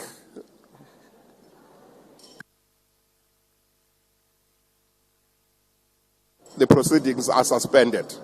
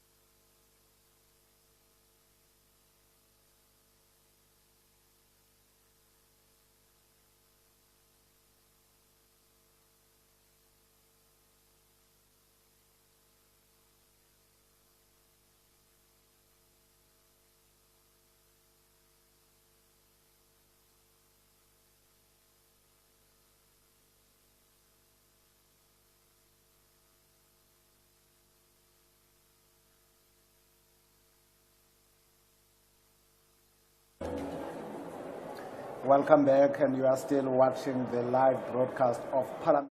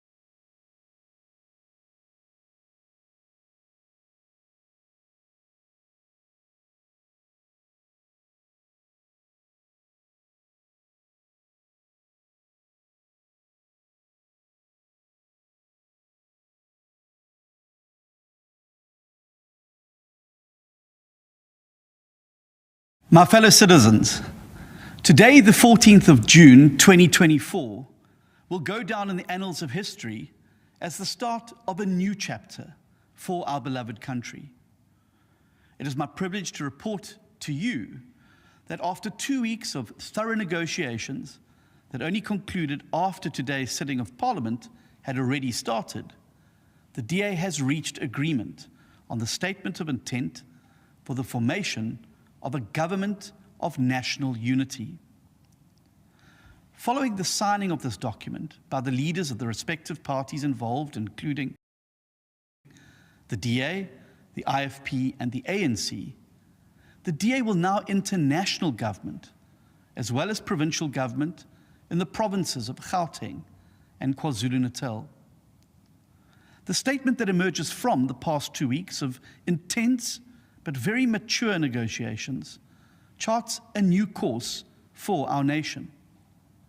At the heart of this Government of National Unity statement is a shared respect and defense of our Constitution and the rule of law, including the Bill of Rights in its entirety.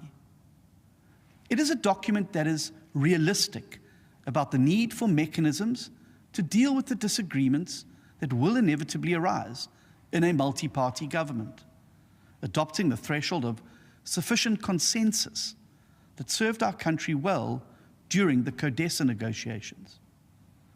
The basic minimum program contained in the statement also commits the Government of National Unity to a path of fundamental reform that reflects many of the key pledges contained in the election manifesto of the DA and other parties, including rapid economic growth and job creation, tackling poverty and the high cost of living, building a merit-based, non-partisan and professional public service that puts the people first, strengthening law enforcement agencies to address crime, corruption, and gender-based violence, and investing in people through better education, skills development, and quality healthcare. In order to give effect to this vision, the Democratic Alliance will now step up to contribute our unique track record of good, clean, and accountable governance to the national project. In terms of the agreement, the DA will assume various leadership roles in the National Cabinet, the National Assembly, the National Council of Provinces, and on parliamentary portfolio committees, broadly in proportion to our share of seats within the Government of National Unity. This arrangement ensures that the voices of DA voters will now be heard in all of the rooms where decisions are made about the future of our country. Thanks to the 3.5 million people who voted for us, the DA will no longer only be an opposition party at a national level. Instead, the DA now becomes the second biggest party inside a multi-party national government. This same model of inclusive and broadly proportional representation in the executive and legislative positions will also apply in the provinces of Gauteng and KwaZulu-Natal. It is difficult to overstate just how significant this moment is for the Democratic Alliance. After polling just 1.7% in the 1994 election, the DA's predecessor became the official opposition for the first time in 1999. In that same year, the party first entered provincial government as the junior partner in a coalition in the Western Cape. In 2006, the DA became a party of metropolitan government for the first time through a 7-party coalition in the city of Cape Town. In 2009, the DA first won the Western Cape outright, and in 2021, we won new municipalities across the country for the first time, while entering coalition governments in more metros. And now, on the 14th of June 2024, the DA is not only set to be a part of government in the 3 biggest provinces of the Western Cape, Gauteng and KwaZulu-Natal. Today, the DA becomes a party of national government. What was once unthinkable when the DA's predecessor secured only 1.7% of the vote in 1994 has now become a reality. From today, the DA will co-govern the Republic of South Africa in a spirit of unity and collaboration. The DA takes this historic step forward out of our deep and abiding love for the people of this country. We do so both for the millions of people who voted for us and for all South Africans who yearn for a better government and a brighter future. The DA's signature contribution to this government of national unity will come in the form of our unique track record of service delivery, job creation, and our commitment to clean and accountable governance. For the very first time, the DA will now be able to bring the same expertise that we honed in places like Cape Town, Midvaal, Umgeni, Kocha, and the Western Cape to serve all the people of South Africa. This is our mission core in the government of national unity: to serve, to uplift, and to deliver dignity to all the people of our country. Less than 2 weeks ago, when the final election results were announced, I said to you that the DA would answer the clarion call that the people had sounded. I said that we would not bury our heads in the sand at a time when South Africa not only faced the challenges of unemployment, crime, and poverty, but also confronted the possibility of an assault on our constitutional democracy. The DA quickly understood that we could not simply sit back and allow a vacuum to form, which would inevitably have been filled by forces that seek to subvert the vision of our Constitution, of a country that belongs to all who live in it, united in our diversity. We also understood that multi-party governments are now the new normal under our proportional electoral system, and that the DA had to quickly adapt to this radically different environment. Now that these initial negotiations have culminated in a signed agreement, the DA regards it now as our patriotic duty to meet the demands of history in South Africa's hour of need. Through their votes, the people have made it clear that they do not want any one party to dominate our society. The people have also told us that the time for finger-pointing is over, and that the time for a new politics of collaboration and problem-solving has arrived. Make no mistake about it, this is not the end of the process, and the road ahead will not be an easy one. The 2-week deadline imposed by the Constitution for the formation of a government is simply not sufficient in this new multi-party context. Even in countries with a long tradition of multi-party government, it usually takes much longer to negotiate a comprehensive agreement. We have thus decided to tackle the negotiations in phases. Phase 1 is now complete and has culminated in the adoption of the Statement of Intent, which enables the Government of National Unity to elect presiding officers in Parliament as well as a president. This is essential for stability. The Government of National Unity's presidential candidate will come from the largest party inside the grouping, being President Cyril Ramaphosa. Following his election today, President Ramaphosa will then exercise his prerogative to appoint his new cabinet from among the members of the Government of National Unity in consultation with the leaders of the constituent parties. The next phase of the process will then commence in the form of a Lekgotla strategy session to develop a detailed policy agenda, including policy priorities for the Government of National Unity.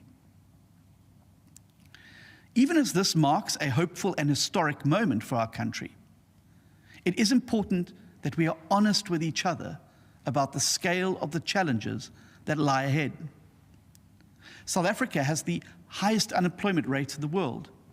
It has one of the highest crime rates in the world. Logistics and infrastructure is in an advanced state of decline, and corruption is endemic. None of us should expect these problems to be solved overnight.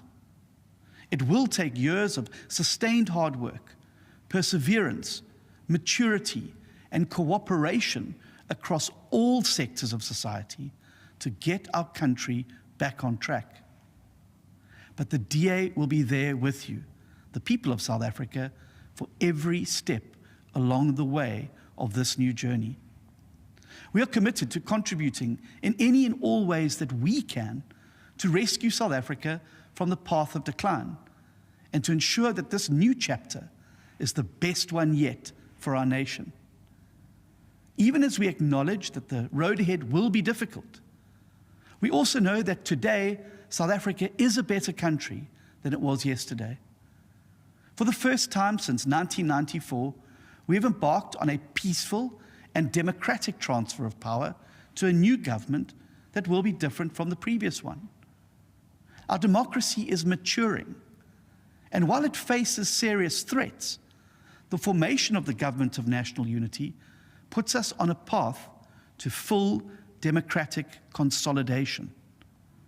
More importantly, the DA's participation in this multi-party government is a reason for optimism.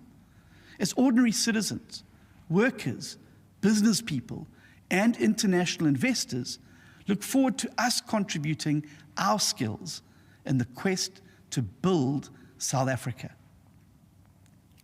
All throughout the election campaign, I told the nation that help is on the way from the DA.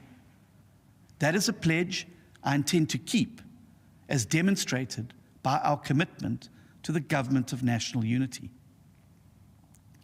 My fellow citizens, many people here and around the world believe that South Africa's best days are behind it. They are deeply disillusioned by how a country that was once the darling of the world descended into corruption, mismanagement, and economic decline. To those people I say, never ever bet against the people of South Africa. With the DA at the heart of a new multi-party government, South Africa is now ready to write a hopeful new chapter that defies the odds once again. We are a nation of honest, hardworking, and peace-loving people who care for our families, our communities, and our neighbors. We are home to people who conquer hardship and suffering every day just to put food on the table. And we are a country that celebrates in beating the odds and achieving unlikely triumphs.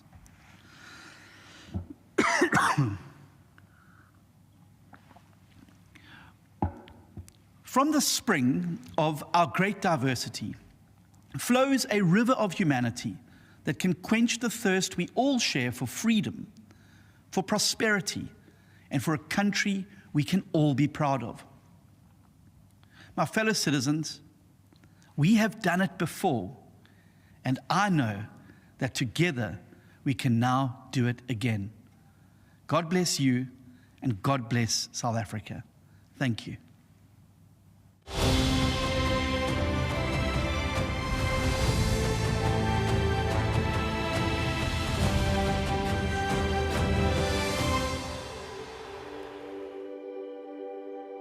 I am a mother. I am a father. I'm a daughter. I am a son. I believe in freedom. Freedom to earn a living, go where I want, love who I want, say what I believe, and pursue my dreams. I am brave. I am a provider. I believe in fairness. A fairness where our achievements are determined by our choices and hard work. I am a leader. I believe in opportunity. A nation where opportunity is plentiful and everyone's rights are protected. I believe in diversity. Every person has a unique perspective and an important role to play in building our nation. Well, a few moments ago, you would have seen the DA leader, John Steenhuisen, giving a briefing on the sidelines of the National Assembly's first session here in Cape Town.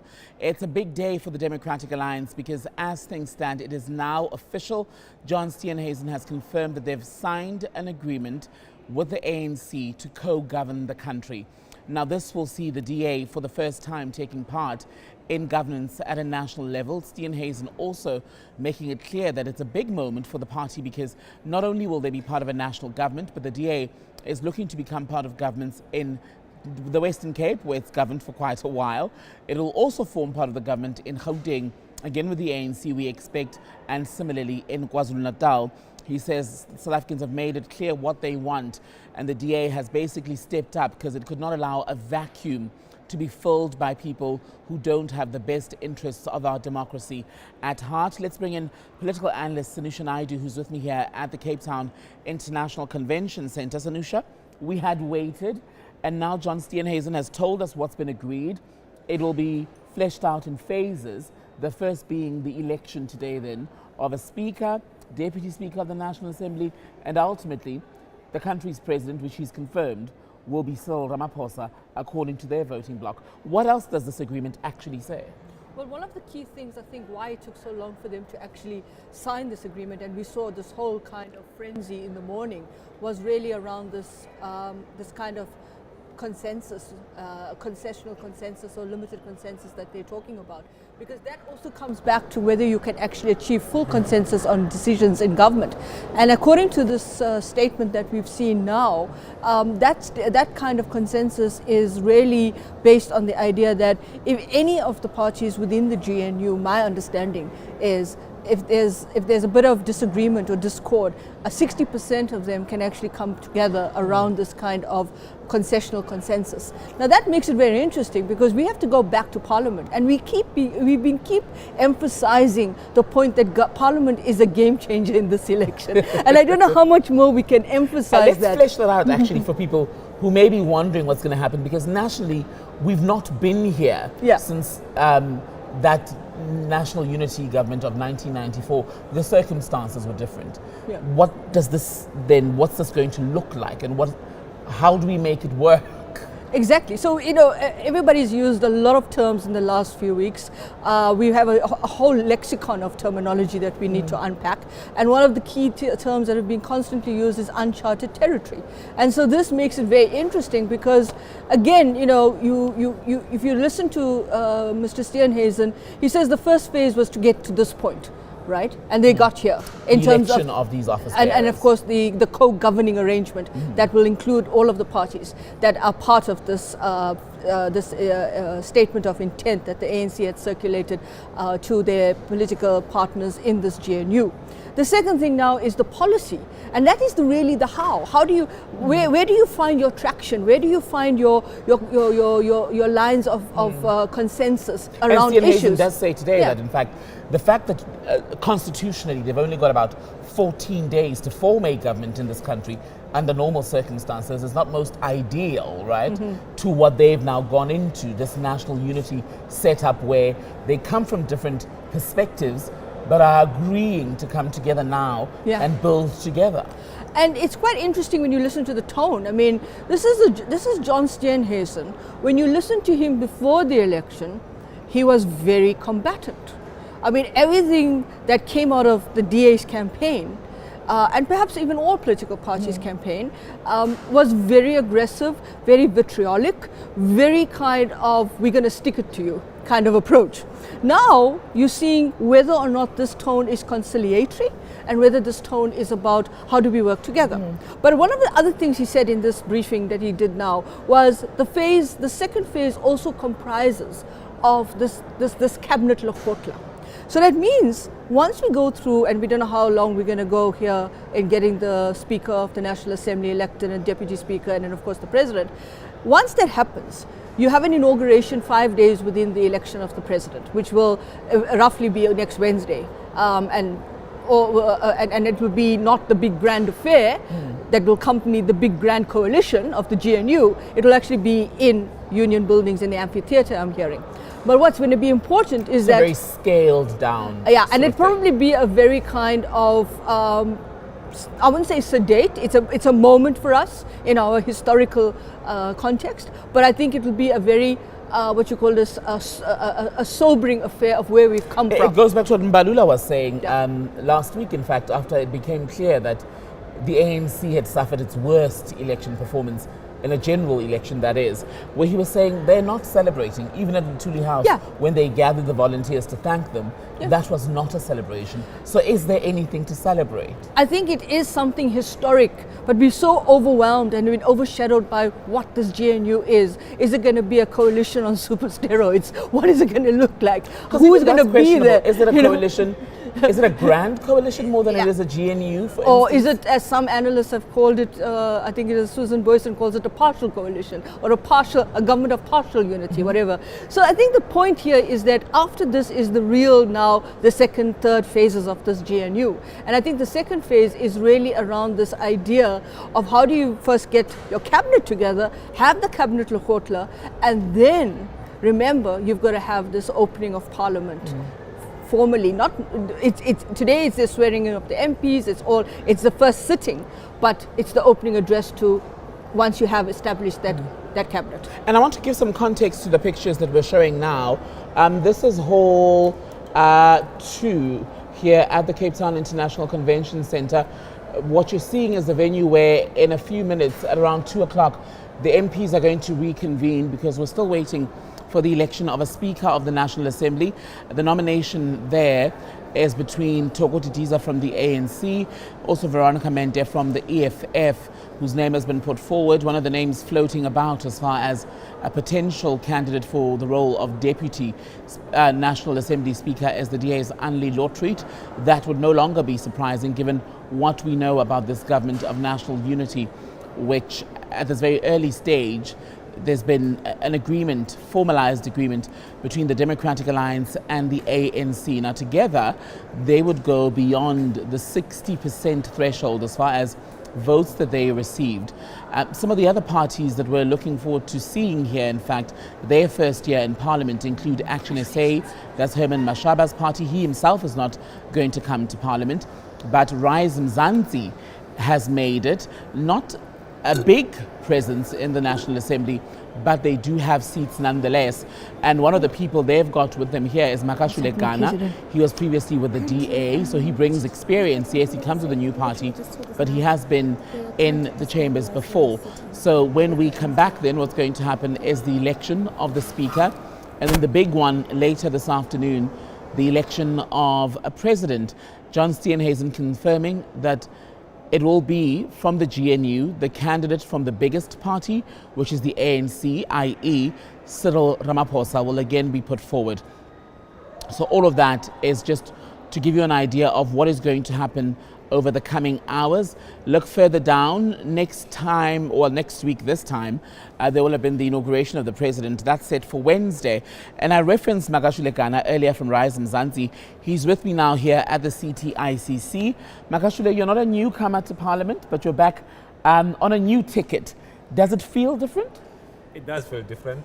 And thanks, Tembegile, thanks for having us. It does feel different. This time I come as one of the leaders for Zansi. We built Zansi from scratch, build it out of nothing. So it's a proud moment for us. I mean, you got good donations. I'm not sure if you built it out of nothing.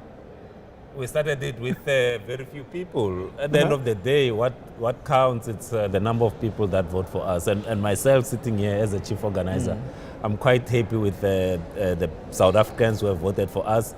South Africans themselves who feel that their vote has contributed to having a member of parliament. So we are looking forward to serve. And like for me, as you said, it's not the first time that one is a member of parliament, but after 8 years coming back, it's a very good feeling. How does your experience, because the last time you were here, you were as a member of the Democratic Alliance, how do you think that experience will stand you in good stead now with Rise and Zansi? How will what you know help the party make the best of its presence, the small presence in the National Assembly, but how do you take that and get the best out of it? Yeah, so one of the things, it's obviously one comes back now a lot wiser, a lot mature than 8 years ago. But also with my leader, Songezo, now we're able to share the knowledge and propel each other forward a lot quicker than if we were both novices in Parliament. So using that experience, we are able to, even choosing the portfolios, once we know which portfolios will be available, then becomes a lot easier to navigate than if we did not have any experience. Talk to me about portfolios. What are you eyeing? So we have said as Rise Mzansi that we want to build a safe, a prosperous, equal and united South Africa in one generation. It therefore follows that one of the portfolios that you need to then go into is the one that speaks to safety, which is the police. You need to go into the economic cluster so that there's prosperity, and people do not have to go to bed hungry. So you look at the portfolios also in such a way. Our choice, we only have 2 members. So we cannot serve in all portfolios, right, because at a given time we might have 10 portfolios that are sitting. So our choice will also be... These are the committees you're referring to, the committees, right? Yes, the portfolios. So you cannot serve in all the portfolio committees in Parliament. You have to choose those ones that are not clashing, but they are speaking to the South Africa that we want to build. So the GNU, John Steenhuisen confirmed a short time ago that there is basically, in effect, an agreement in principle between themselves and the ANC.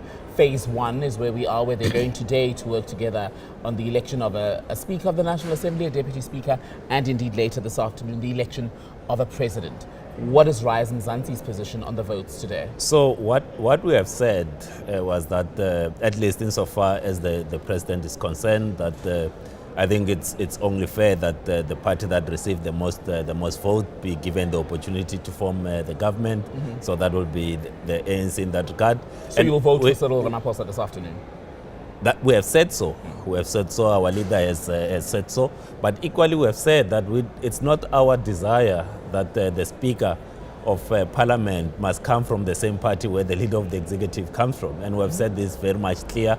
And we have communicated it not only to the ANC but to the other organizations, that to have an effective oversight and strengthen the accountability mechanism, it's best to have the Speaker that does not come from the party that is fielding the President. So having the Deputy Speaker of the National Assembly coming from the opposition, would that help then balance those concerns? It will balance a little bit, but if remember, when we say one is an opposition, one needs to understand if already there's an agreement that you said John was speaking to you, therefore they cannot claim to be an opposition. They are now part of government. So you cannot then say if someone comes from that world, then they will be treated as an opposition in government. You can't. You are either wearing the executive head or you're wearing the opposition head. You can't wear both heads at the same time. And that takes me to my next question, right? If we're building a government of national unity, as the ANC wants to do, and in the crafting of that sort of government, former foes of the ANC have now become allies to some degree. People who had been critical of the ANC as a party, the ANC and its leaders, now being brought in, no longer just the opposition. How does that shift the dynamic in terms of accountability? Yeah, I mean, we are here ourselves as Rise Mzansi. We are going to provide oversight. We are going to ensure that those that are part of government, whether they come from the ANC, the AFP, or whatever party that they come from, we are going to hold them to account to ensure that every cent that is collected from South African taxpayers, all of them, it's used to the benefit of all South Africans. And that I have said that we are primarily going to play 3 roles. One, it's if there's a good legislation, there's a good policy, we will support that policy. If there's a bad policy, that we don't believe it's going to contribute to a safety of the South Africans, the prosperity of South Africans, we are going to oppose it. So it's merit-based support. Yeah, so, and we are going to also propose, we'll support, we'll oppose, and we'll also propose. That's the role that we want to play in the seventh Parliament. And when the dust has settled, how should we then judge the effectiveness of a government of national unity? That South Africans are safe, that South Africans don't go to bed hungry, that South Africans are more united, and then we have reduced the inequality gap. Those for us are the measures. It's not about whether you have people who look like this, they walk like this. It's all about are we having more South Africans employed? But the EFF, for instance, on the issue of employment says, if you want, for example, to build a country that delivers to the very best as far as the needs, especially of the previously disadvantaged, still very much disadvantaged black majority, you can't do that with parties like the DA, which has issues with a broad-based black economic empowerment. You can't do that with the likes of the Freedom Front Plus, which I think one of the articles was saying, for example, wants the recognition of Aranya as a formal thing that exists within our democratic dispensation. So for me, the government, and we have said we want stability. The government that gets, it will be elected, the president will get elected this afternoon or early evening. The president will be elected, he'll put together the executive, the cabinet. Our measure of what, in terms of that executive, it's whether we feel safe, whether people don't go to bed hungry, whether we are more united, whether the inequality and the poverty is reduced. We don't want to then get into ideological battles. We want to say our people want to eat, and they want to eat now. People don't want to be attacked on the streets in their homes. Deal with the important aspects. The challenge is if you differ ideologically on how to make sure people are fed, people are employed, people are safe and secure. How do you blend the two when there are such glaring, fundamental differences in the policies proposed by some of the parties? So now the leaders need to be pragmatic. You need to, at times, take your ideological hat off and you say, what is in the interest of South Africans?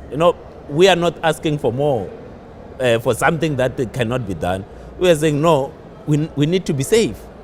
We want to see our fellow South Africans having enough food to eat. We want to see teachers going to school to teach. We want to see nurses attending to the sick and the ill.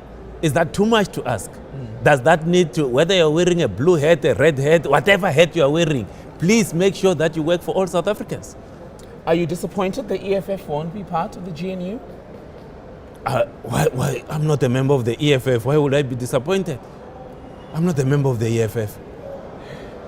Because, and I asked that question deliberately because when it was pitched to the country by the ANC, they said, in an ideal world, it's the sort of thing where all political parties would come together because of the magnitude of the moment the country is facing. And you, as such a big player in the last decade, you wonder if there isn't a lost opportunity because they're not involved. So, you see, sometimes we mistake governance with the executive or government. Being in the legislature, being in parliament, you are part of governance. Because if, as a member of parliament, you are not performing your role, then the arm of the state that must oversee the executive has collapsed. So if in the broader scheme, all of us, because we are members of parliament, because we are in parliament, we are part of ensuring that the state succeeds. Because we are in the legislature, there will be those that are in the executive. And then if we all do our part, if the executive does its part, the judiciary does its part, the legislature does its part, then the country moves forward. But then you cannot then say everyone needs to necessarily be in the executive for governance to improve in South Africa. Realistically, right? It was just never going to happen where everyone was part of it. There are 18 parties that have been elected by South Africans to be in parliament. So we are saving here. So not everyone must go to the judiciary. Equally, not everyone must go to the executive. We are going to play our role in the legislature to ensure that the legislative arm of the state is strong enough to hold the executive to account to make the kind of laws that will take South Africa forward. Makashulekana, MP for Rise and Zansi, one of the parties that are in Parliament for the first time with this new term. Thank you so much for speaking to us. Congratulations and welcome back to Parliament. Thank you very much. By the way, this is an Eyewitness News special broadcast that you're watching this afternoon, coming to you live from the Cape Town International Convention Centre. Magashule, by the way, is leaving because in a few moments we're waiting for the election of a Speaker of the National Assembly, a Deputy Speaker, and the election of the President later this afternoon. We're going to bring all of that to you. In the last while, John Steenhuisen, leader of the DA, held a briefing here on the sidelines of what's been happening, confirming that they've agreed with the ANC to work together. And phase one is where we are. In the coming weeks, they'll talk about how to divvy up or fashion, if you will, policy positions together. Tsidi Madia, EWN Associate Politics Editor, is also here with the team, getting a sense of what the various politicians are saying. Tsidi?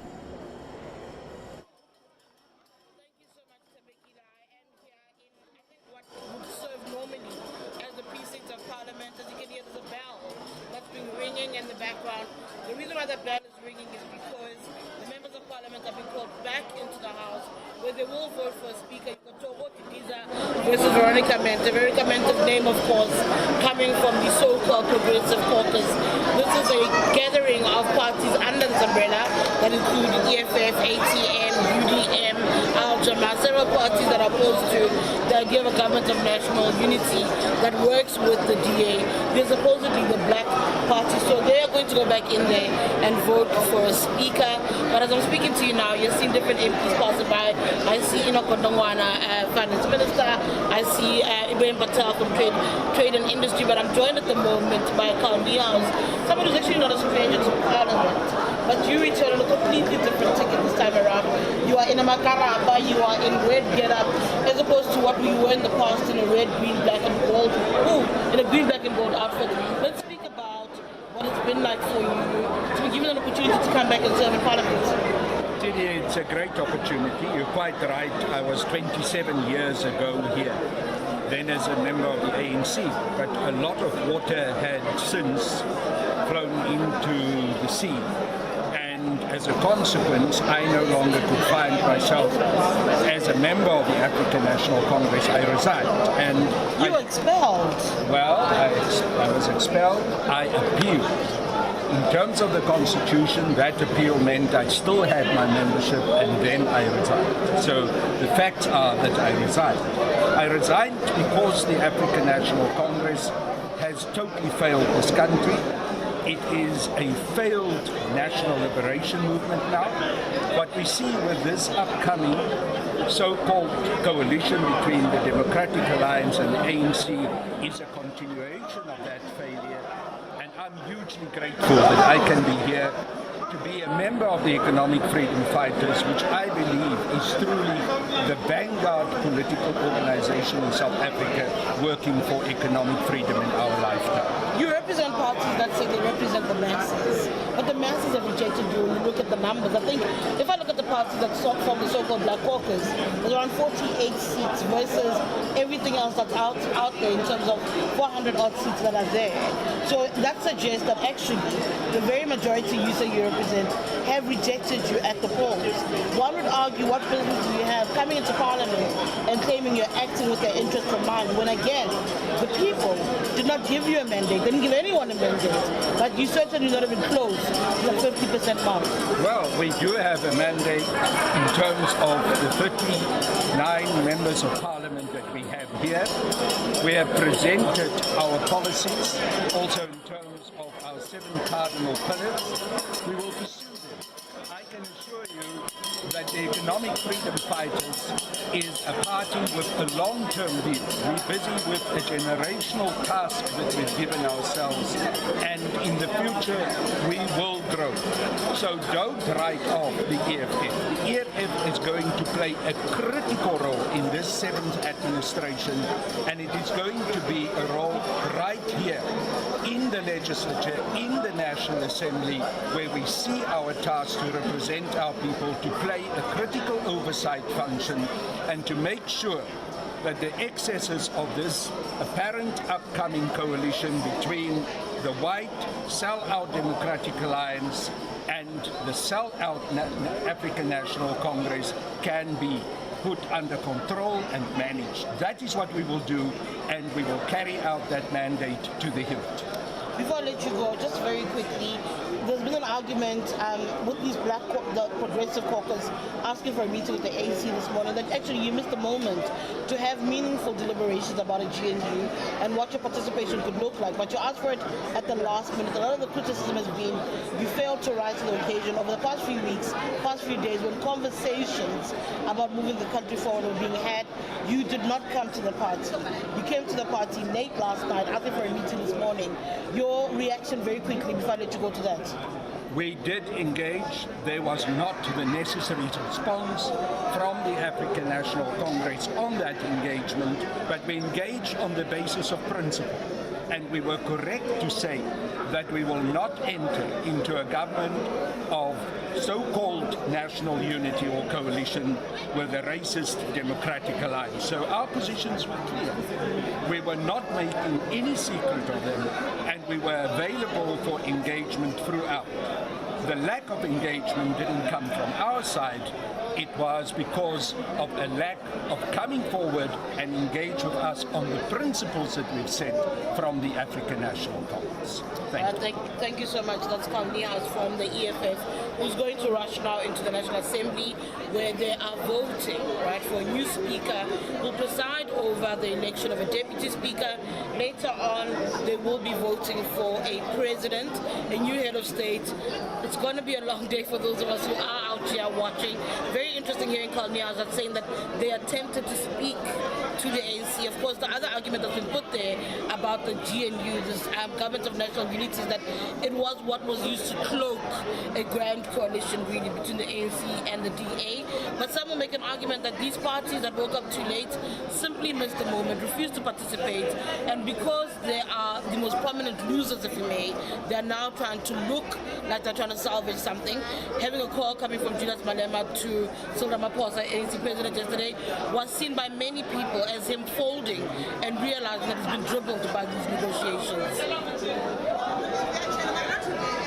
That's Eyewitness News Associate Politics Editor Sidi Madia in the halls of the Cape Town International Convention Centre, where the first sitting of the National Assembly is happening today. Again, just to highlight the big events, the moments in fuel that we're waiting for during this broadcast will be the election of a speaker, the election of a deputy speaker, and indeed the election of a president. Now, we know the ANC and the DA have formalized their agreement to work together under the so-called Government of National Unity, so much so that in fact in the last half hour or so, even in Gauteng, they've been able to clinch a deal that has secured the return of the ANC's man, Panyaza Lesufi, as premier of that province in the last, 20-25 minutes or so.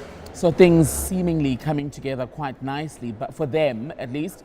But on the issue of policy, still a lot of question marks as to how that will then reach a conclusion. Good point for us to bring in Sanusha Naidu, political analyst who's been with us from the election until now. Sanusha was talking about policy. John Steenhuisen says basically the hard work begins now on that score. Yeah, I mean, I think one of the key points to also take away from his briefing was that we are now governing. We are in this governing arrangement with the ANC and with other political parties in this GNU. And that means that you can't be standing on the outside and then, casting aspersions on how bad governance and governing is with the ruling party. Now you're part of that equation. You are also accountable not just to shining the light in the dark spaces and asking the awkward questions and then running to the court and litigating against the ruling party about things that you feel have been issues that have created this kind of quagmire in our governance architecture and in the fact that we have this incredible deficit with our economic and socio-economic challenges. But you're now part of that, and you have to now also be accountable, not just in terms of the GNU, and we see that there's a number of other issues that have come out in that statement of intent. I have to correct and say it's a sufficient consensus I was referring to earlier. But I think enough. Yeah. Well, it depends what just enough means. If it's 60%, if the DA doesn't want to be there as a party that has over 21%, what does 60% of the GNU mean? So you take all those numbers together. We did a lot of maths in this election, right? So the point I want to make is that you now have to be part of this. And I think that means that You know, one of the other things he says, like we've governed in the Western Cape, we want to take that model. It's not going to be that easy for you. It's a bigger stage. And you're working with other people. And you're working with other people, and the resources are much more, it's bigger, but it's also limited. You've got to basically think about how do you align this to your provinces and how you align it to Parliament. So all this is massive. How big a gamble, Sanisha, is that for the DA when you've been in the opposition benches for decades and built up a reputation for holding the ANC government accountable to the point of litigation where it was necessary and winning some of these cases? So now that they're going to be part of a government with the ANC, how big a gamble is that for them in terms of prospects for future growth or one day becoming the party of government? Yeah, I mean, I think it's a gamble for the DA because they also have to remember that just over 21% is okay. It's good. They did well. I mean, they made the mark. They didn't lose seats in Parliament, so to speak. But it hadn't grown them to where they should be. If indeed there was a serious dissatisfaction amongst South Africans of voting age population that didn't want to see the ANC come into retain its majority, which did happen, but not only because of the DA. And I think that's something needs to be looked at, because I think there's also another angle here that in a way we've spoken a lot about how this has been about the decline of the ANC. The ANC has brought down to less than 50% to 40%. I mean, you don't tap yourself on the back and think that's what is an achievement, because you've got a governing arrangement. Right, if you're just joining us, you're looking at a live shot from the National Assembly chamber here at the Cape Town International Convention Centre, where the election then of the presiding officers is about to begin. Let's listen in. I think proceedings are just now resuming after lunch. You can see the electoral officers ready on the stage to begin with the process of voting for the Speaker of the National Assembly. And it's important to also highlight that the reason we are seeing these visuals is because we have more than one nomination that has been received by the Chief Justice for the Speaker of the National Assembly. And of course, this is why we are here, and members are about to cast a secret ballot for their preferred candidate.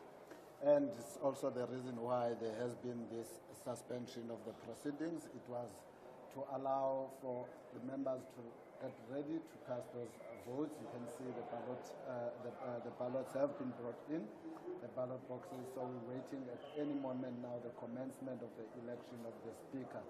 It's important that just to explain again that... By the way, what you were just hearing there, some of those voices are from Parliament TV, who've been kind enough to provide the feed, the pictures that we're looking at as we continue to cover events from Parliament today, the first of two big days. The first day of the National Assembly. Tomorrow we'll see similar scenes, but with members of the National Council of Provinces. There's John Steenhuisen, all smiles, sitting next to Sifiwe Kwahube, Anli Lotreat, the woman who's expected possibly to become our next Deputy Speaker. So they've got a lot to smile about in the DA this afternoon.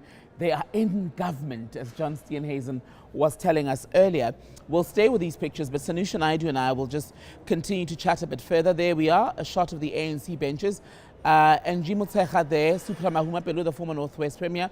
Now there's a face many of you will be familiar with. Remember Malusi Kikaba, the former Home Affairs Minister, whose Home Affairs we actually found out a lot more than we needed to. There were allegations around him as well. Well, he's been sworn in today, also making a bit of a return, if you will, politically, it appears. This is the EFF section, Lee Mateus there with the others. They've taken their positions because in the next few minutes, they will all get up to cast their votes for the presiding officers of the National Assembly. Chief Justice Raymond Zondo is the presiding officer. For now, he will be chairing the session until a speaker has been elected. I think he's speaking now, so let's listen.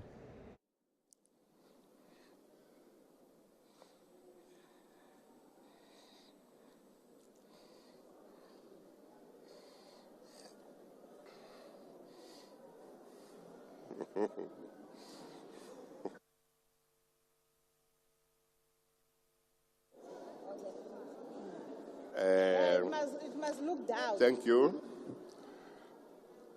The voting booths are there, and when you go and make your mark, Please don't take pictures or selfies. The procedure will be as follows. Members will be called in alphabetical order according to their surnames. When their names are called, members must collect a ballot paper from the voting table. As previously mentioned, members of the National Assembly have already taken the oath or affirmation of faithfulness to the Republic and obedience to the Constitution, so it won't be necessary to do that now. After collecting a ballot paper, each member must proceed to one of the ballot booths and make a clear cross in the box alongside the name of the nominated member of his or her choice. After making the mark on the ballot paper, and while still in the booth, members should fold their paper in a way that the official mark can be seen by the assistant returning officer at the ballot box. After the assistant returning officer has noted the mark on the ballot paper, members should deposit it in the ballot box and return to their seats. The returning officer will now call upon members to vote. Before that, Chief Justice, a point of before. Hello?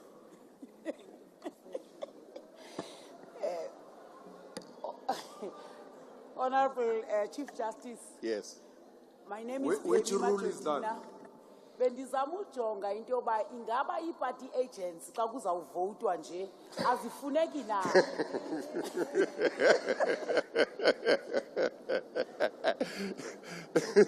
No party agents. Please proceed, returning officer. Returning officer.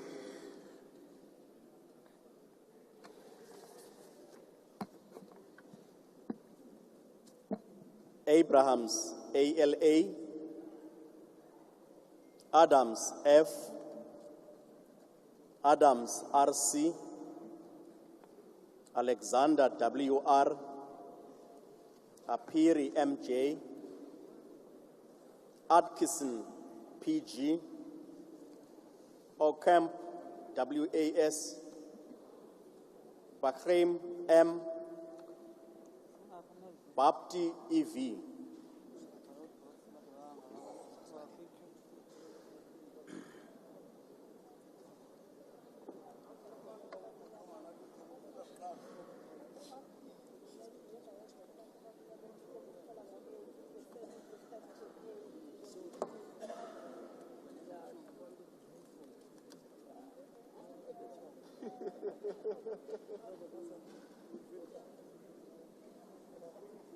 That quick? Oh, it's only two. Vote only once. Oh. I'm saying, is it that big now? I remember it only vote once. One position. Not many. I'm used to voting for top 7 or vote once. And one person. Count.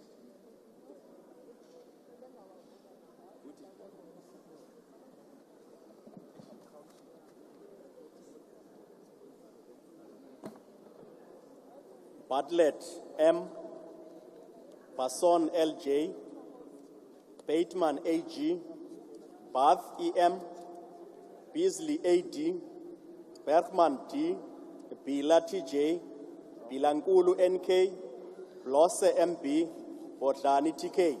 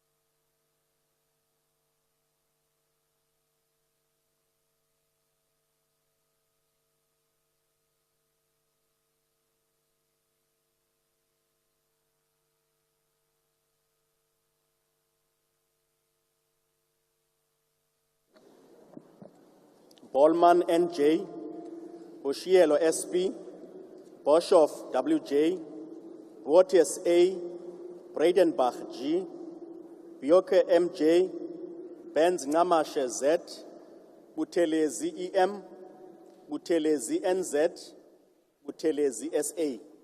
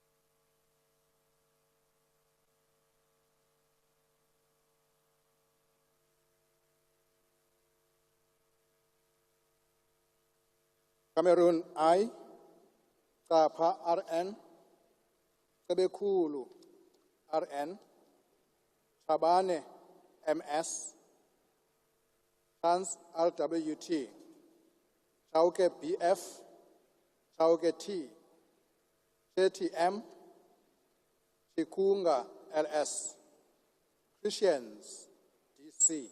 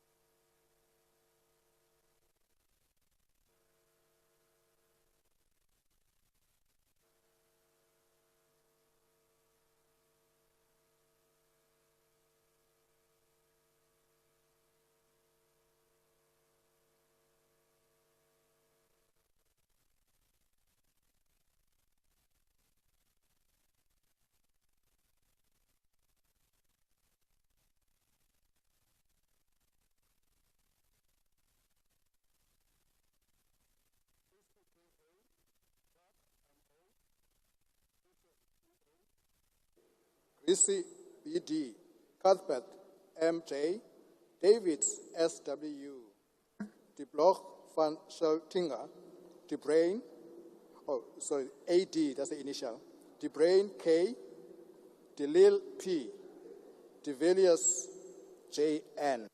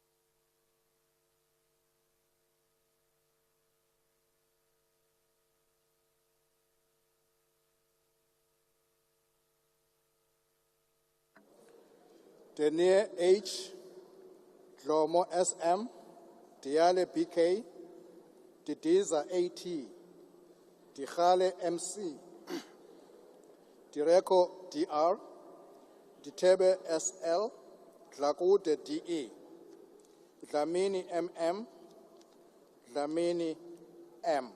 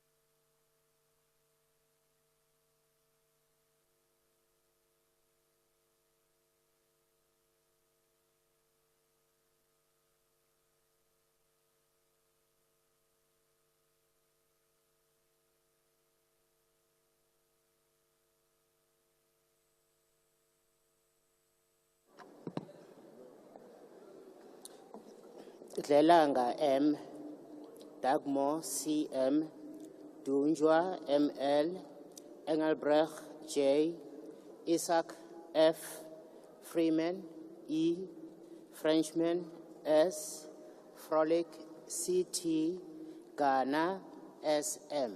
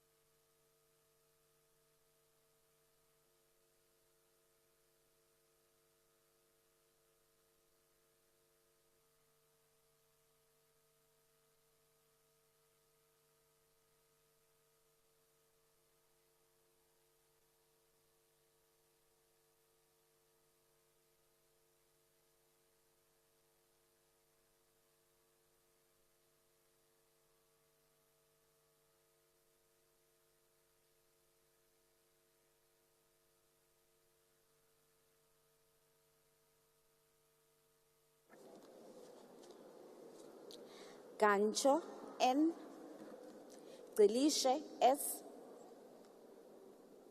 Gwabaza NB, George DT, Gigaba KMN, Gina N, Godlimbi Z,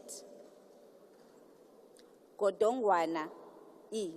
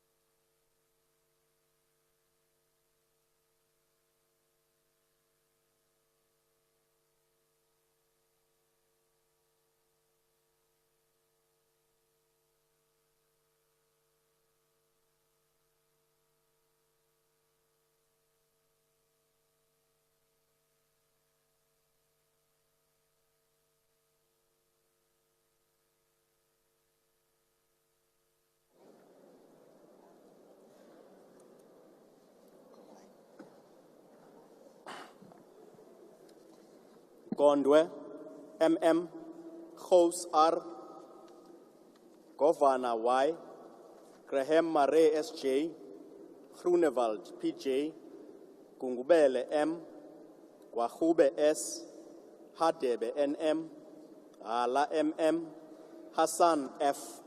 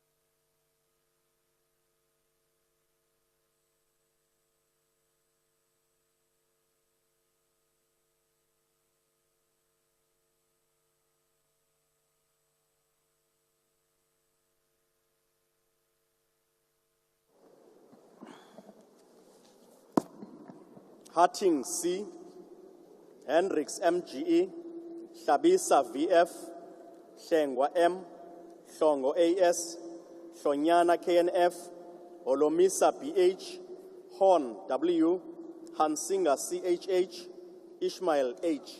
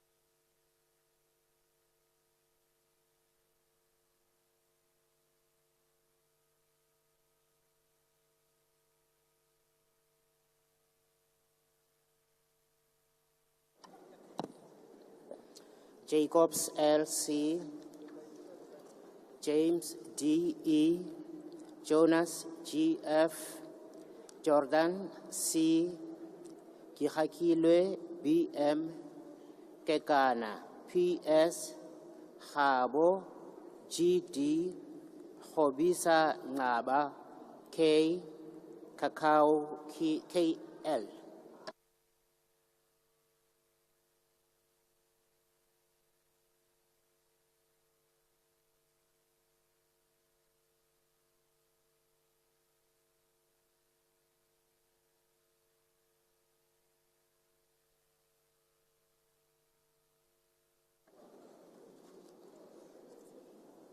Kanyile TA, Kaula MS, Kojane SG, Kumalo JO, Klopper DD, Kobe MP, Kola D.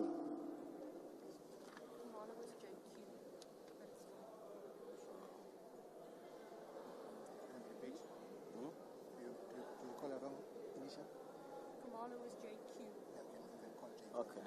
Kumalo JQ.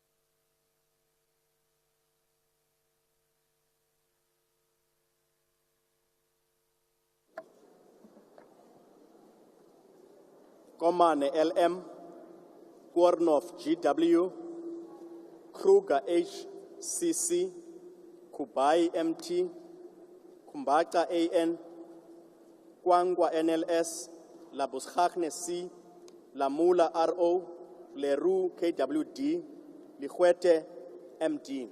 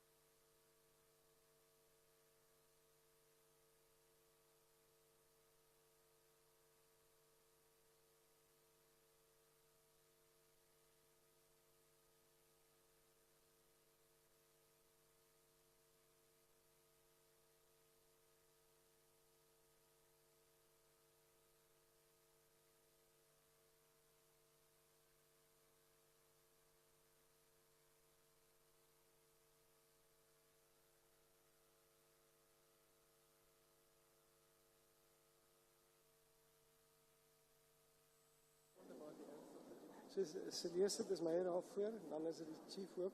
Ag, ons het besluit die lyn, maar sy was hier dan is die chief whip, dan is ek leader of executive.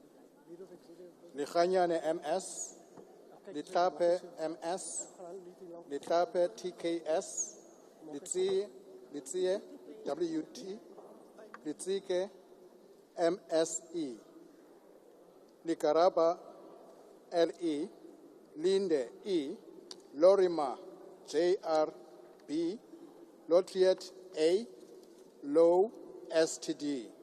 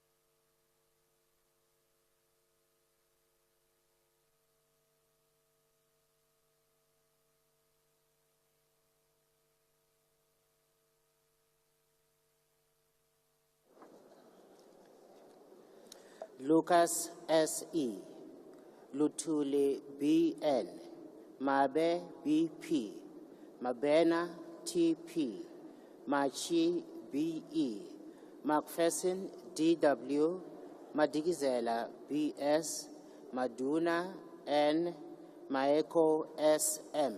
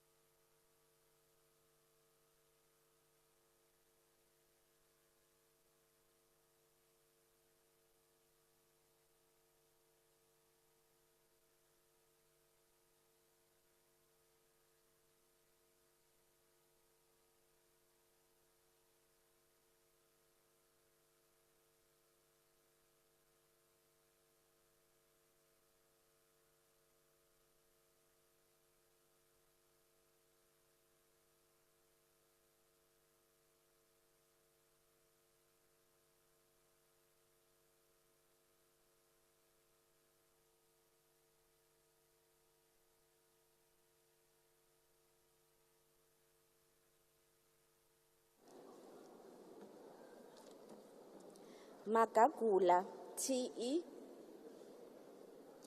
Mahambehlala, T. Mahlangu, S.S. Mahlatsi, L.W. Mahlaule, M.G. Mahlobo, M.D. Mahumapelo, S.O.R. Maimola, P.R. Maimane, M.A.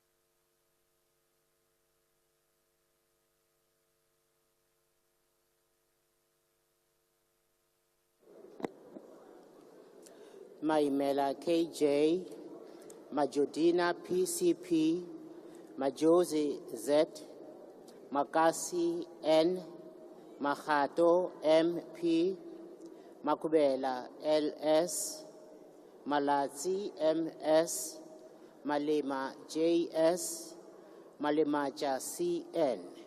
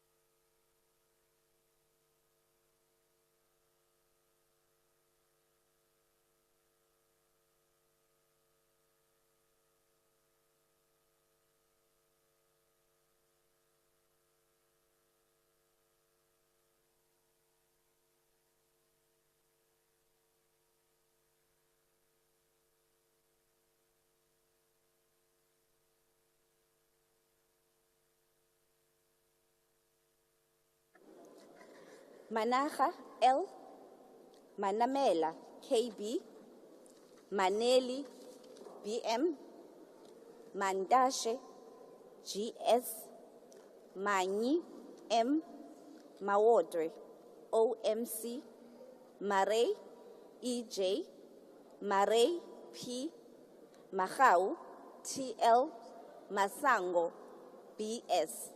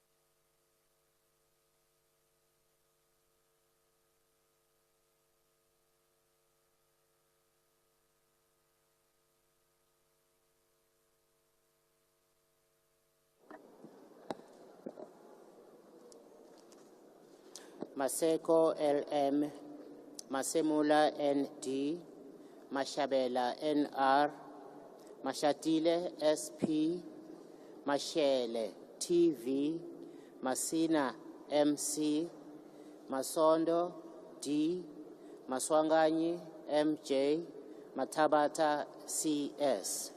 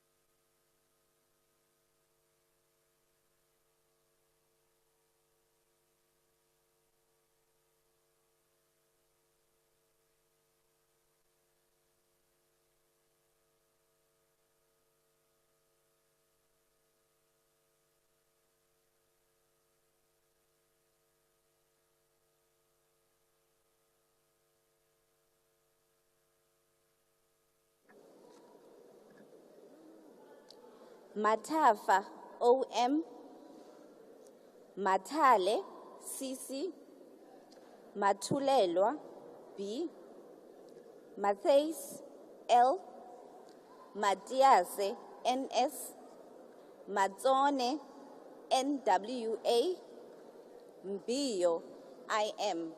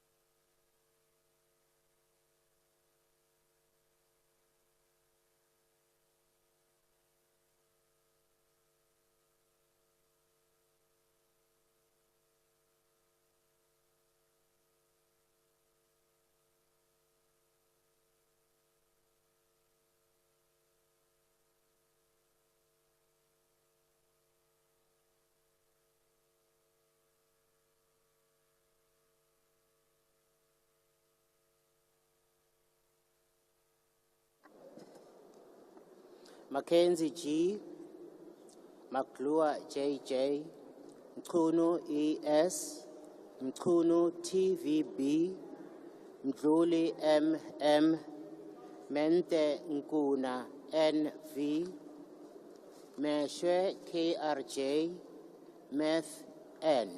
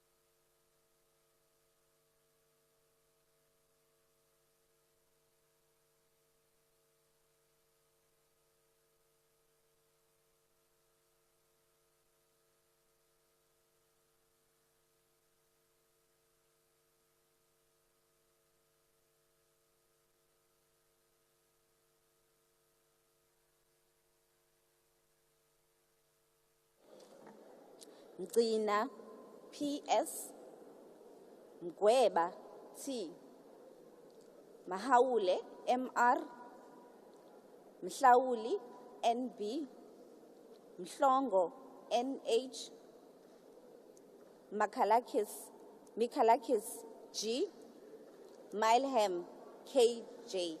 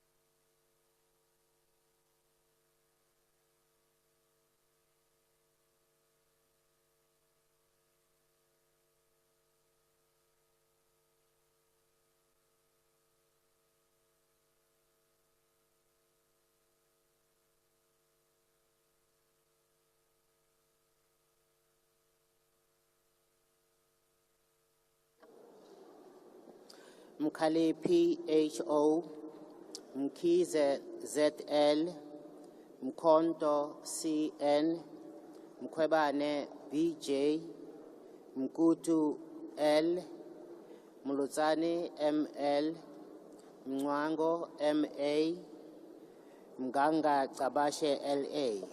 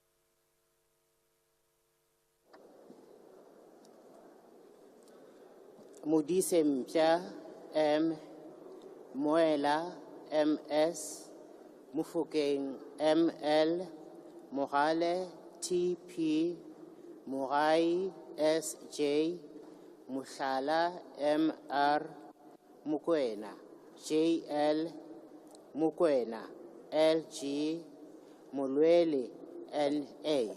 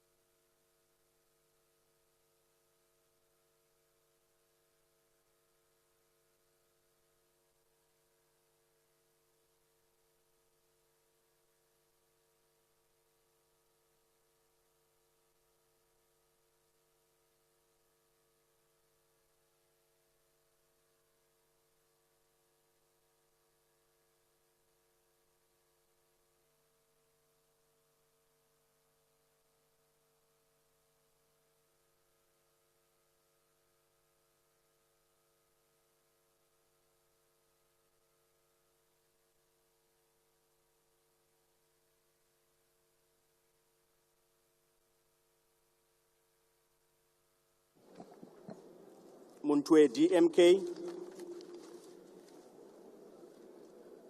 Moore SJ, Muraka AT, Murulong IK, Mosikatsi S, Mutsecha MA, Mutwale DPA,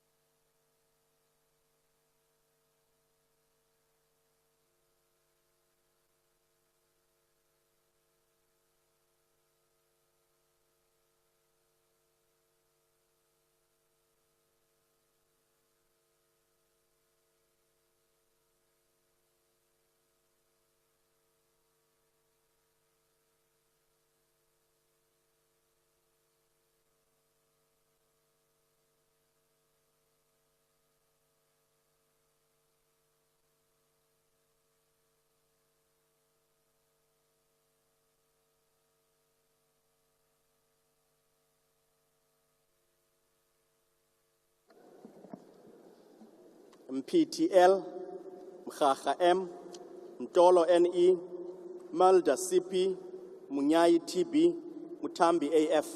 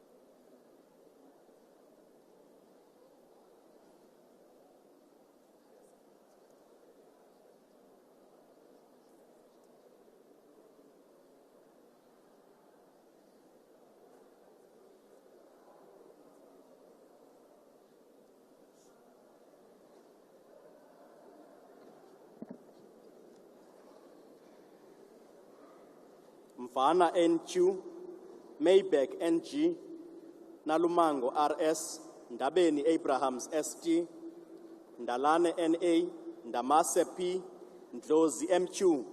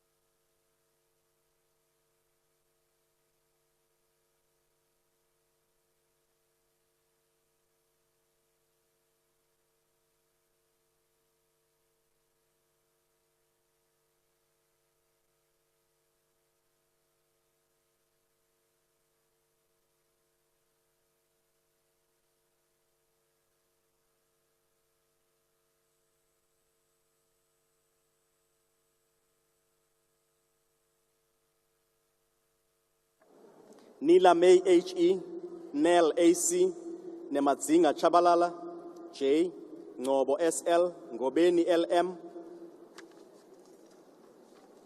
Ntlantla ME, Nana ME, Nihouse CJ, Ngabane NP,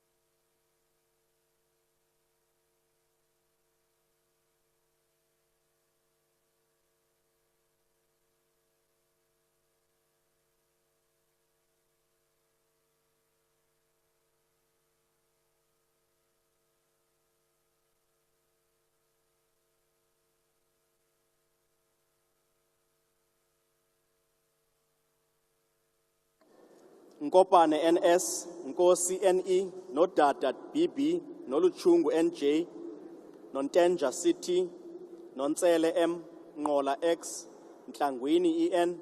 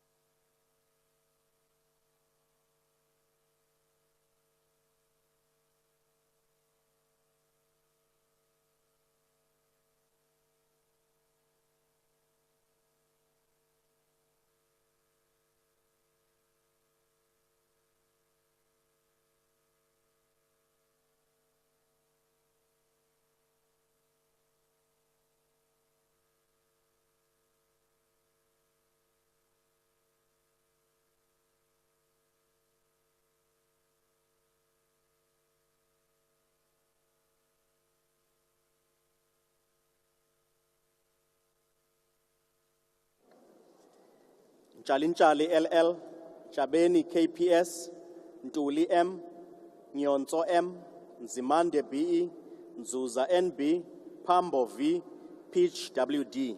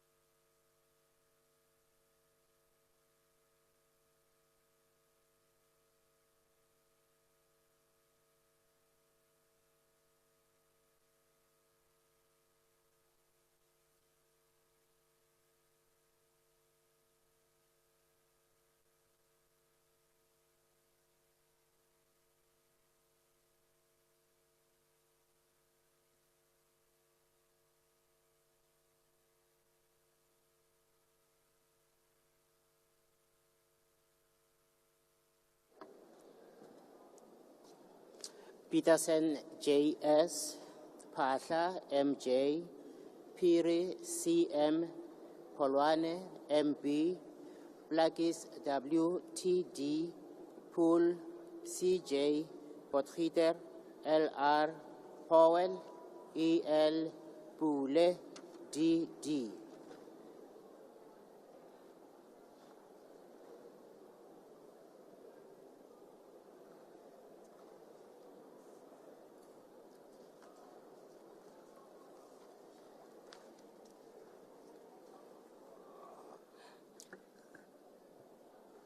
Honorable members, if you could reduce the noise so that those whose names are called will be able to hear when their names are called. Please reduce the noise. Thank you.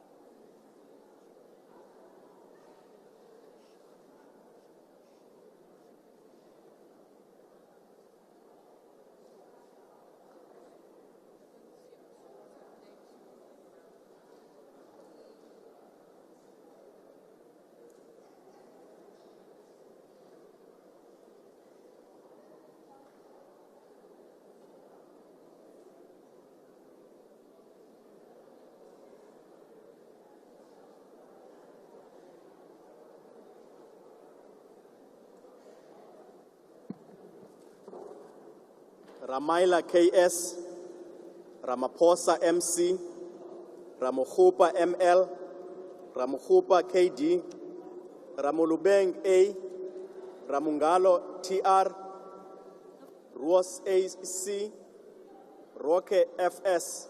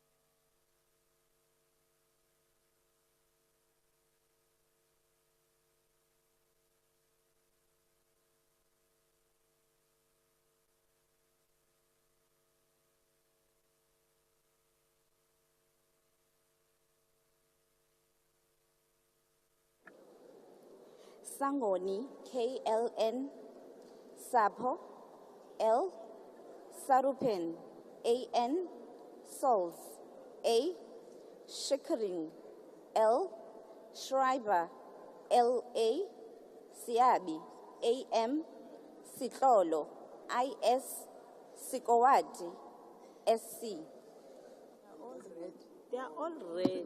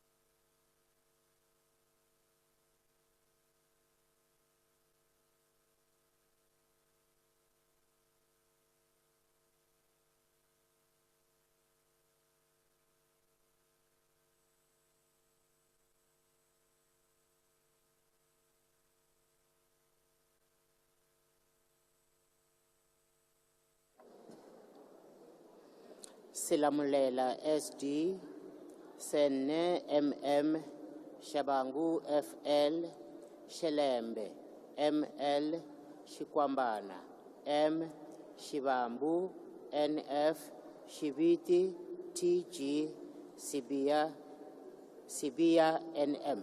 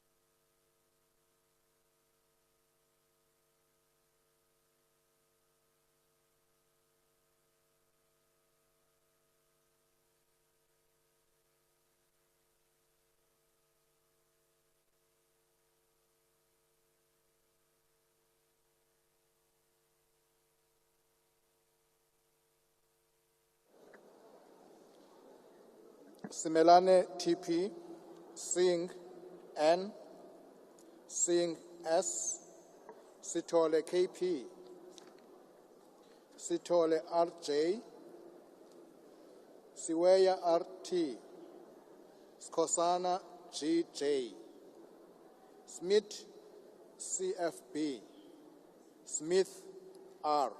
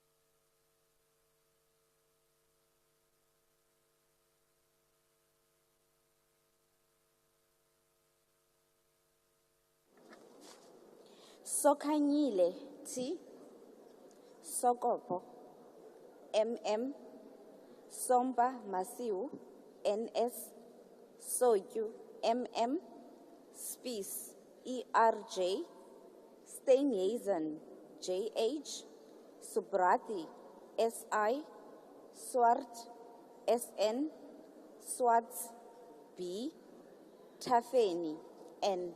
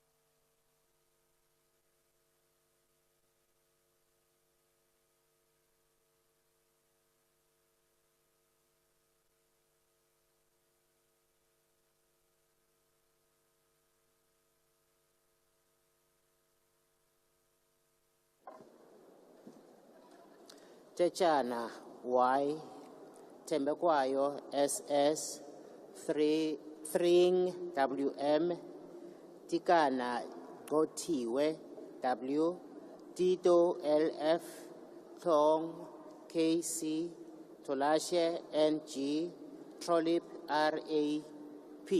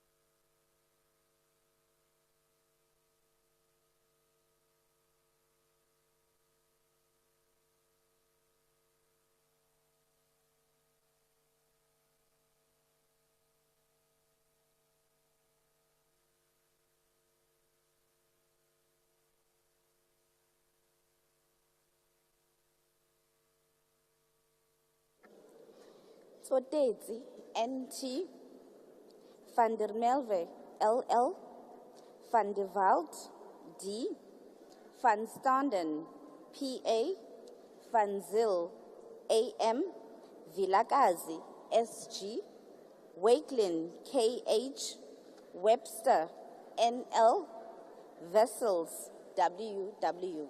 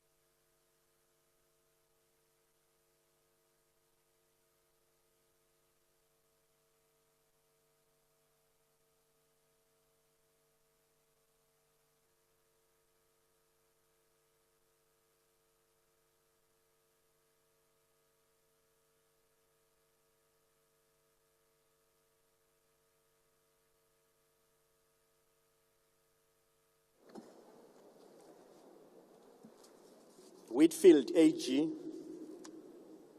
Velskart C, Chaba PP, Kheko ST, Yako YN, ZBSS, Zikalala S, Zondi S, Zondo SS, Zungula V.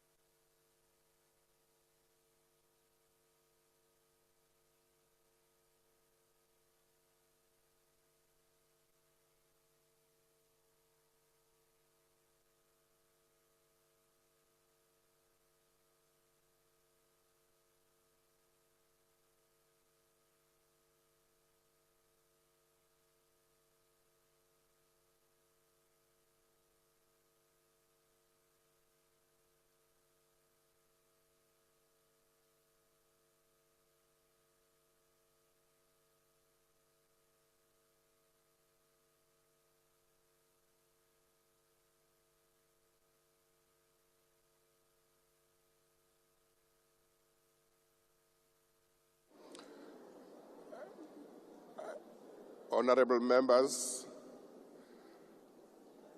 are there any members of the House who have been sworn in who have not been called to vote? No. Okay, we are done then. The assistant returning officers will now close and seal the boxes, the ballot boxes.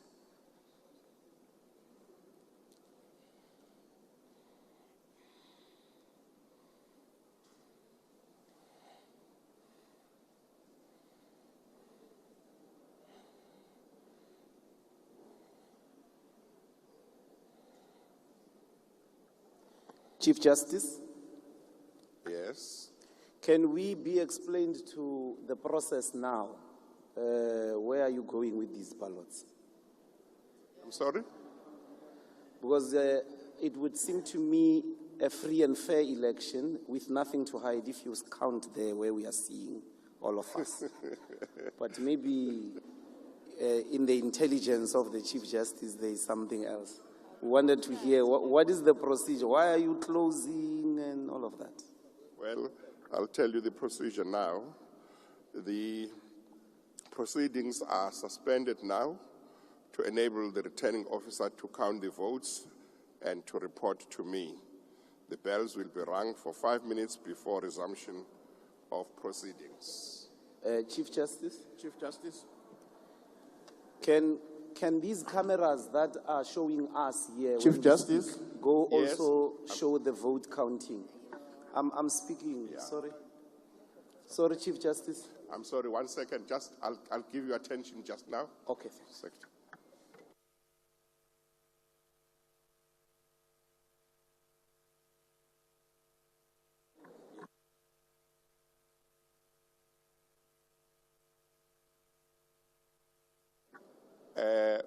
Let me read this before I give you attention. Your question might fall away. The counting of votes goes according to the following rules. As soon as the voting has been completed, the presiding officer must suspend the proceedings, and the returning officer and the assistant returning officers must remove the ballot box and all papers to a room where the counting is to take place. That's 7-1. 7-2, the ballot box must be opened by the returning officer in the presence of the presiding officer, and the counting of the votes must then be proceeded with. 3, no person other than the presiding officer, the returning officer, and the assistant returning officers may be present in the room while the votes are being counted. 4, after the votes have been counted, the returning officer must report to the presiding officer, informing him or her of the result of the counting of the votes. 5, on receipt of the report, the presiding officer must return to the place of the meeting, which is here, and announce the results of the election. 6A, the returning officer must retain the nomination papers, the used ballot papers, and the counterfoils thereof in a sealed packet for a period of at least 1 year. B, the sealed packet may not be opened except by an order of court.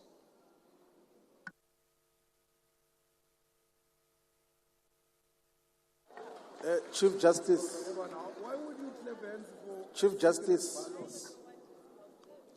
Yes, I can. Yeah. Yes. Honorable Member. We want to state the simple and obvious fact that Rule 7.3 can't be constitutional can't be consistent with the democratic culture of observing the counting of votes. You can't have a rule that says that when the counting happens, the presiding officer must be alone without any observation. It doesn't happen anywhere under a democratic process. So this rule is undemocratic. You can't go and count the votes in secret somewhere, in a room without us observing what is happening with the votes. So when we had a secret ballot on President Zuma and majority of, or some members of the ANC, including President Ramaphosa, voted against Zuma in a secret ballot, we counted in the middle of this National Assembly chamber in front of everyone and observing that particular process. So please delete that thing of number 3, and then we open the ballot there, and then we count the votes in front of everyone. That is how we must proceed. Please. This rule has been here for many years. This is a rule that was here in 2019. It is a rule that was here in 2014, on my understanding. This is a rule that had been, one of the rules that had been made by the previous Chief Justice, which has been taken over, which has simply been taken over by me. So the rules as they stand are those rules that applied in 2019 and I believe before, and the only change I made was in the annexures.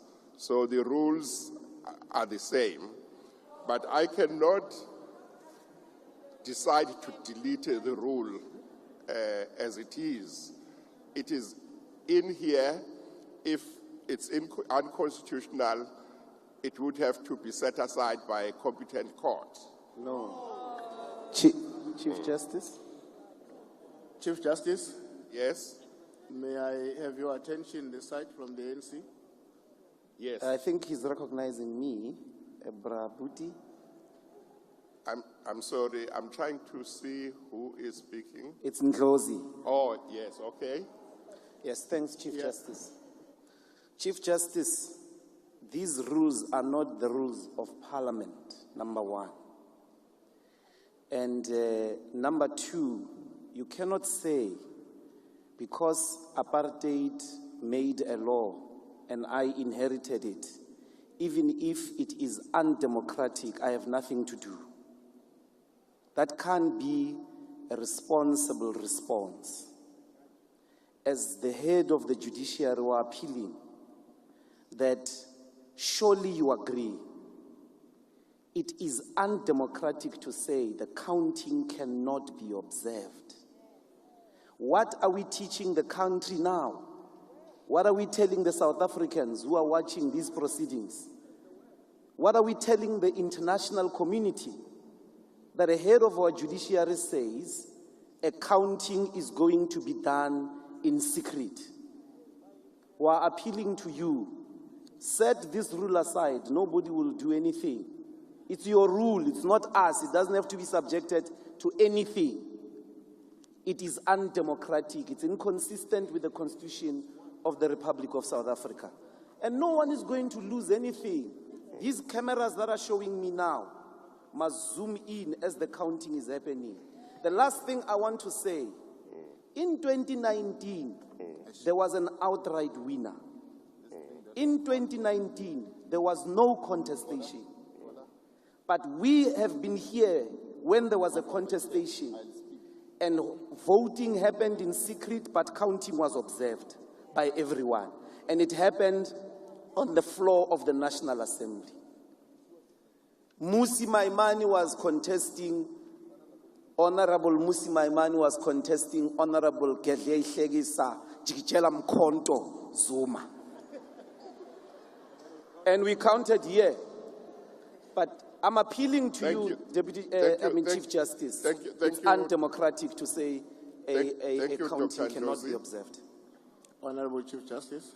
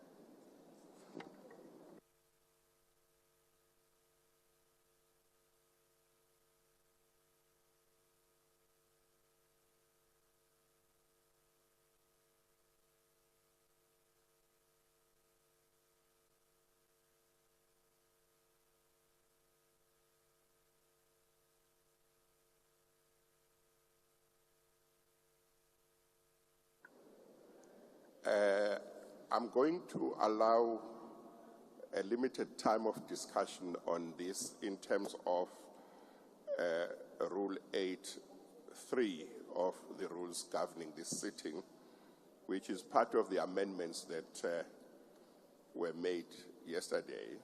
It allows me to allow very limited discussion. I've heard Mr. Ndlozi, and basically his concern is that the counting should happen here. Is that correct? Is that correct? Yeah. And he says that in the past it has happened. Let me hear a few more views. Honorable Chief Justice. Let me start this side. Thank you very much, Chief Justice. Just a couple of things. I think it would be improper for us to essentially want to amend rules which were approved by the Chief Justice on the 27th of May.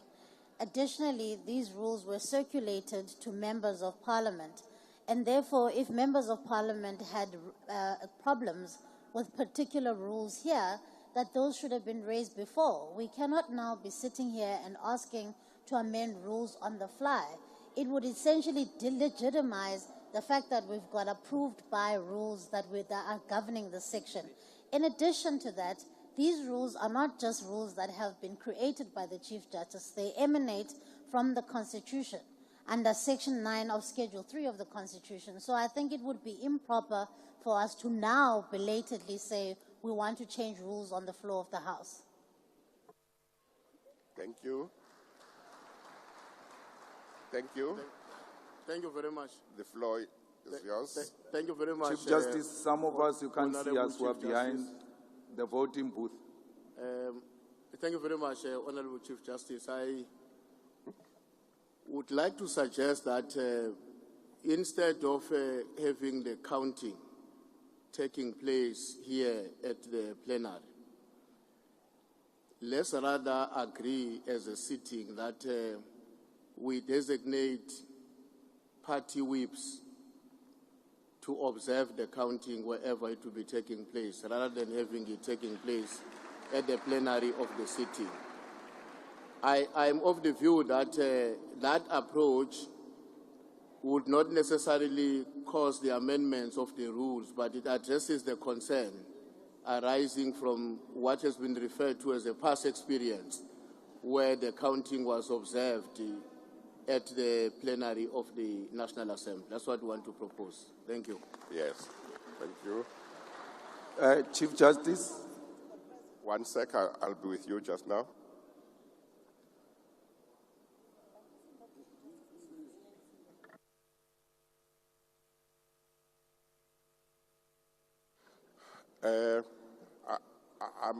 Julius Malema here, Chief Justice. I'll come to the one who wishes to have my attention. I'm advised that because it's a new parliament, there wouldn't be any whips. You would have to have representatives. So maybe your proposal would need to be amended to say, instead of whips, representatives of parties. Yes, Chief Justice, I would support that. We have each party represented. Thank you. Okay, all right. Chief Justice Julius Malema. Yes, Honorable Malema. Thank you very much, Chief Justice. I never thought I would sit in a meeting where we argue with the head of the judiciary about internationally acceptable methods of running a democratic elections. The observation, for you to observe the elections, is a democratic practice which is internationally acceptable. And we cannot have a debate about that. And no one, Chief Justice, stands to lose anything out of observation of elections unless someone seeks to do something that is undemocratic. But if it is in line with democratic principles, it is internationally acceptable that a free and fair elections will, amongst other things, include that there were observers who observed the proceedings of the elections. So I fully support what Honorable Ntuli suggests, that if you want to go and then enjoy Cape Town while people are counting, Let's get people to go and represent us. But in the past, and all members who are returning members here know it, in the past we used to count in the middle of the plenary. It's not something strange. And Floyd was an observer in one of those countings that happened here. And Honorable Musi was a candidate of such a contestation. Those people, both of them are here, who were there before. So we support that motion, and anything else that is not democratic that is being suggested by the DA is not supported, is strongly opposed, because it even comes from wrong people. Chief Justice okay, honorable members, from the UDM. Honorable members, I know that there are members who still want to say something. Among the rules that were introduced into the rules by way of amendment yesterday, there is Rule 8.3.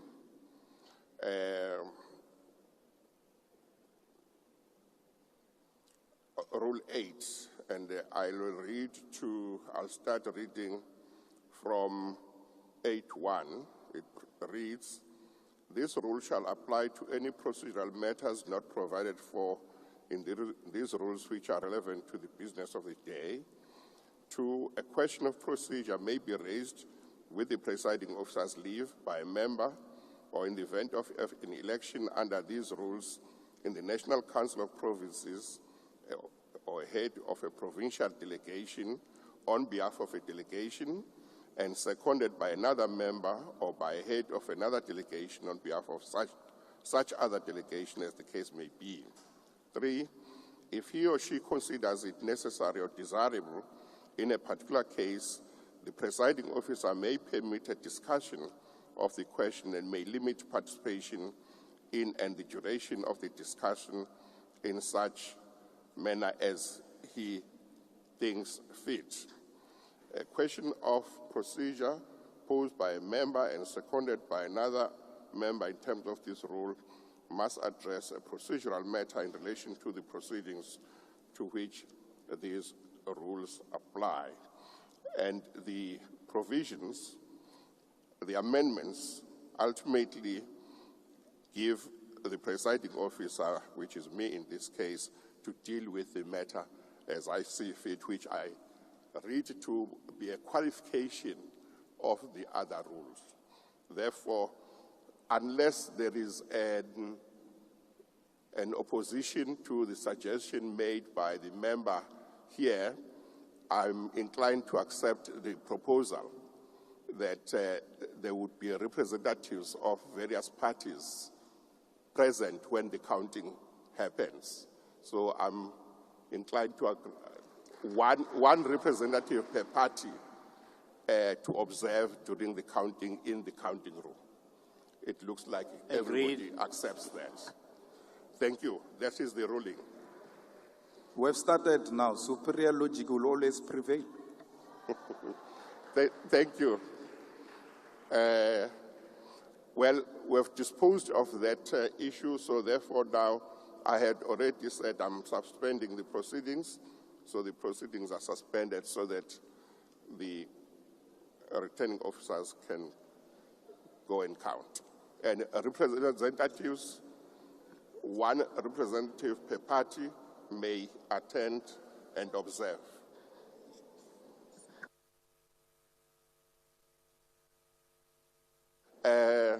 Please, those representatives who will go to the counting room, please don't take any photos.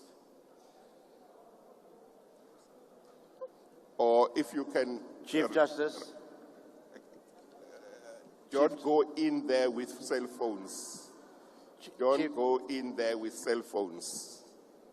Okay. Chief Justice, yes. It's Singh from the IFP. Yes. No, we agree with the ruling and the principle of observing. Can we designate those members here as the returning officers were designated before we proceed to the room? So that we'll have an idea of who's representing which party. Thank you. Or you mean each party can then say who their representative will be? Is that what you submit? Mr. Singh? Yes, IFP will be represented by myself. Thank Okay. you, Chief Justice. Can each party just announce who? Can each party announce who their representative will be, just so that only the representatives will be allowed in the room? The space is not big. Chief Justice, the ANC. Yes. Thank you very much. The ANC will be represented by Honorable Pemi Majotina. Secretary, you will be taking the names. Thank you very much. Chief Justice. Yes.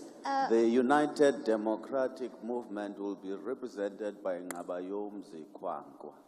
Thank you, UGM. Chief DA. Justice, Thank you. the African Transformation Movement will be represented by the President of ATM, Vuyo Zungula. Thank you. Thank you. Thank you. Chief Justice. Please raise hands. Yes, DA. I thought we were going to go by descending size of parties, but nonetheless, It's too late. Yes. but nonetheless, the Democratic Alliance will be represented by Honorable Sarupin. Thanks. Chief Justice. What is the name? Oh, you've got it, yeah. Sorry, do you want Chief Justice. If you raise your hand, you enable me to see. Yeah, the economic freedom fighters will be represented by Commissar Natasha Ntlangweni. Thank you very much, Honorable Chief Member. Justice. Yes. The Patriotic Alliance will be represented by Jasmine Peterson, Honorable Jasmine Peterson. Thank you. You got the name? Chief Justice. Yeah. Yes. The ACDP will be represented by Honorable Steve Swart. Thank you very much. Chief Yes. Justice, Build One South Africa will be represented by Nobuntu Hlazo Webster. Thank you very much. You got the name? Chief Justice, Action SA will be represented by Lerato Ngobeni. Thank you very much. Are we done with all the parties? Chief Justice. Yes. The National Colored Congress will be represented by Sakina Frenchman. Thank you very much. Chief Justice, the Freedom Front Plus will be represented by myself, Dr. Mulder. Thank you. Thank you very much. Chief Justice. Chief Justice. Chief Justice. Yeah, can I see a hand up so it makes things easier? UAT Yes. will be represented by Wanda Mahlatsi. Okay. Chief Justice. Yes, go ahead. Rising Zansi will be represented by Makashule Ghana. Thank you very much. Have all parties disclosed the identity of their representatives? It looks like they have. Thank you very much. The proceedings are then suspended.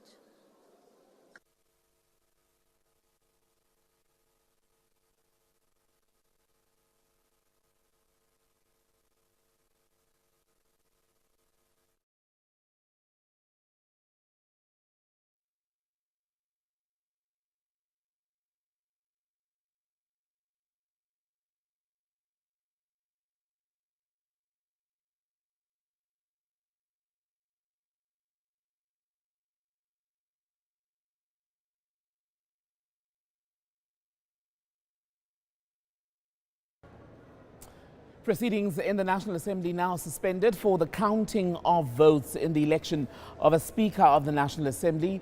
The two nominees, Tokoti Diza, whose name was put forward by the ANC, she's expected to get the support of parties that see themselves as part of the Government of National Unity. From the other side of the room, the EFF nominated Veronica Mente as their candidate for the role of Speaker. The votes have now been cast after some discussion, deliberation, if you will, around transparency in the process. The EFF, Zimbuyiseni Ndlozi, wanted these votes counted in the National Assembly. Well, the compromise, ultimately via suggestion from the ANC's Mdumiseni Ntuli, was that what could happen is that even though the votes are not going to be counted in front of all the MPs, that wherever the counting is going to be done, each party be allowed to send a representative in order to give that layer of transparency that the EFF was concerned might be missing from the process. They've now adjourned while the counting is continuing, and we'll go back as soon as we get a result. What is clear, though, is that we're in for a long evening here in Cape Town. I'm still with Sanusha Naidu. Sanusha, the request by the EFF that there be this added element or layer of transparency, not an unfair one, is it? Well, not necessarily, but I think the point is that it kind of also gives the impression that they're not trusting the system or they're not trusting the process itself. So they're kind of using what is really things that you can't deny. You can't say that it's not an unfair request in the way that they've put it across, but they've also kind of used it in a manner to say, well, we'll prolong this. And I think this has been par for the course for this election as well. I mean, we saw this at the Rock as well, a lot of procrastination on issues, and would we have the election result on the Saturday or announced on the Sunday and all of that. So I think it's just another layer in which the deadlock that was broken by what we now know as the appointed chief whip for the ANC in Parliament, but not yet the chief whip, so to speak, because the chief whips are not necessarily appointed already. The parties can give you the name, but it still has to go into Parliament caucus and all of that. So that becomes another bureaucratic process that needs to be going forward. But I think what this does is that hopefully it doesn't delay too much, because if this is what we're going to see with just one election, and that's the speaker, then of course you're right, we're in for a long haul. I mean, I'm trying to check the clock here. It's 10 to 4. Yeah. We've been here from about 10 this morning when the swearing in of MPs started. At 10 to 4, we don't even have a result yet for the vote for speaker. We're waiting for the vote for a deputy speaker and ultimately for the House to elect a president, right? Yeah. That'll likely happen in the evening at the pace at which we're going. But Siviwe Kwahube, in response, Siviwe Kwahube from the DA was saying her issue with the request from the EFF was that everyone knew what the rules for the session would be. Late May, the 27th of May, everyone knew. And if there were any amendments that parties wanted, she feels they should have been raised at that point. Fair? I mean, it is a fair point as well, because when you become a member of Parliament, and I think that was one of the questions around what does your swearing in mean in terms of understanding the rules of Parliament, noting that there are certain amendments or non-amendments or rules that you need to be basically, bottom line, or fair with many things. So if you're going to bring this now, then it kind of raises the question, what were you doing on the 27th of May, in a way? The other thing is, by now, at 2 o'clock, according to the program of Parliament, we should have been in the process of the election of the President by 2 o'clock. So look where we are. We're almost a 2 hour behind this process. And I think the question would then become is, what does this mean? What are you going to get out of this? Yes, you can have this vote counted in front of your party agents. Yes, you can actually have, does it alter whatever the vote outcome is going to be? He seems to suggest that the result of this vote is perhaps less predictable than what one would want to believe. When the 2019 comparison, for example, around the counting was made, he said, well, then there was an outright winner of the national election, the ANC, so they were obviously going to use their numbers to vote for that person. Is this an uncertain outcome in any way? Let's go back to the seats in Parliament. Let's go back to the number of members you got. ANC's got 159, the DA's got 87, the PA's got 9, I think. The UDM, I mean the IFP's got about 6, I think, if I'm not mistaken. That means if you're banking on the fact that this is a very closely contested race between the two candidates for the speaker, that means there has to be a substantial amount of ANC voters, members that have shifted gear, because there's no MK party there.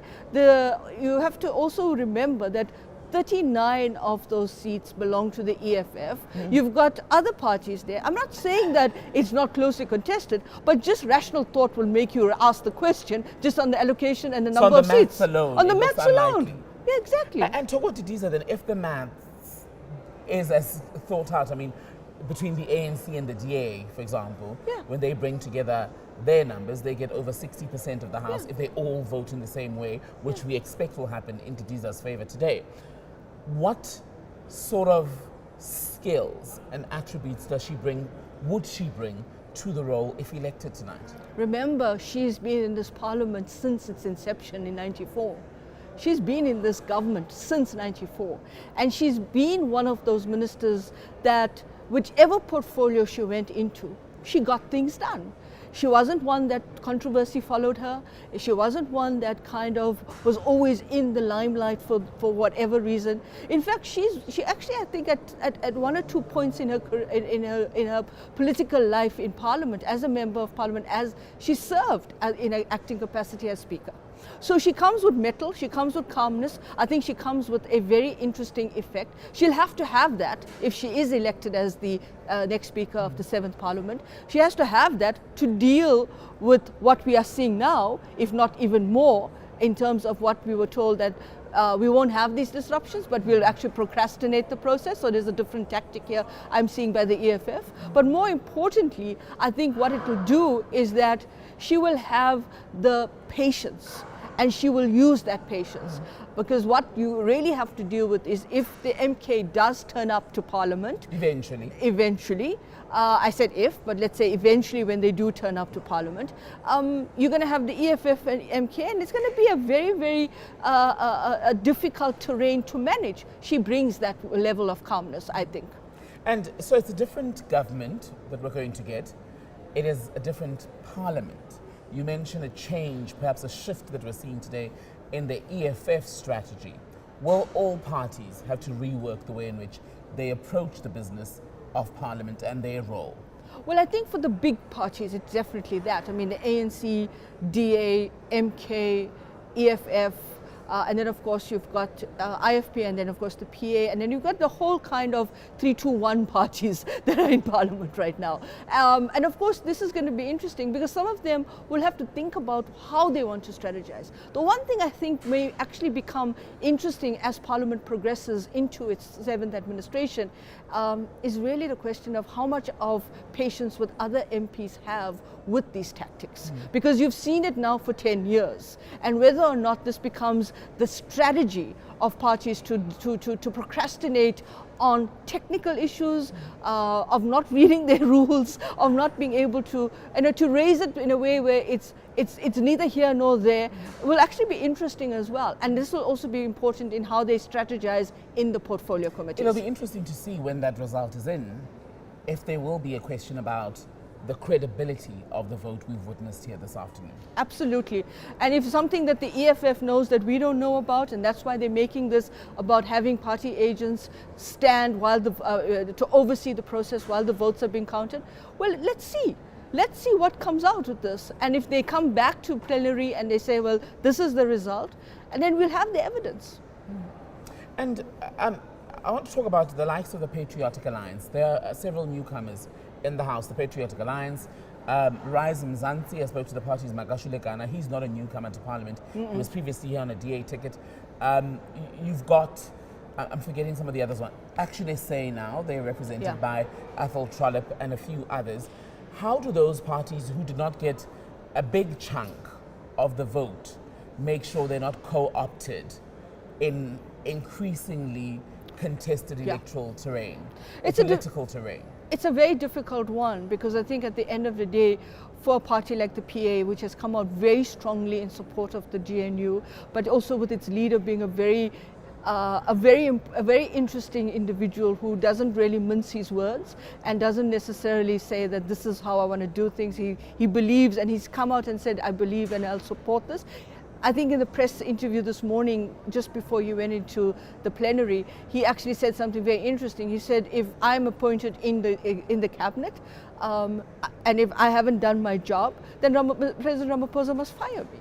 And that was what's supposed to have happened in the 6th administration. So I think there's going to be interesting tact. But I think what's also important is how do members of like the PA manage to keep whoever they brought into the National Assembly in context of not saying, you're going to basically be not a disruptor, but you're going to be that one that's going to feel as if like, I don't agree. Remember, not long ago, we had floor crossing legislation. Right. And there are defections that have taken place between political parties. I mean, how do you manage that process as well? So it's a very delicate one. And if you're in this GNU because you think it's about you, yourself, and whatever, then you have to be careful. Would it be harder for the president to sack a minister from another party? Well, I think this is where the final statement of intent became quite interesting with this idea of what is a consultative forum that will that will come into play. The question of sufficient consensus on reaching decisions is not just on policy. I think what's also interesting is one of the key things that you haven't seen is those performance appraisal documents, which go back years. I mean, you're supposed to have that in terms of evaluating whether you've managed to achieve your objectives and your KPAs in your objectives. And one of the other things that we haven't seen is President. Well, I'm saying president. He's still president, right? He's an MP and he's a president at the same time.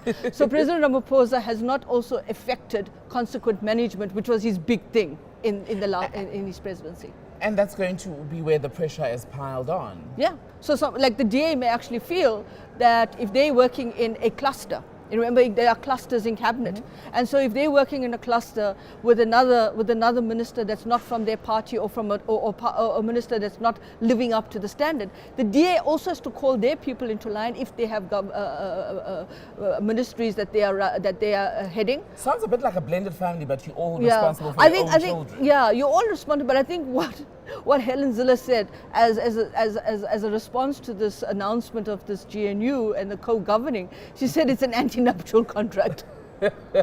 So everyone protects their own. We're agreeing to come together, but ultimately, when we part ways, should we have to remember part ways? Well, it's quite apt that it's called an ANC, an anti-nuptial contract. But I think what's important as well is the fact that it's what I bring to the thing. You know, so we have pooled assets and not. Sanusha, the ANC Secretary General Fikile Mbalula is now giving a briefing. Let's have a listen.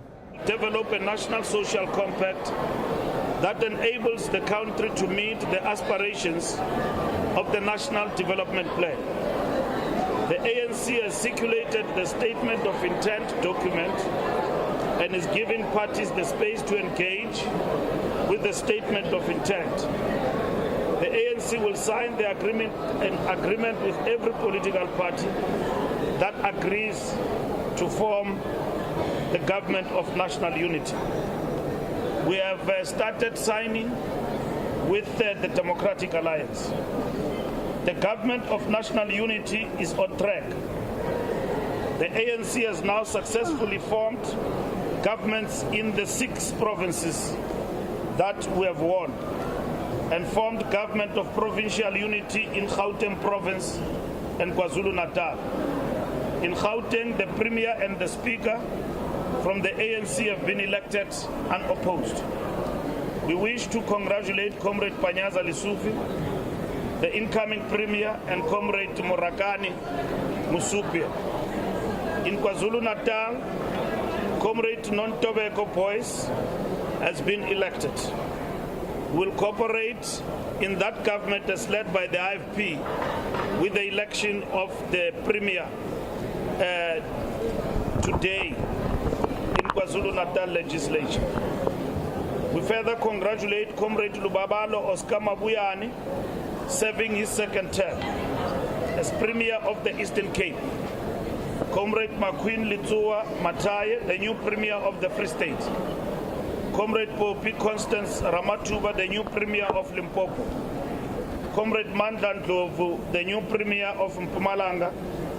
Comrade Kagiso Mukhosi, the new Premier of the Northwest Province, and Comrade Zamani Saud, the Premier of the Northern Cape, serving his 2nd term. We wish to also bring to your attention that the ANC have appointed in the National Parliament Ntumiseni Ntuli as the new Chief Whip of the African National Congress. Comrade Togoti Tiza is now contesting, and we're waiting for the results to become the new Speaker of the National Assembly. Thank you very much. Thank you, SG. We now turn to questions. Okay, I have a question. I'm sorry, I'm on the floor because I'm also on mic stand. Okay. My name's Diane Hawker from Deutsche Welle. My question relates to the arrangement, the government and national unity arrangement, it looks like the ANC has gotten into bed, as it were, with a number of parties who were quite strongly campaigning against the ANC. The DA saying that the country needs to be saved from the ANC, and also on the campaign trail, essentially painting the ANC as quite a bad guy. How does the ANC and the DA and other parties, how do they move forward from that point after so many comments of that nature? National unity is not a melting point. It's a desire and a strategic point of prioritizing the country across ideological political divide. It does not mean that political parties cease to say the things they said. Should we get into the government of national unity, and there are issues that we need to be held accountable about. If you look at the legislatures emphasizes the principle of accountability, which we embrace as the ANC. Now that the cooperation will be broadened to other political parties, will even deepen accountability within the legislatures. That is most welcome by the ANC. When we're governing and governing alone, we were actually accused of fudging most of the things and not being open to accountability. Now what it means is that our ministers will be held accountable through government and the legislatures to do better for South Africans. The ANC have always embraced the principle of transparency. We're going into this government of national unity, and in this framework and in its foundational principles in the beginning, without fears. Because at the end of the day, if you fear to be transparent, to be accountable, you wouldn't embrace accountability. We're deepening democracy, and we are ready to get into the government of national unity with everyone who wants to work for the good of the South African people and serve the people of South Africa. ENCA? Usipamanda Goge from ENCA. Who else will Do you want to move? Now's the time. Give us the names of the political parties. How are you going to share this power? Who is getting what in terms of executive positions and the legislature? Surely you have a draft that you are working on right now. No, the draft does not speak about positions because that becomes transactional. The draft talks about the foundational principles of what we want to achieve within the government of national unity. You will know the composition of government of national unity when the president announces, having engaged and consulted with different political parties who want to participate. The ANC have outlined that we don't go for one-party, two-party coalition, grand coalition. We go for government of national unity. Parties have embraced that, and we are engaging beyond this sitting in relation to what needs to be done after the inauguration, when the president is inaugurated, and how are we going to constitute the government of national unity. We are going, our work doesn't stop. We will be working with the strategic framework of the government of national unity. We've got a statement of intent that we have distributed to political parties to make comment. Things are fluid, they work out very fast. The Chief Justice said today, we thought we will meet on the 19th, so there's no time to waste time. So we need to move forward. We need stability, we need to bring assurances to the masses of our people, first and foremost South Africans who have voted, including those who have not voted, that the country is in safe hands and we are moving forward. And today is a remarkable step in the aftermath of the 29th of May, that we've started electing the Speaker and we've sworn in the MPs. We're in full swing. In no time we'll leave tonight with the President being elected and the Deputy Speaker. So when the President engages and talks to political parties, and when we finalize our strategic framework, we will talk about the issues that we need to talk about with other political parties that they would want them to be addressed within the framework of the government of national unity. We have signed with the Democratic Alliance already in terms of the way forward, and that is what is important. So we will sign also with other political parties. Remember, we are leading in relation to this particular matter. But the question of leadership is not an issue. It's a question of what are you able to do with others, which is the principle of GNU others have embraced, and they are prepared to come on board. Others will not be party to it. They will be outside government of national unity and still become public representative of South Africa through their political parties. That is most welcome.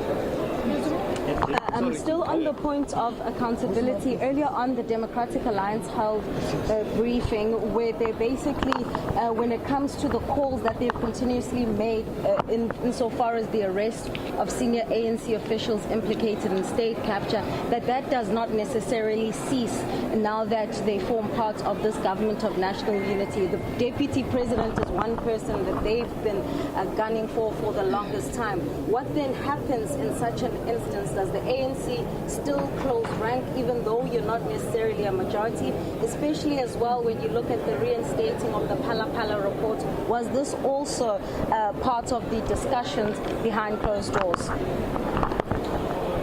Political parties do not cease to be who they are and what they represent because of government of national unity. Let me explain. Government of national unity is for the good of the country, to work together, to run the country, to work together, to be in the legislatures, to work together. It doesn't mean that political parties cease to be who they are and what they believe in.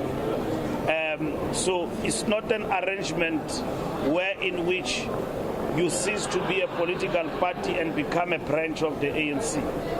And you kill your identity and your beliefs. They will be what they are. Neither will we change to be who we are. We believe in minimum wage for the workers. DA doesn't believe in that. We will not change in this government of national unity because we believe in that. We believe in affirmative action. Our foreign policy believe in multilateralism and working with other countries, but at the same time to solidarize for the self-determination of others. It won't change.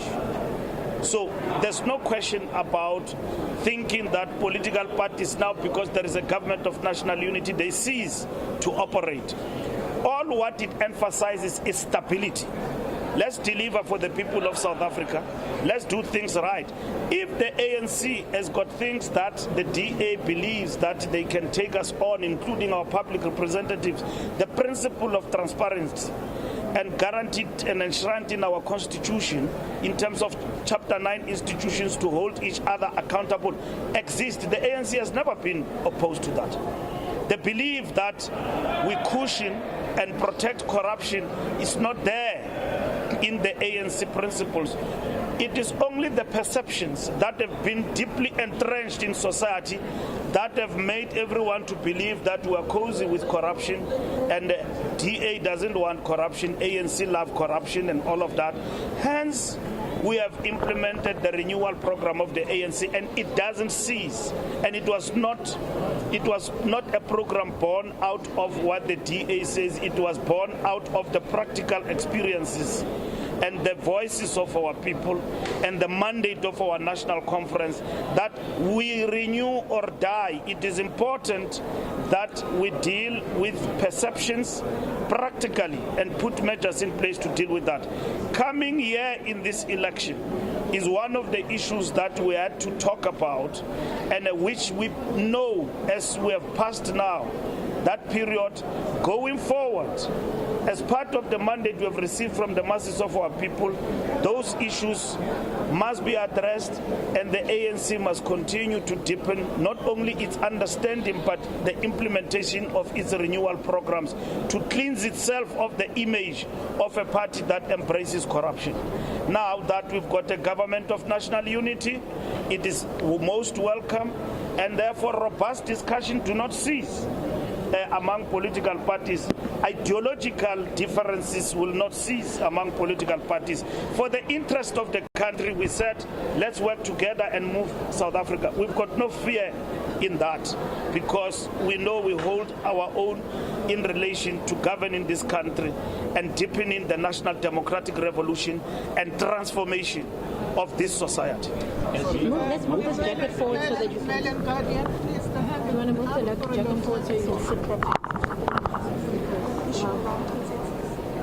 You can move it. Move it.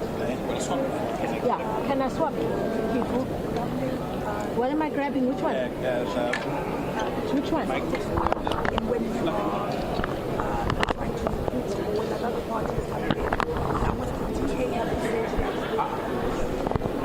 The red line is and you saying right now that you will still have negotiations with the MK party. Will you be going together with the DA to the MK party? How does it work? No, it doesn't work like that.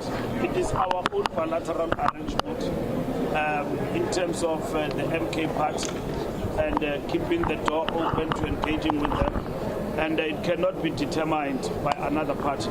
When we're discussing with the DA, they put the red lines, which we appreciated, but at the end of the day, we are not negotiating the red lines. We are negotiating what is good for South Africans. And on that score, we actually agree. But from the point of view of the ANC, it doesn't mean that we are hamstrung to engage and to talk to other parties in the context of what is good for South Africa. And that is it. And if MK Party itself, let's say in the discussion and engagement, wishes to participate or do any other thing, it will be determined by the process of engagement. And that is what is important for us. So it's not going to be determined by the DA. We went to speak to MK and spoke to the EFF, despite the red lines that if they come into the government of national unity, they will not participate. And even others said, we will not speak to others. And we managed to navigate through this particular process, having not undermined what we believe in as a party, and talk to everybody. So the spirit of talking is very important, and dialogue. We're talking about national dialogue in relation to one of the things we've agreed to. That process will actually continue.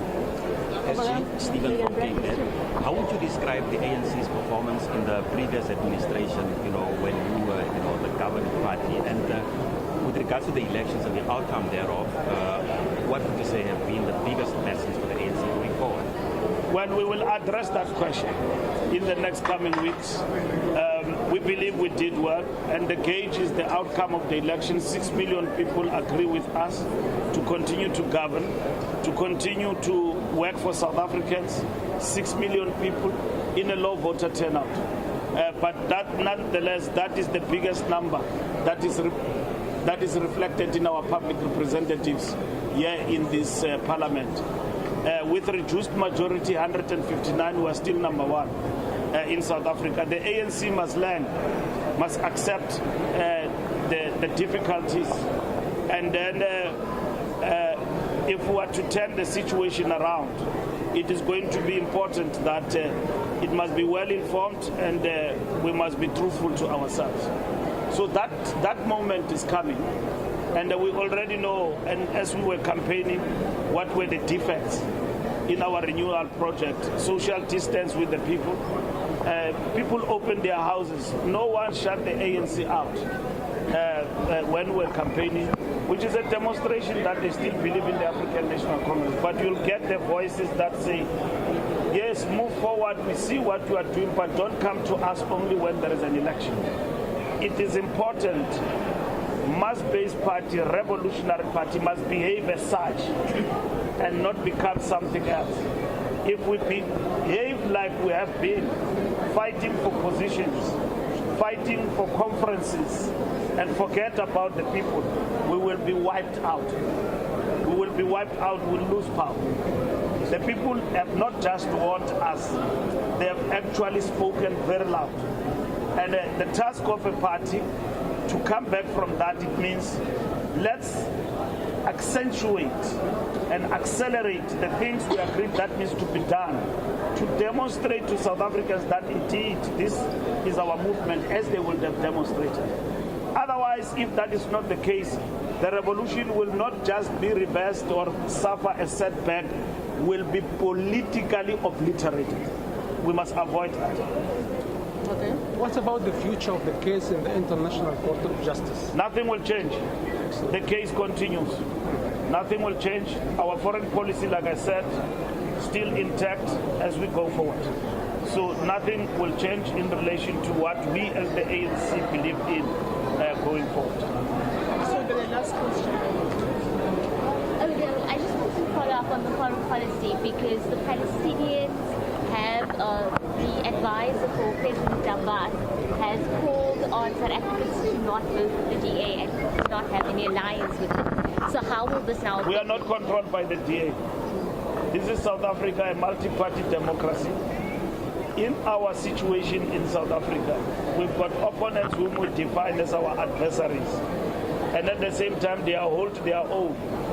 You know, the spirit of our constitution, our democracy, allows political parties to express themselves. We appreciate the support we got from the Muslim community, and at the same time, because of the work that we have done, that will continue to do to solidarize with the people of Palestine. It was not an election stance. It did not start with us. It started with Mandela. It started with Oliver Tambo. It started with Albert Lutuli. It started a long time ago. It is who we are. We are not free unless others are free and they're fighting for their own freedom and their own self-determination. This is who we are. We are the African National Congress. You can't take that away from us. So when people are facing challenges elsewhere in the world, like we too faced those challenges in South Africa, and then they went to the UN and they said that apartheid must be declared a crime against humanity. We cannot, when we are free, not use that status to fight for the liberation of others. The people of Western Sahara, the people of Palestine, the embargo against the people of Cuba will become and will always be part and parcel of the ANC agenda going forward. Nothing will change with regard to that. Thank you very much. Thank you very much. SG, my Thank you. Thank you. Ooh, can you give us a cable? Yes. That's not... Put it down. Wait, I'm in the middle of all these cables. Thank you for stepping in. Oh, I was dying here. Which one is yours? I don't even know. EWN. So there's a major tangle here, and I didn't even want to move because I'm in the tangle. This one is out. So here you are.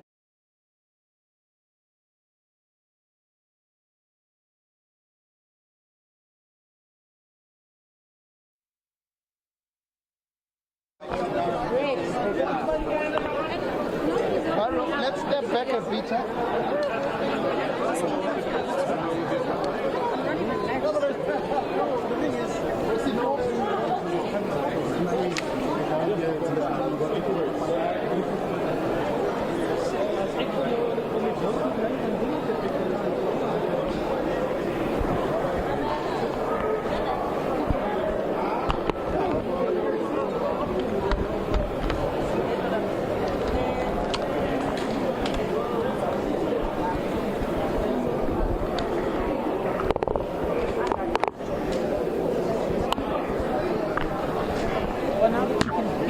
We've shown you where to find the bathrooms at the CTICC. We've just been listening to a briefing by the ANC Secretary General Fikile Mbalula, as other political parties have been doing as well today, stating their positions, especially on the issue of a government of national unity. Mbalula says what they want to do is to develop a national social compact to basically meet the goals of the National Development Plan. They've formally gone into the signing of this statement of intent with the DA, and they want to do that with all other political parties who are interested in the plan. They have formed, so far, the ANC, a government in 6 provinces where they managed to get a majority. They've got these 2 significant coalitions this afternoon. One formed in Gauteng, where they've been able to hold on to Gauteng through a coalition.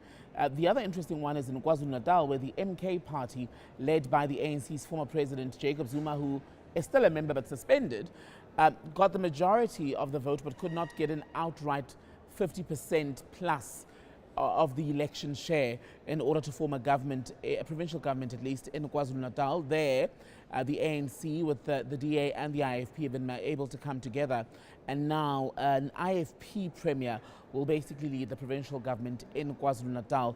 Bring in once again Sanusha Naidu. Sanusha, as we sit here today, let's talk about the issue of KwaZulu-Natal. But as we talk about KwaZulu-Natal, I'm interested in the story of the IFP in this election. They've emerged as possibly one of the biggest winners, have they not? Yeah, I mean, since 2019, they've kind of reconfigured themselves in terms of the electoral footprint. I mean, without the IFP, even in Gauteng to a certain degree, as well as nationally, the ANC-DA coalition does have that final kind of over 60% of the vote, of the seats in the National Assembly. I think in KwaZulu-Natal, they've come out quite strongly, and so for them to be able to get their candidate to be re-elected as Speaker of the provincial legislature, it was a bit of a tough one there, but nevertheless they got the Speaker re-elected. And of course the other thing that's interesting is the Premier candidate. I think what's going to be interesting for me from a watching brief perspective on KZN is, yes, everything is now about focusing on who gets the province. Should the MK be governing, because they got 45% of the vote in the province, and of course that equates to 37 seats, despite the fact that we heard on social media that 38 people rocked up to the provincial legislature. But I think what it does tell us right now is the IFP and the MK party kind of share a similar identity around the KZN context. You know, they're very traditional. They have that link to the king, to the AmaZulu nation. It's very much that kind of architecture and that context. Does the IFP feel as if they're in this province where the MK does have this kind of bigger chunk of the electoral footprint, particularly in the eThekwini, but also more outside of the eThekwini? Do they feel comfortable with the MK in that party? And so, what will some of the considerations they would have looked at in understanding why they went into the GNU, why they supported the GNU? And I think the bigger challenge for the IFP was not to get subsumed by the MK party in many ways, particularly around identity. To stay above water. And basically to stay above, but also not to allow the MK party to almost take over that kind of architecture that the IFP has. Because remember, the IFP was very much that party in '94 that the MK is today. And for the IFP, it's also significant because this is their first election without their late leader. I think he was President Emeritus when he passed, Prince Mangosuthu Buthelezi, right? They've not had a roaring success just in terms of numbers, but how they've been able to leverage their support has been quite something. How does that stand them in terms of longevity in a post-Buthelezi era? And I wonder what the personal political implications are for someone like Velenkosini Shabisa, who for the longest time was seen as still in the shadow of a former president who was, for all intents and purposes, the brand. Yeah. And I think, you know, to add to what you're saying, Thembekile, the other issue is that they used the brand to actually define their campaign. Because his face was also still on the ballot. On the and as well as, I think, the posters. So it's an interesting one because they share similar traits with the MK around traditional authority, around the question of the centrality of the AmaZulu kingdom, and that kind of engagement. And the traditional prime minister comes out of the IFP. It's a tradition, and that was what the former leader, Prince Mangosuthu Buthelezi, was. He was always that advisor to the king, and he played a very critical role. The question would be, what does the IFP do in the next local government election? If they're able to stabilize KZN, and that's the other issue we have to think about, is KZN is the problem child in all of this right now, and it will remain the problem child in all of this until you have to resolve these issues about MK and what happens and where it's going. Julius Malema said, in fact, I mean, it's now come to pass. He said if they were able to cobble together this arrangement that ultimately meant the MK, even though it got the most votes, is not able to form a government in KwaZulu-Natal, that would be provocation Will anything come from that, do you think? Well, I think it's still very much a province that's sitting on a kind of simmering, a bubbling of issues, because now we're not sure what will happen as we are waiting for the votes to be counted so we know who is going to be the Speaker of the National Assembly. The next step for the provincial legislature is the election of the premier candidate. The MK is not going to be there just saying, okay, we lost Speaker, now let's just give up and go home. They're going to fight and make sure that they get what they want out of this. And if it means taking it on in a way that you destabilize it, you disrupt it. I mean, people were calling the MK party disruptor. But however, having said that, both the IFP and the MK have to deal with their internal issues. Let's circle back quickly because we're going to, I think, close it for this hour. Just as Sanusha was saying, by the way, for those of you who may have just tuned in recently, what we're waiting for at the moment is the result from voting here at the CTICC for a Speaker of the National Assembly. The two candidates, the nominees, are the ANC's Toko Titiza as well as the EFF's Veronica Mende. So once that vote is in, we'll bring it to you here at EWN. But I want to talk about Mbalula and this ANC briefing, an impromptu one here at the CTICC. One of the things that he spoke about, was asked about, in fact, is how the ANC is going to navigate issues around, excuse me, party identity, party positions, even around what the parties that are formally in the opposition, the DA, for example, were pursuing questions around the Pala farm allegations around President Cyril Ramaphosa, allegations of money laundering and his alleged involvement in efforts to conceal a crime there. That's going to be revisited this year. And Mbalula, in response, Sanusha was saying, well, the GNU does not mean that the members lose their individual party identity. No. But now, how do you navigate that as a GNU member when ultimately the person you're going for is the leader of the largest member of the GNU? The challenge is inherent, because the inherent issue there is you have to if there's issues that you're coming at it from different perspectives, and that's what Mbalula said, that we will not agree on BEE, we have our different perspectives. So you're keeping that kind of agree to disagree kind of thing. The point is that you have to negotiate everything. And that becomes frustrating because everything will be a negotiating platform. And I'm not sure whether you can find common ground on issues. So you'll have to probably find that within the space you have to start compromising. But in managing those compromises, can the compromises be navigated without it becoming, and this was a critique of the Ramaphosa administration, even in its first term, that they suffer from analysis paralysis, where he deliberates to a fault? Well, does this GNU then mitigate that risk going forward? Does it mean that now you can't do that kind of consultation constantly? I don't know. I mean, we've never been here before, so we have to watch to see how it goes forward. I think the challenge for this GNU is really that it will have to be constantly working on a treadmill, constantly running, constantly going on the incline and the decline and whatever else you're going to do to keep your heart rate at that level that's stable. So I think the challenge right now for the GNU is you got through the first phase and you can probably just have an aha moment now, but the next phase is the policy. It's the policy issues, it's the cabinet Lekgotla, it's the institution of the cabinet, and then how do you navigate the policy. I think one of the things that caught my attention in there is that question of what does sufficient consensus mean. But on foreign policy, which is just one paragraph, and we've never spoken about foreign policy in all of the 14 days because we talked about it very tangentially as something that's just there on the periphery. Right, there is the issue of what's happening in Gaza at the moment. I think Israel simply not going to stop. But I think this is where the DA will probably remain and not come out too strongly, because the paragraph on foreign policy is the paragraph that the ANC subscribes to in terms of how it looks at its value proposition. Yes, because the ANC has been very clear on this, that it stands in solidarity with the people of Gaza, broader Palestine, correct? It's even gone to the International Court of Justice to fight the case that Israel is committing, allegedly, genocidal acts against Palestinians in Gaza. The DA does not want to wade into this, does not align with that position.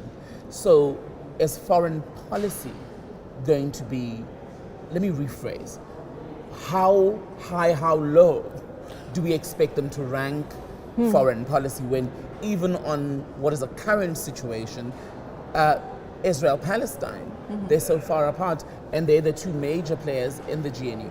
Well, I would actually take a slightly different take on this. I actually think that the DA will not come out in the way that it has come out previously. In fact, look at them in the run-up to this election. Look at their election campaigning, wherever they were going. They kind of never went there on Gaza, on the ICJ. And I think this time around, the ICJ is... They're sort of stuck to the both sides argument. Yeah, but the issue right now is the world is in an international humanitarian crisis. What you're seeing is not only about Gaza. We haven't spoken about Sudan. We haven't spoken about the famine. We haven't spoken about those things. It's about the international system that needs to be reconfigured. So international law and the multilateralism and the reform of the global governance agenda are very much the ANC stuff. The DA will not go, I don't think they will go beyond that and say, well, we don't disagree with it. I think there's an implicit agreement that this is where we are. But where they're going to be interesting is on the type of economic arrangement that impacts on your foreign direct investment. Lastly, Sanusha, does the local voter care about international relations, foreign policy? I think they care from an empathetic perspective. They care from a level of this is not what the world should be, a humanitarian perspective, but they want to also know how do their lives improve as well. Sanusha Naidu, let me thank you for now. I want to show you some pictures from the halls of the Cape Town International Convention Centre, the venue for the first sitting of the National Assembly today. All members now sworn in, except those from the Umkhonto weSizwe party. They've stayed away because they're still alleging irregularities in the recent election. But everyone else, for all intents and purposes, sworn in. We're waiting for the result for the vote for Speaker. What you're seeing now is media and the politicians speaking, people grabbing interviews where they can. I see Patricia DeLille there. It'll be interesting to see if in this GNU the ANC will bring her back, perhaps still as a member of cabinet or elsewhere. And speaking of the ANC, we're joined by Mdumiseni Ntuli, the man who the party has confirmed will be its chief whip as Parliament begins its term now. A very good afternoon to you, sir. Thank you for joining us. Thank you very much. Chief whip, how do you look to make your mark in that role? Well, firstly, I think one has to say I'm very, very humbled by the decision taken by the National Executive Committee of the ANC. This is a very, very tough job under the circumstances, given the fact that for the first time since 1994, the ANC is without a 50% plus one majority. I was going to say you couldn't have come in at a worse time. So it's going to be a very difficult task, but looking at the composition of our team, the MPs, the combination of experience, the new ones with energy, one is very confident that we're going to do very well. So what will you do to sort of hold things together? Because a lot of what you're going to have to do ultimately is, yes, lead the caucus, but you're going to have to manage relationships a lot more. Certainly, it's going to be very strategic for me as a chief whip to build relations between the ANC and the parties who are involved in the GNU, but equally with the parties that may not be involved in the GNU, but who are represented in Parliament, because we have to find a way in which we can define what we call a national agenda and have all of us being loyal to that agenda, irrespective of where we stand ideologically and there's different political parties.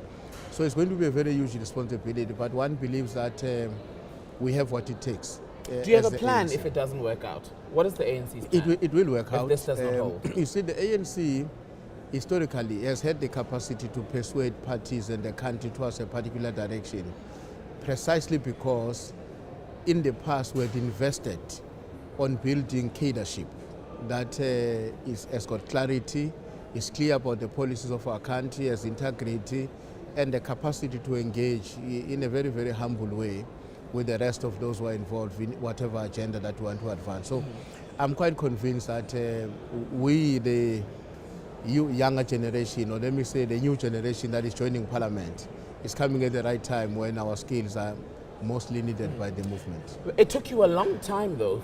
This agreement with the DA, I mean, they're the only ones now who've gone into this, the signing of the statement of intent. They say it's phase one of the longer term relationship. Sure. Why was there still toing and froing this morning? Because at some point we were hearing here in the halls that there was one paragraph that was holding up the signing. Well, it's in the nature of engagements. When organizations that historically have not worked together are brought together by a particular circumstances, there will always be either suspicions or doubt about each other's loyalty on what we've defined as a common program of action. Who was doubting this So morning? the details around the formulation on some of the clauses. I mean, we produced the statement of intent as a leader of the GNU concept. We sold it to all parties, and of course, there was a back and forth from some of the parties who were making certain interventions and proposing amendments. And we know the amendment can sometimes be a comma or a "the" on a sentence. But what was it this time? What did you have in the original draft that had to be changed ultimately to get the DA to sign this afternoon? Look, the debate between ourselves and the DA, for instance, was about the mechanism that must be put in place to resolve deadlocks. In an event where something that is going to do with what is called sufficient consensus. What will happen in an event where there are divergence of views around a certain policy formulation? And the DA's approach earlier on was that the big parties must find a way to reach a consensus, because in any case, we are the two big parties represented in the legislature. Our view as the ANC was that, yes, of course, important that the big parties must find consensus, but it must equally ensure that everybody else, irrespective of how many seats they occupy in the legislature, have a possibility to be consulted and to agree. Who gets the final word, though? In those moments of deadlock, who gets the final word? Because you can only negotiate up to a point. At some point, a decision has to be made. The majority of the parties who are involved in the GNU, irrespective of their size, will have to find a mechanism through which they reach consensus. What is majority? For example, let's say if on your numbers, right? Yeah. If the ANC gets, you've got 40, let's say 40% of the national vote. That's correct. Are those the numbers you're using where you're saying, No, I'm saying, we come in with the 40, therefore we counter that, or is it a show of hands in this meeting? Who agrees, who disagrees? Remember, the GNU is going to be made up of various parties. And our attitude as the ANC is that each party's presence and worth in the GNU must be on the basis of them as a party having agreed to join the GNU. One party, one vote? As opposed to the size that you represent in the legislature. Obviously, the size is still going to be important. It matters, but we don't want it to override the general principle that these are parties who have agreed to come together and work for the success of our country. Okay. I want to talk then about internally, because before this official announcement today that you have agreed with the DA to work together on the GNU, some of your own members were saying, in fact they marched outside the venue of your meeting at Birchwood not too long ago, they felt that would be betrayal, that would be selling out to a party that is so completely different, so alien to your policy positions. How are you going to manage internal unhappiness about working with the DA? Look, initially there was a misunderstanding of what the GNU means or how it's supposed to be constituted. And there were people, including inside the ANC and outside the ANC, who were campaigning very strongly and arguing that this is essentially a grand coalition between the ANC and the Democratic Alliance. When we went to the National Executive Committee to discuss the matter, we agreed unanimously as the NEC that this has got nothing to do with what is called a grand coalition, and it's not in any way a partnership between two organizations, but rather it's an effort on the part of the ANC to bring on board all political parties that share a common view about the need for us to build what is called a government of national unity. So I do think now internally in the ANC, the clarity is now prevailing. You don't expect there to be a revolt? No, I don't think there will be any revolt. I have to let you go because we're hearing the bell being rung because the session is going to resume. But very briefly, talk to me about KZN, because you've managed to cobble together another arrangement there to run the province with the IFP and the DA. Julius Malema last night said any arrangement that would mean the MK, which got the larger chunk of the vote, even though it's not 50+1, would be provocation of the people. Do you worry about backlash or any sort of, I want to phrase this carefully so that we don't put words in people's mouth, any backlash as a result of this government or against the government which you now intend to form there? Well, I hope it doesn't arise, because our view is that we've got to educate the population about a distinction between being a party with a majority in the legislature and the right of legislators to determine their own internal leadership. Because when the legislature convenes, like it has been the case in Pietermaritzburg, they are no longer going to really focus on which party is big, which one is small. They will have to agree as legislators, who do they elect as their speaker, who do they elect as their premier, and that premier will subsequently be required to form government. So our view as the ANC is that we will have to embark on a very massive kind of campaign to educate the population about the distinction between what you acquire when you are elected as a party and how that the rights of members is being exercised internally in the legislature. Let me go back to the issue of the national government quickly. Final question. Some of your people in the GNU have been very clear about what sort of roles, even in cabinet, they want. Gayton McKenzie says, give us home affairs.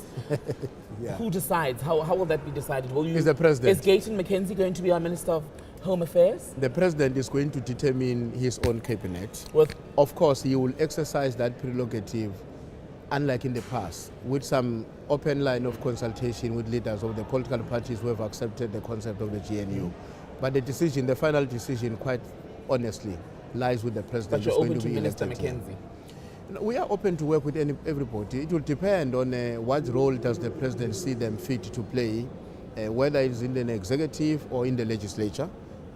But essentially, anyone who's agreeing with the concept and the statement of intent, we are quite comfortable to work with them, both in government as well as in the legislature. Dumiseni Ntuli, I know you have to run. Thank you so much for speaking to us on Eyewitness News. Thanks a lot. We're letting go of Dumiseni Ntuli, the man who will soon become the ANC's chief whip here in the National Assembly, because voting has been done. We're about to learn the result from the vote for a National Assembly speaker. Let's go back to the National Assembly.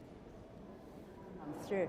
Members are settling down, and hopefully very soon the Chief Justice will make that very anticipated announcement. As you can see those visuals right there, this is one of the most significant proceedings when it comes to the opening of Parliament. Of course, this is the Parliament of the 7th administration, and it is quite important when we're going into this 5-year term to ensure that all proceedings are followed to the T.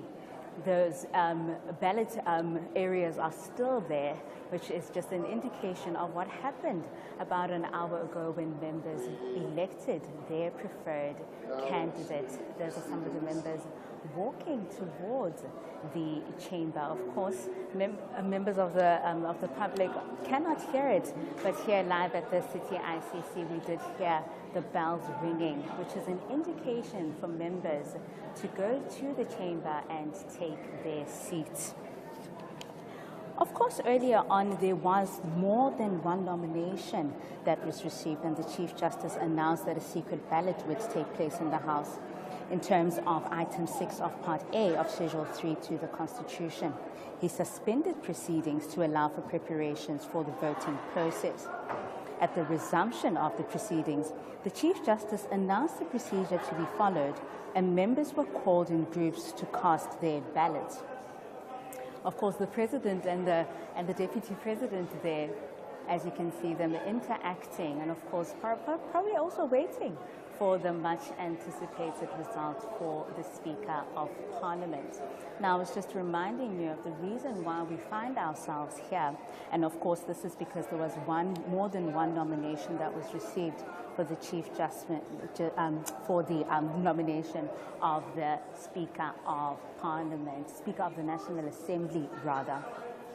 Of course, after the proceedings resumed, the Chief Justice announced the procedure to be followed, and members were called in groups to cast their ballots. The Chief Justice was assisted by returning officers appointed by him, and the election was conducted. Now, we saw here that most of the political parties had an issue with the elections being counted without any party observers, and so the Chief Justice allowed that, and party observers were allowed to sit in while those election counting was going on. Of course, now we are waiting for the Chief Justice to proceed with the resumption of the House, where he will announce the results in in the event of the majority being obtained, and then he will accordingly declare the member concerned as having been duly elected as Speaker. The Chief Justice will then congratulate the newly elected Speaker and call upon the Sergeant at Arms to conduct the Speaker to the Chair. Of course, then the following procedure will then be that the Sergeant of Arms will then enter the House and approach the newly elected Speaker, will bow and will conduct the Speaker to the Chair. The Speaker is given an opportunity to express his or her sense of honour, thus conferred, and thereafter proceeds with the process of the election of the Deputy Speaker. The same procedure for the election of the Speaker is followed by the Speaker when presiding over the election of the Deputy Speaker. Of course, the order of proceedings indicates that right after this, the Deputy Speaker will be up next when it comes to the nominations and elections. Of course, members are probably eager for that process as well. And of course, the proceedings are similar to those of the election of the Speaker of the National Assembly. And let's tune in live.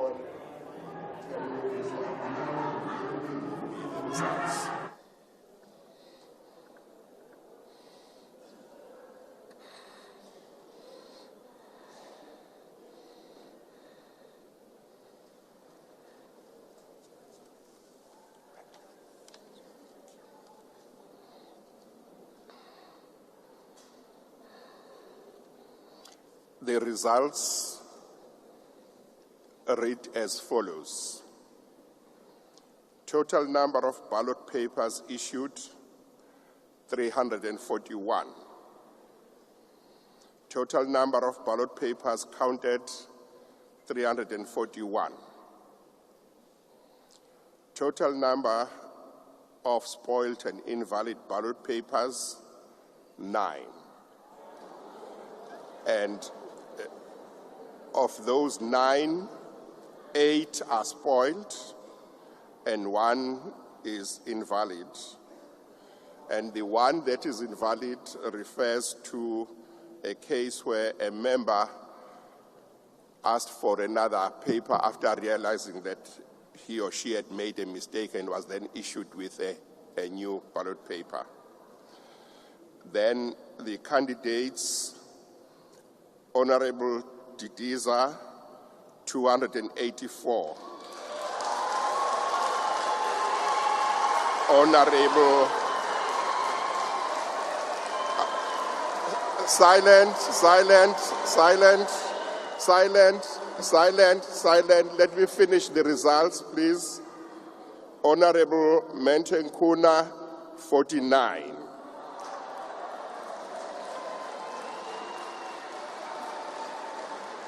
In terms of item 6,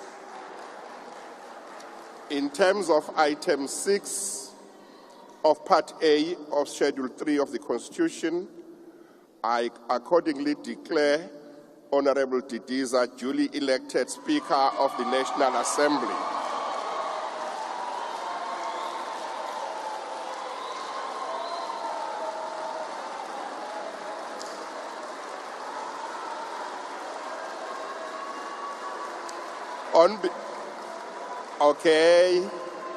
On behalf of all present here, I have the honor of congratulating you on your election as Speaker. I now call upon the Acting Sergeant at Arms to conduct the Honorable Speaker to the Chair.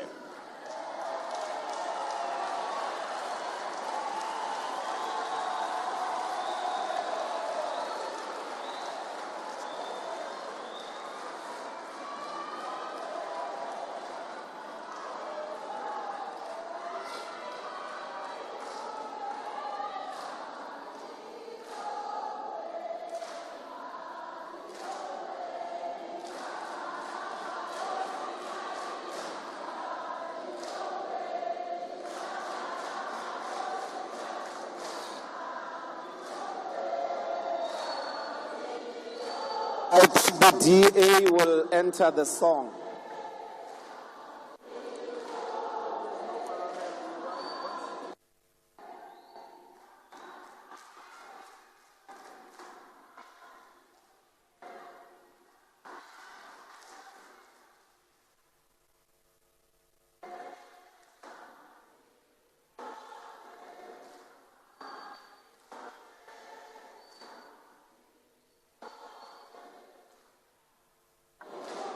Will all members rise, please?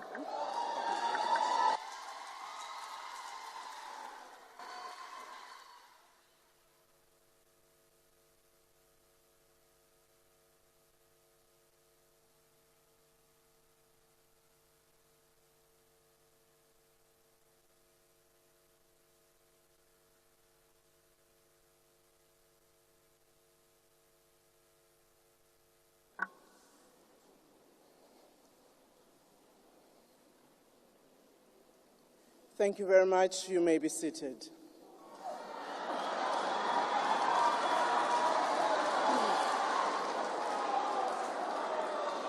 Order, honorable members.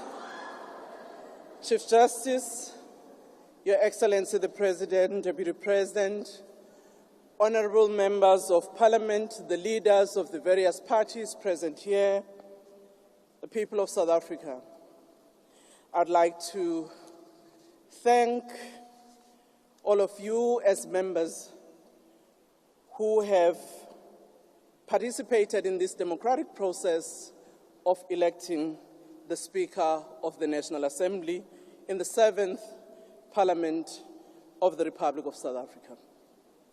I'd like to thank my organization, the African National Congress, for having nominated me to represent them as the movement, but also the people of South Africa, supported by the parties that have voted me. But I also know that the other party that might have nominated a candidate duly supports this nomination.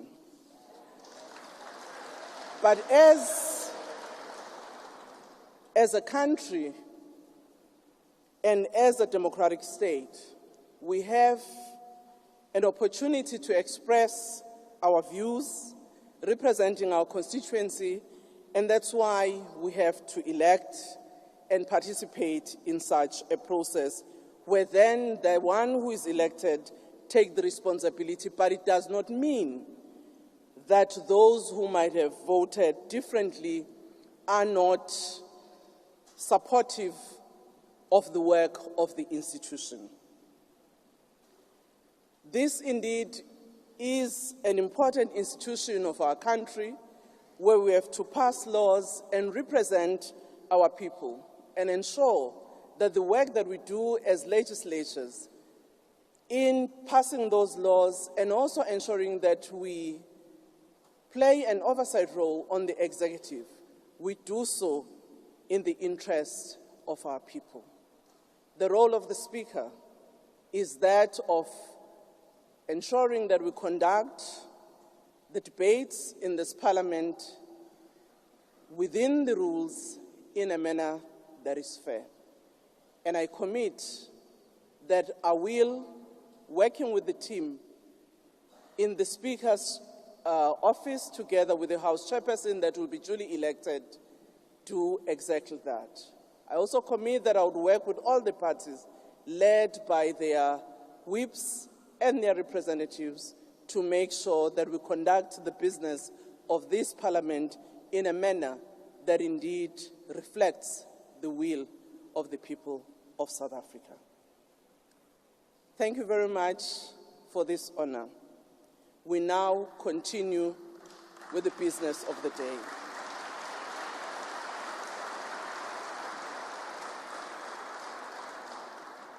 Order, honorable members. The House will proceed with the election of a Deputy Speaker in terms of the procedure set out in Part A of Schedule 3 of the Constitution and in accordance with rules of Chief Justice of the Republic of South Africa.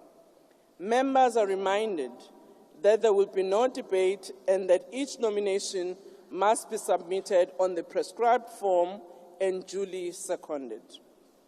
There will now be an opportunity for nomination of candidates for the election as Deputy Speaker of the National Assembly. Speaker. Honourable Member Shibambo. No, thank you very much,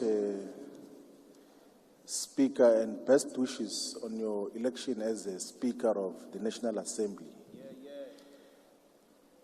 So, I stand myself as Nico Floyd Shibambo to nominate Honorable Vuyeletu Zungula as the Deputy Speaker of the National Assembly.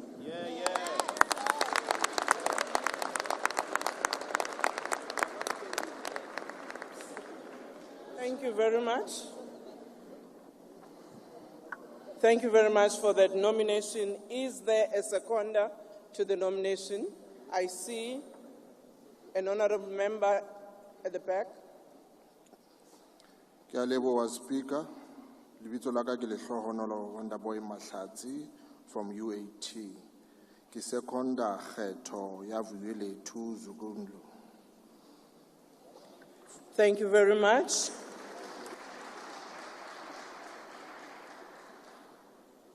May I ask whether the nominee accepts the nomination? Thank you, Speaker. Dingu Vuyeletu Zungula, uDosini, uNoyila, uMqohana. Into ngathi inkosi emntwini kuba inkosi ngokwayo. Ndiyasamkela isiphakamiso. Thank you. Thank you very much. Can the returning officer indicate to me whether the form has been handed over? The nomination form of Honorable Zungula.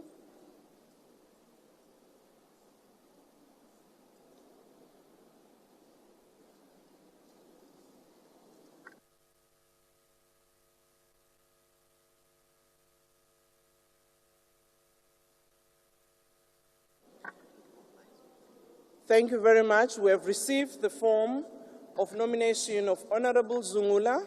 It has been signed accordingly by both the one who nominates and the seconder, as well as the nominee himself. I would like to confirm with Honorable Zungula whether the signature on the form is the one that he acknowledged it's his. Yes, it is. Thank you very much, Honorable Zungula.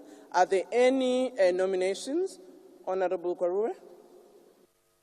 Thank you very much, Speaker, and a huge congratulations on your election. I would like to, as Siviwe Gwachube from the Democratic Alliance, nominate Dr. Annelie Lotriet for the position of the Deputy Speaker, please. There's a doctor in the house.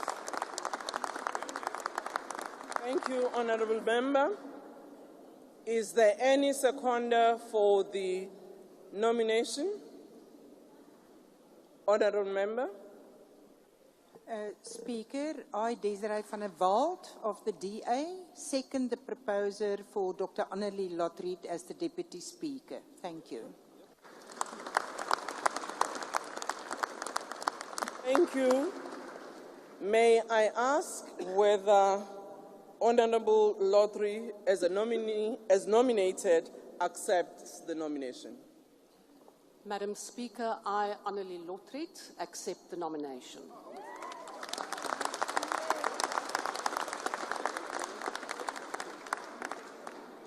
May I check with the returning officer whether the form has been received?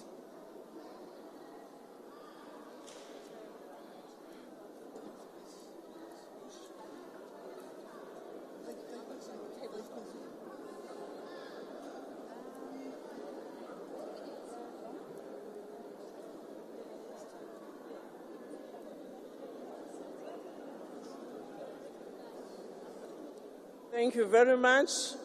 The form has been received. It duly complies. The nominee and the one who seconded, as well as the one who has been nominated, Honorable Lotre, has been signed accordingly. If I may check, Honorable Lotre, whether you can acknowledge that the signature on the form is yours. Honourable Speaker, I confirm the signature on the form is mine. Thank you very much. We have got 2 candidates for now. Are there any nominations from the floor?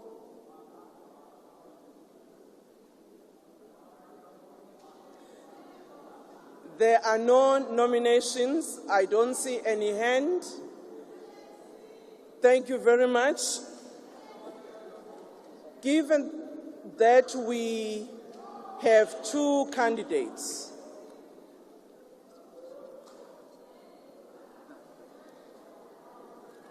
a secret ballot will take place in terms of item 6 of Part A of Schedule 3 to the Constitution. Order, honourable members. I now suspend proceedings to allow the returning officers to prepare ballot papers. We shall resume proceedings when the bells are rung. The madam is in charge. Thank you very much, honourable members. The returning officers will now take the responsibility. Safunda kuni.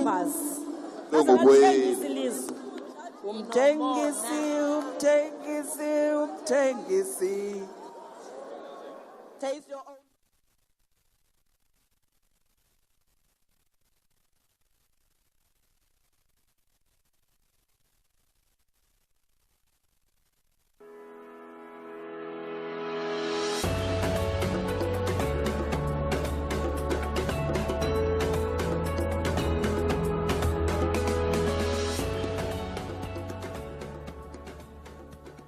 On the election of the new president, His Excellency Cyril Ramaphosa,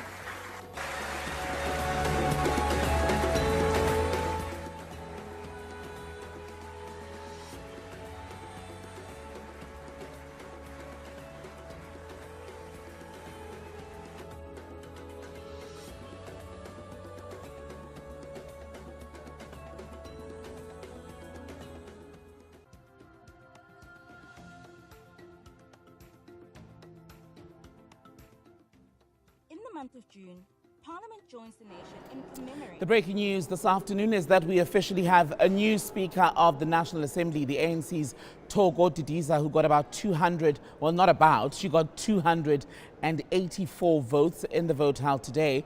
The other candidate or nominee was the EFF's Veronica Mente. She got just about 49 of that vote. 49 votes from the House today. So Togo Didiza, with that 284, is the new Speaker of the National Assembly. She has now taken over the running of the session from the country's Chief Justice, Raymond Zondo. Excuse me, it's been a long day. I'll get my words out eventually. What I'm trying to tell you is this. In the last few minutes, what we witnessed was the nomination of candidates for the role of Deputy Speaker of the National Assembly. 2, Vuyo Zungula, nominated by Floyd Chibambu of the EFF. Vuyo Zungula, of course, is leader of the ATM. The other candidate is Anli Lotreet from the Democratic Alliance. She is expected to go through with support from the DA, the ANC and other parties who align themselves with the government of national unity. But that vote is yet to take place. What's going to happen now is that the ballot boxes, if I can call them that, are going to be brought into the chamber. Parliamentary officials will now prepare the room for the vote to happen. Then the votes will be cast, and pretty much what we saw happen with the vote for the Speaker. Then there will be the voting and another break for the counting of the votes, and then we will return for the announcement of the winner, and then we will proceed on to the other vote of the night, which will be the election of a president. Cyril Ramaphosa is who the parties that align themselves with the government of national unity will then support. So, Sanusha, as expected, Togo Didiza has made it through. Absolutely, and I think it's quite an interesting time for us because she's been in, as we mentioned, she's been in this government since '94. She's been in various portfolios, and she brings a sense of calmness. Even when she gave her acceptance speech in thanking the House and in voting for her, she was very magnanimous as well. Also recognizing those that would have actually voted for her opponent. But I think what's interesting is the number 284. We have about 49. Against 49 in favor of the EFF proposed candidate, and then spoiled ballots I think were 8 and 1 invalid. So that gives us a kind of 341 members that are currently here, which we take out the MK 58, which kind of tells you that we're seeing an interesting dynamic.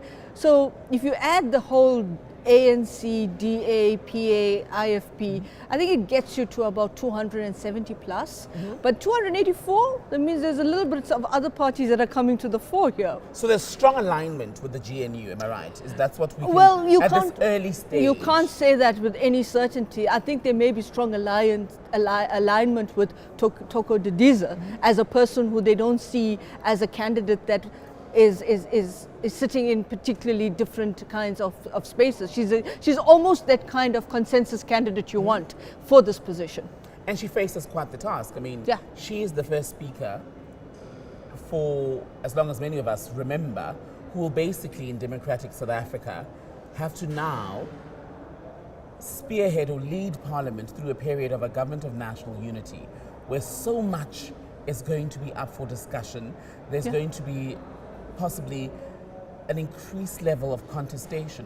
What is she going to need to do to make sure that A, she does not lose control of the House, and B, that the business of the House itself is kept insulated, protected from the politics, which, as we know, from time to time will degenerate? So one thing is, she's been through a journey. She was in the first government of national unity. She's been through this entire journey of this democratic process and where we are now 30 years later. I think the second thing is, the one thing we've seen in terms of this position, particularly after the EFF joined the House, is that they can really get under your skin. And we've seen that with Baleka Mbeki. We see how she used to get really unnerved by the EFF. And I think that's one of the things that we have to think about is how does she manage the House? How does she manage the rules and the interpretation of the parliamentary rules? And we've seen this already start in terms of the idea that you can't have a secret, you can't have the counting outside of the out of the plenary. Then of course there was an interesting deadlock that was broken, and you had party agents overseeing that counting process. I think this is now, she's probably reading that and saying, okay, I need to also be very, not unfair, I think she's already fair with the rules because she's been there. Preside over some sessions before she was then called back to cabinet to become a minister a few years I think ago. what she'll have to manage, and this is another thing, depending on who gets elected as deputy speaker. Who gets elected as deputy speaker is going to be very interesting, because if it is the DA nominated candidate, you have an interesting dynamic between two women that are sitting in a very important position in overseeing the National Assembly. But I think what we can anticipate here is members of Parliament who may not necessarily enjoy that optics that they're looking at every day in terms of race, may start to create that kind of divisive nature and start pushing the boundaries. And we must wait for the MK party to join the National Assembly. When those members join, I wonder how that's going to play out. Do you expect then, Sanusha, by that account, that Anneli Lottridge from the DA, who, based on the numbers, because the voting bloc that got Didiza through is likely going to get her through today, unless there's a massive upset during voting, right? Do you expect that she's going to face more intense scrutiny and perhaps more challenge to her authority, simply because she's a DA member, A, B, she's a middle-aged white woman?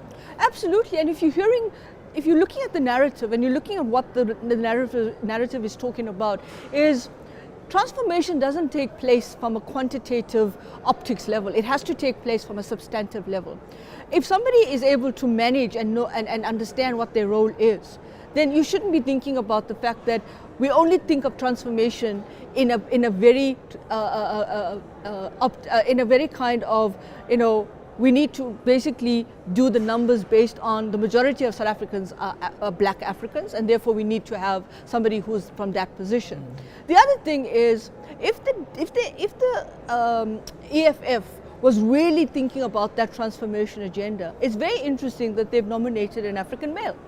And so if they really want to think about taking gender transformation further, because we have less women now in Parliament than previously.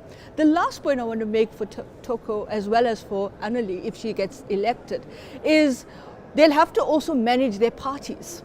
Because remember, one of the things that happened in Parliament is a lot of this was how do you actually draw the line between the separation of powers between the executive and the legislature. But it's also about a separation of power between the party and the legislature. Right. And that's going to be interesting. So will she be kind of caught between those two spaces, both the Speaker and the Deputy Speaker? And what will they find in terms of this intent statement that they sent out earlier about what will be the consensus for Parliament, not only the consensus for the executive?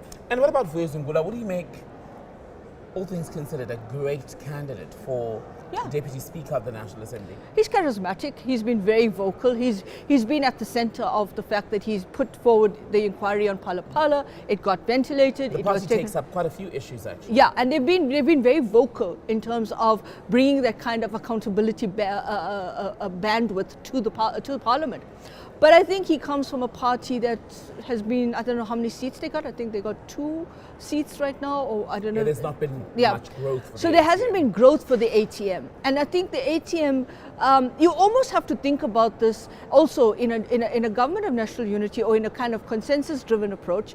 One of the things we use is smaller parties should get a bigger kind of say at the top, because they don't have the traction that they need. Now, is this relevant right now in the context of putting his name forward? It may be useful as a kind of exercise in terms of how do you do this. There's almost an implicit arrangement that we will nominate you because we don't want to put ourselves there as the EFF.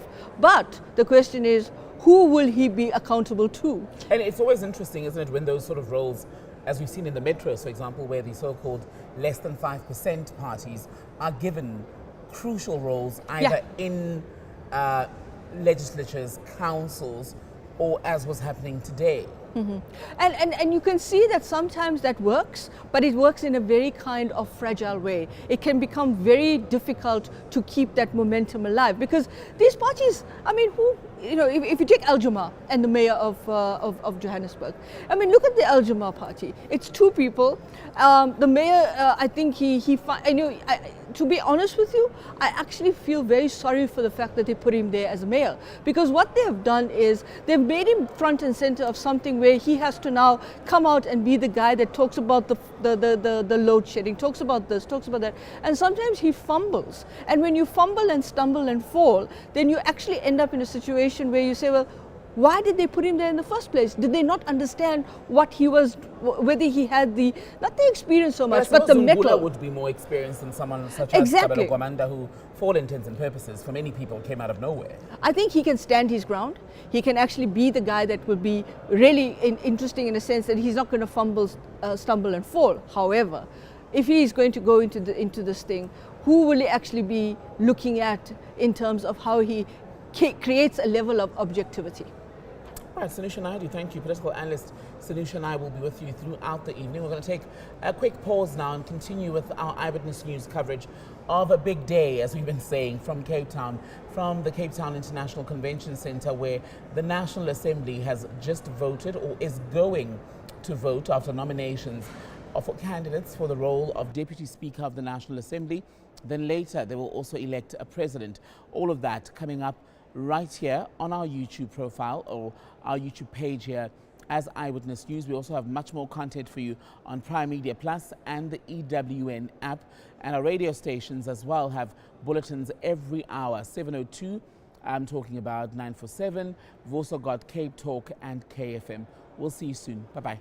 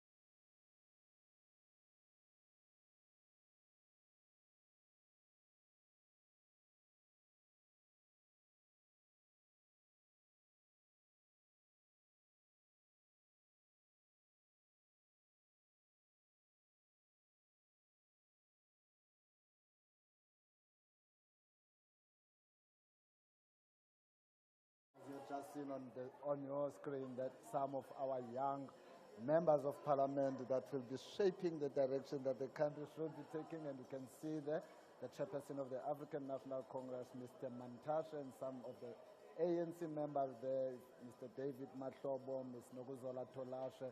I've seen quite a few old members, and though we have a pretty mix, we have a nice mix of members. You have your old members, you have your new members, and amongst the new members, you have younger members as well. And I love how this is just in line with Youth Month and obviously the celebration of Youth Day. Obviously, this is a highlight of the youth of 1976 and their struggles and, of course, their achievements. And this is probably the reason why we have the youth within decision-making, within policy-making processes, such as the National Assembly. And this is a live broadcast of the first sitting of the National Assembly. We've had the Speaker elected, Ms. Thoko Didiza. She is the 5th woman Speaker of the National Assembly. And right now, we are expecting the vote for the Deputy Speaker to kick on as soon as the House resumes.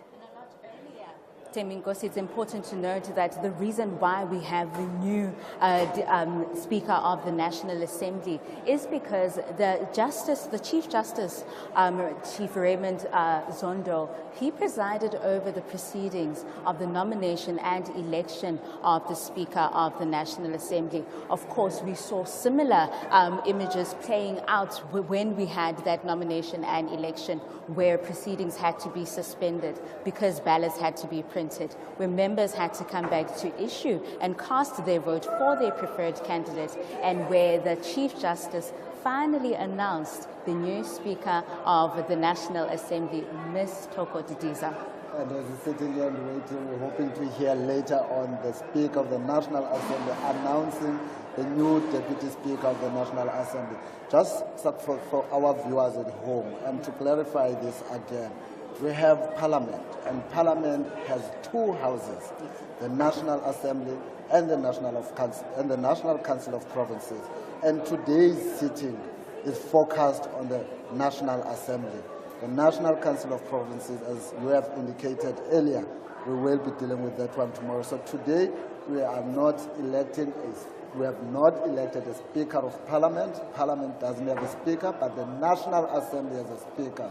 So we've just elected the Speaker of the National Assembly, and now we're awaiting the election of the Deputy Speaker of the National Assembly. Of course, it has been a long day, and members are in the chamber.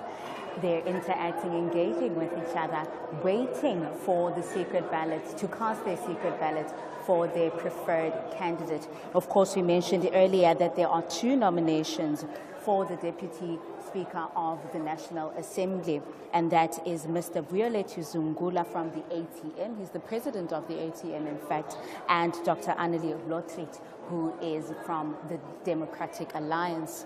And just to remind our viewers that nomination of Violet Zungula came from the Deputy President of the Economic Freedom Fighters, Mr. Floyd Shivambu, and that the nomination of Dr. Annelie Lotriet as the Deputy Speaker of the National Assembly came from the Democratic Alliance benches. So wait to see as soon as the House resumes. As you can see that in your screen there, that the voting booths, they are preparing the voting booths, which are already on the floor. So we are hoping that at any given moment now, the House will resume.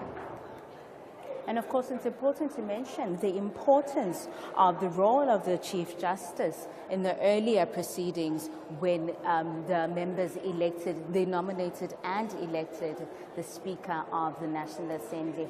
Of course, the new National Speaker of the new Speaker of the National Assembly is the one who presided over the nominations and elections of the Deputy Speaker. Now, talking about the youth and their integration in the National Assembly, let's look at this promotion of Youth Month and the Youth Day that will be celebrated on 16 June 2024.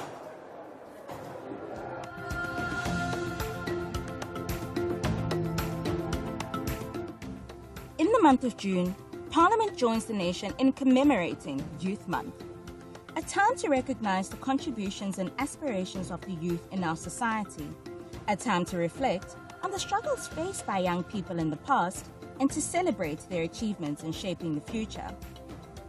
Youth Month holds great significance in South Africa as it marks the anniversary of the student uprising in 1976, when young people took to the streets to protest against the oppressive apartheid education system. Their courage and sacrifice have paved the way for a more inclusive and equitable society. Parliament acknowledges the importance of investing in the youth, as they are the future leaders, innovators, and change makers. It is committed to creating an enabling environment for young people to thrive, providing access to quality education, skills development, and economic opportunities. Through various initiatives and legislation, Parliament aims to address the challenges faced by the youth, such as unemployment, inequality, and limited access to resources. May we please be seated?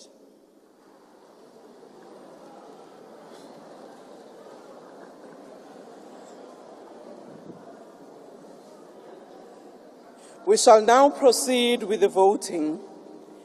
Assistant Returning Officers will now show that the ballot boxes are empty and close them.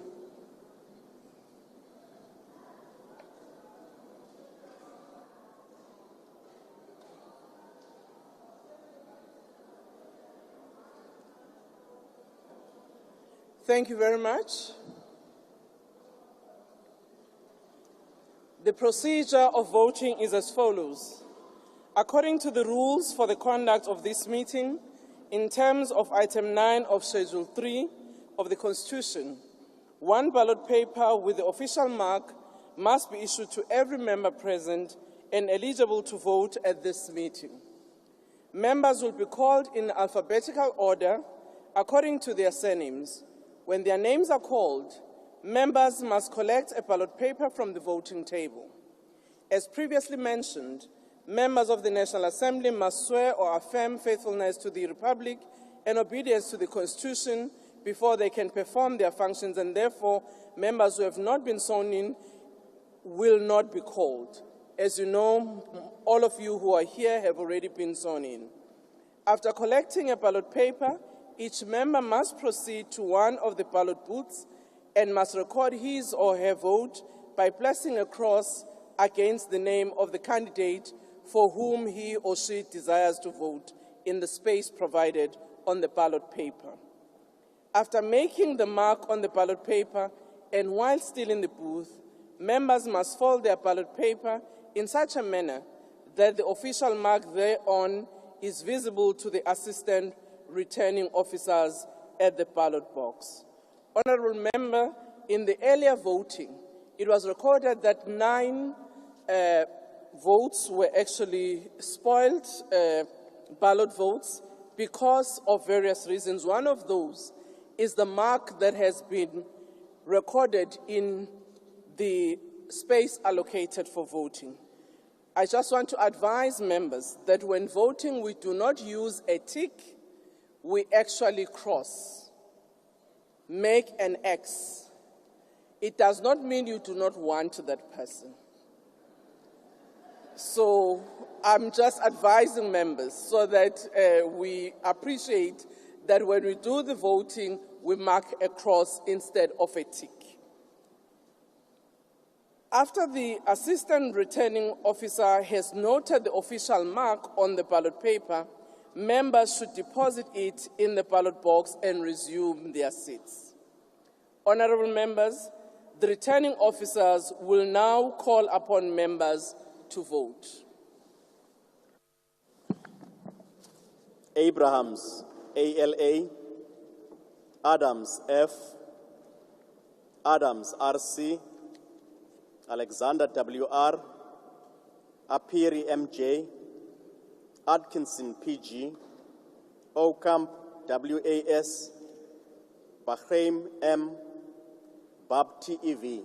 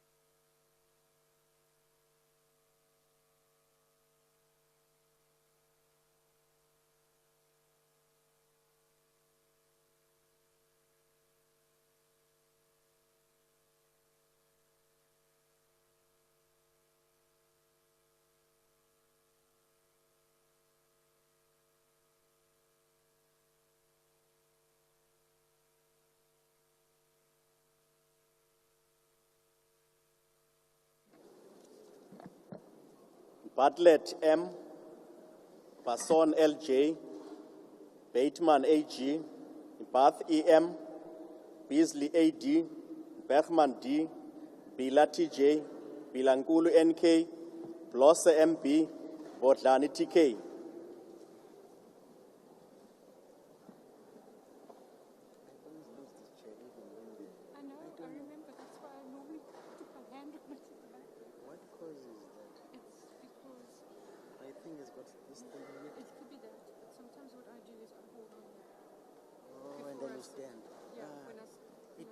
It pushes me back. You get used to it. But it is scary. And it's very I nearly fell at the city hall. When I came back, it was gone.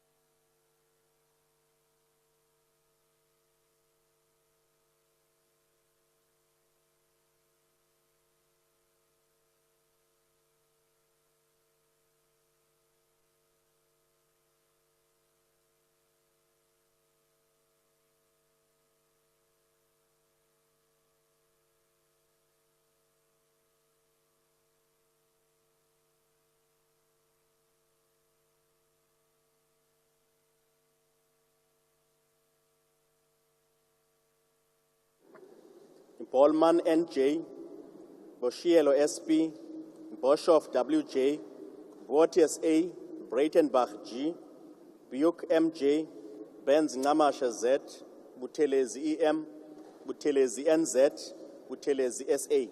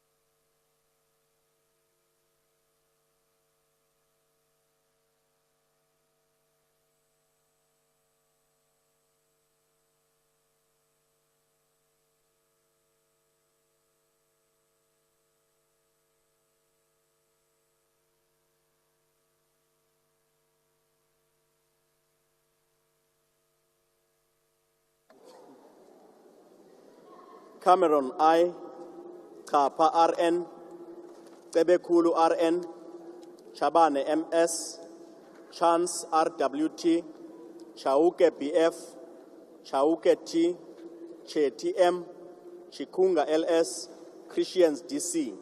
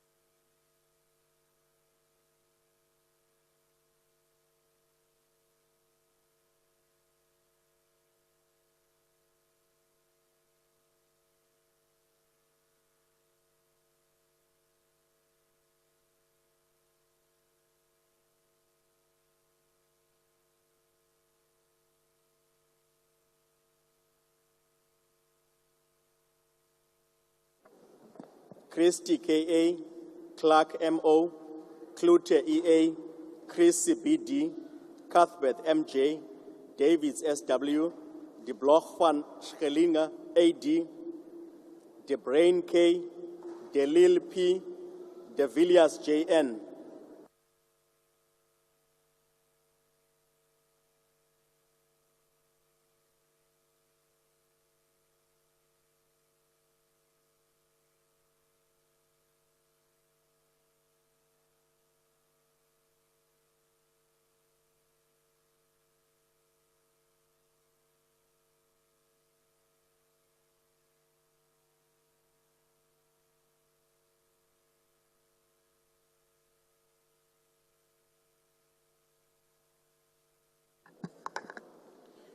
Dena H.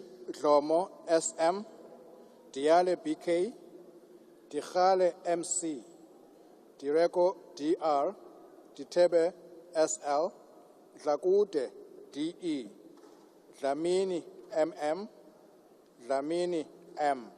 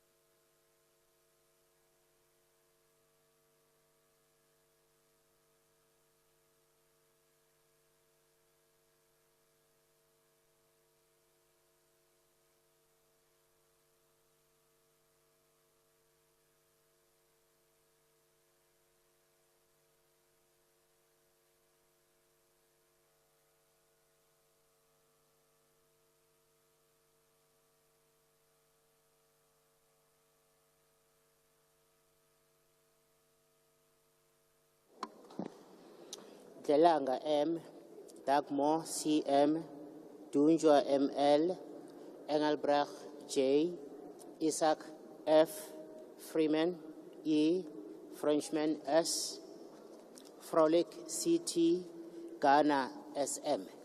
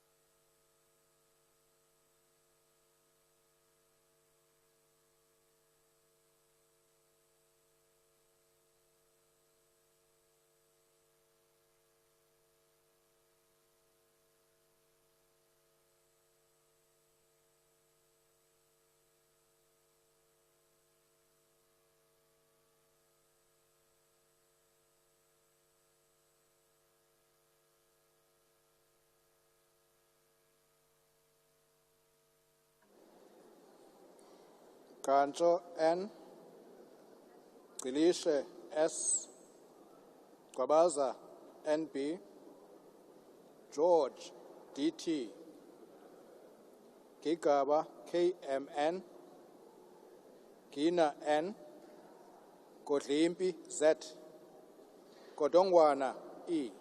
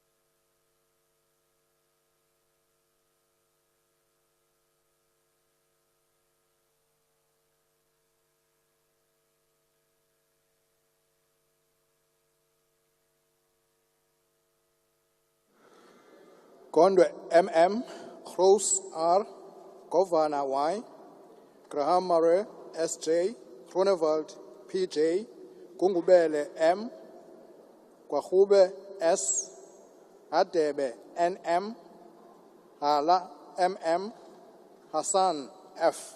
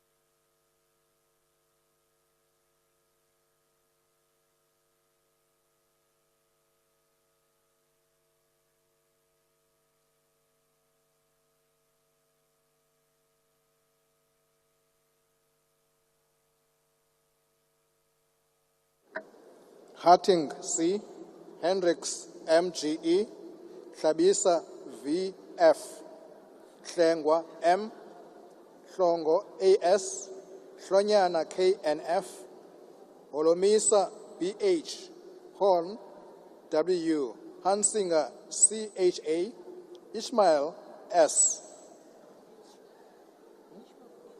H, did I say H? H, Ismail H, sorry.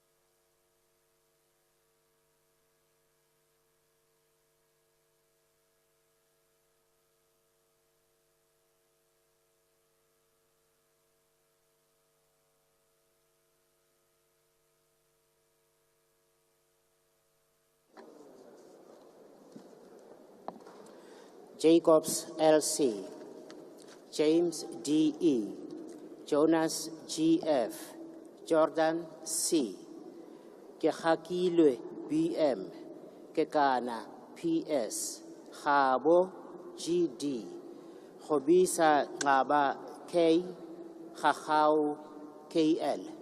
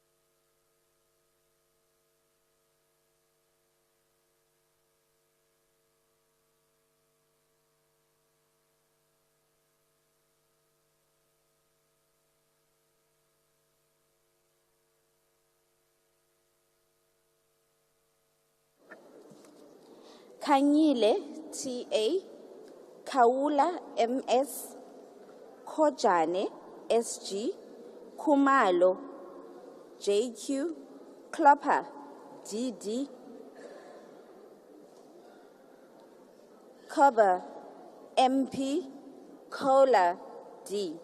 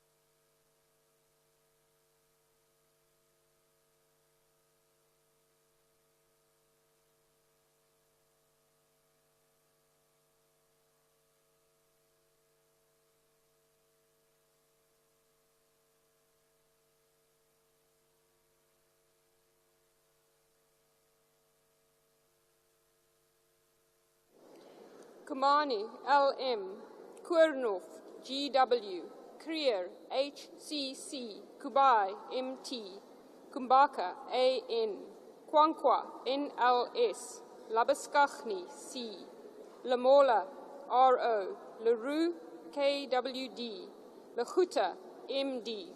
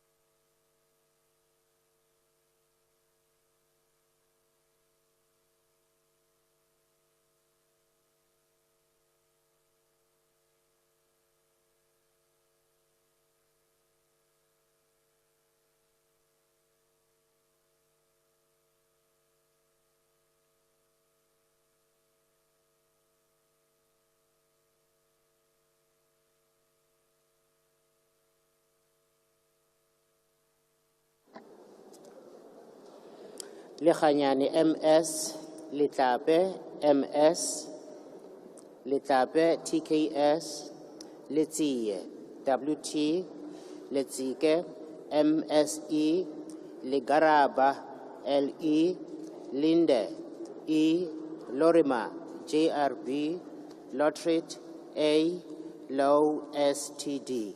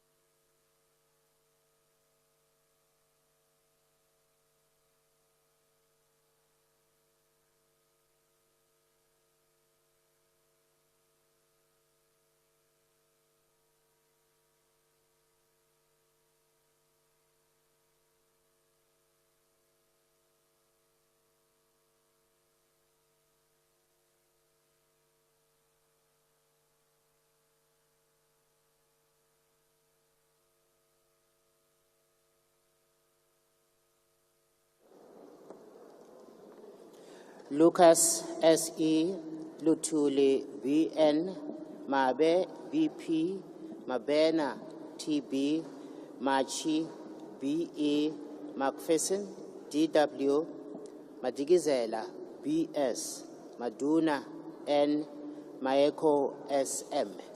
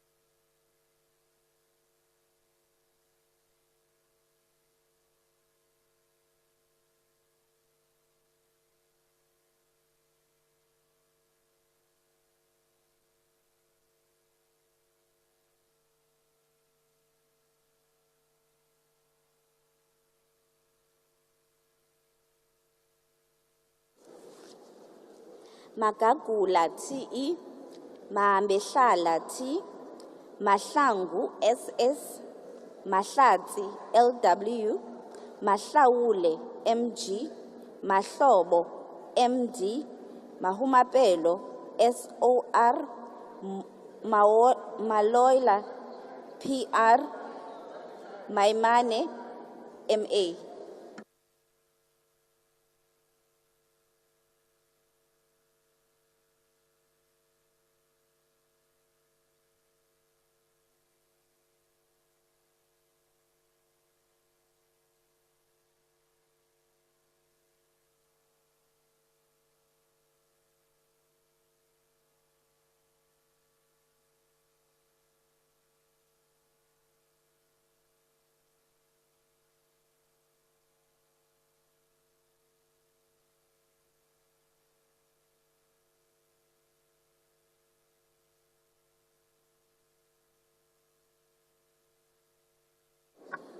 Order, honorable members. Can we converse a bit lower so that you can hear your voices when they are called?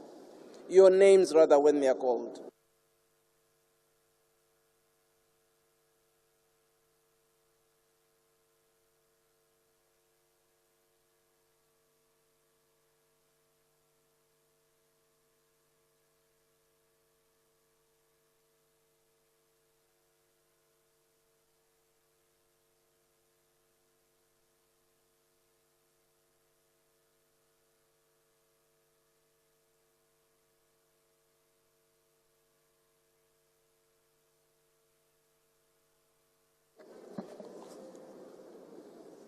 Maimela KJ, Majodina PCP, Majozi Z, Makasi N, Mahato MP, Makubela LS, Malatsi MS, Malema JS, Malimacha CN,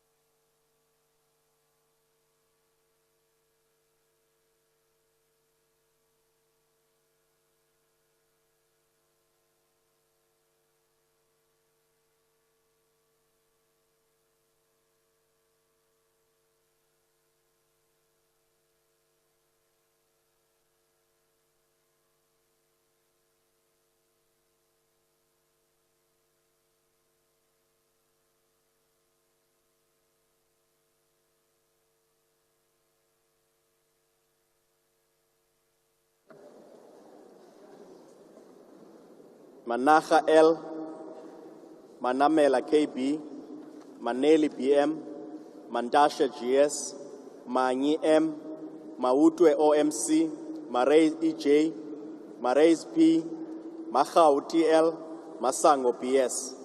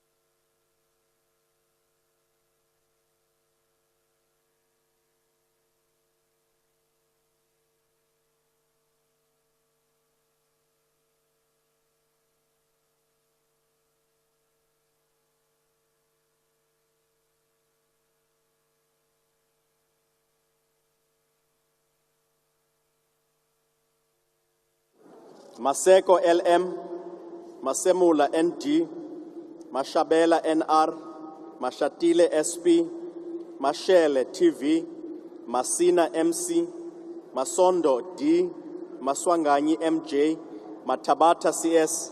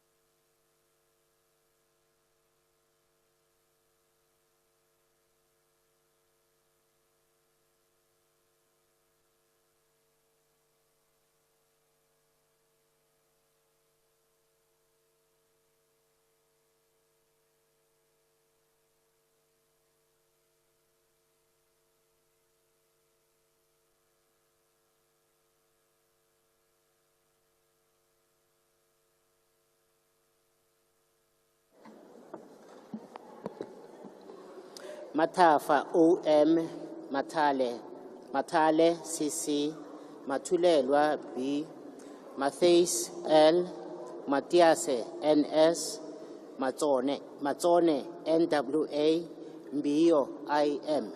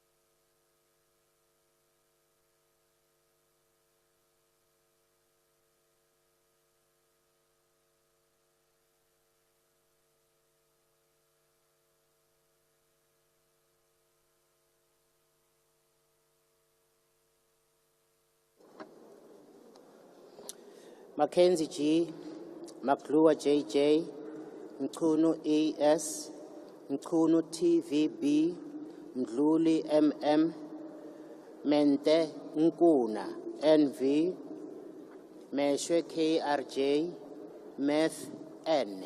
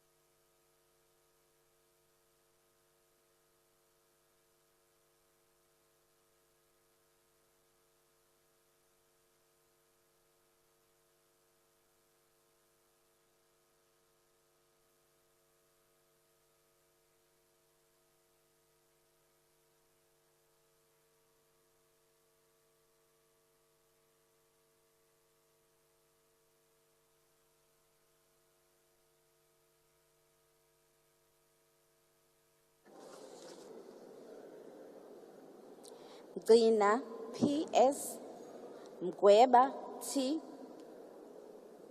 Mahawule, MR, Mhlawuli, NB, Mhlongo, NH, Mikalakis, G, Milham, KJ.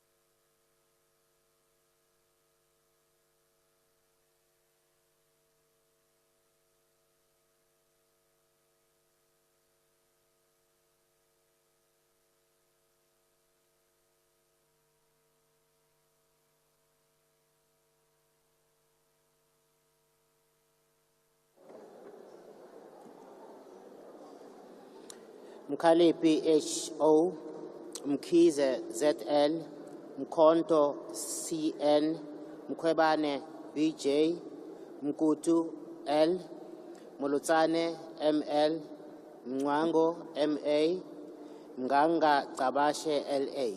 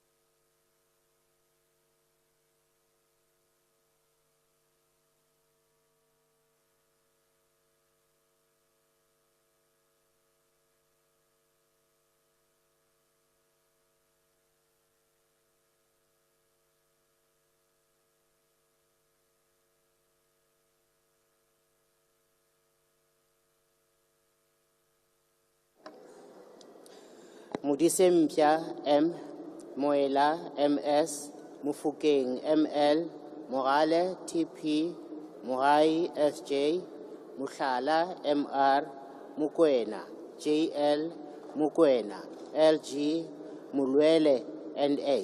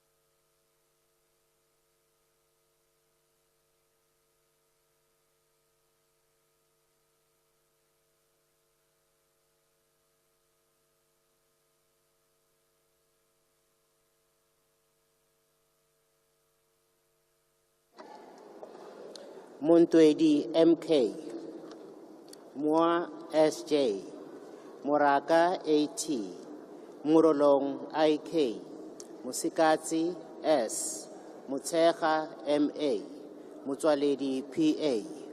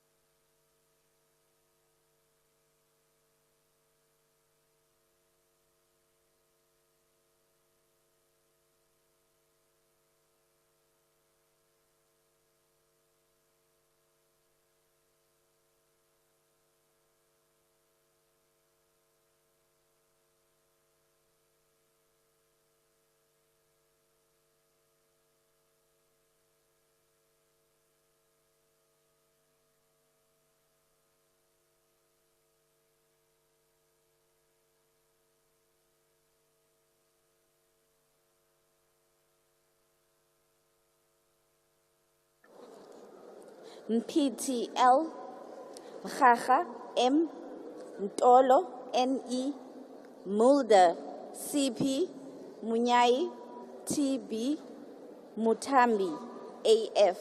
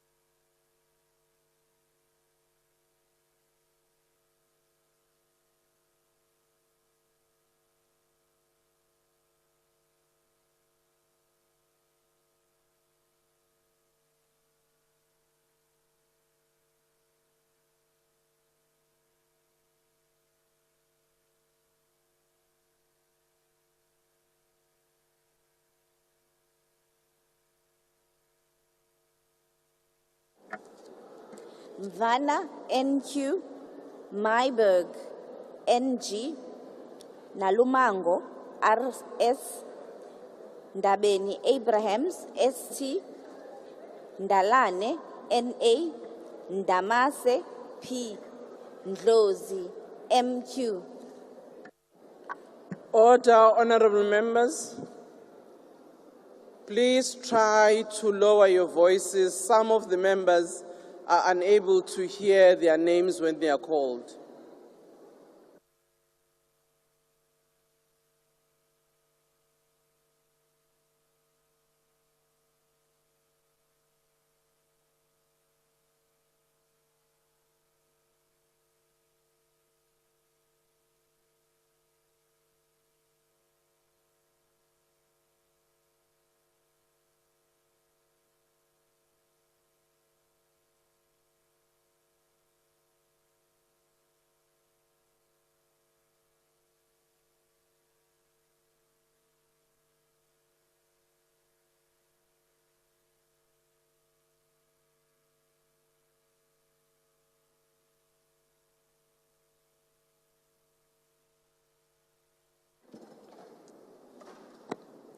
Neil May HE, Nell AC, Nemadzinga Chavalala J, Ngobo SL, Ngobeni LM, Nana ME, Nehas CG, Nkabane NP.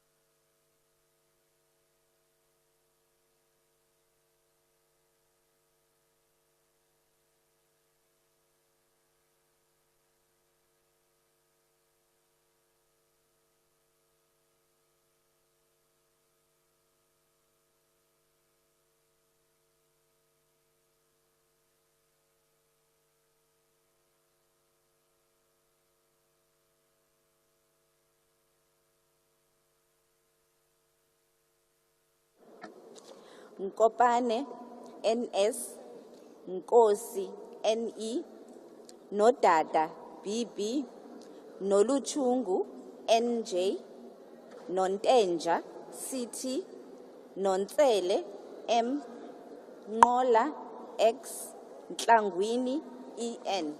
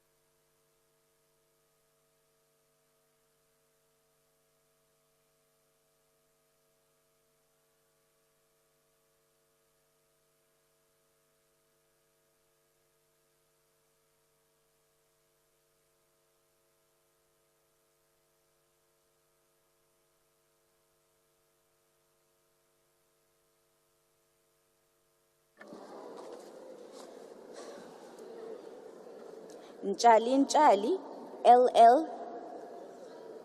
Nchabeni KPS, Ntuli M, Nyonto M, Nzimande BE, Nzuza NB, Pambo V, Peach WD.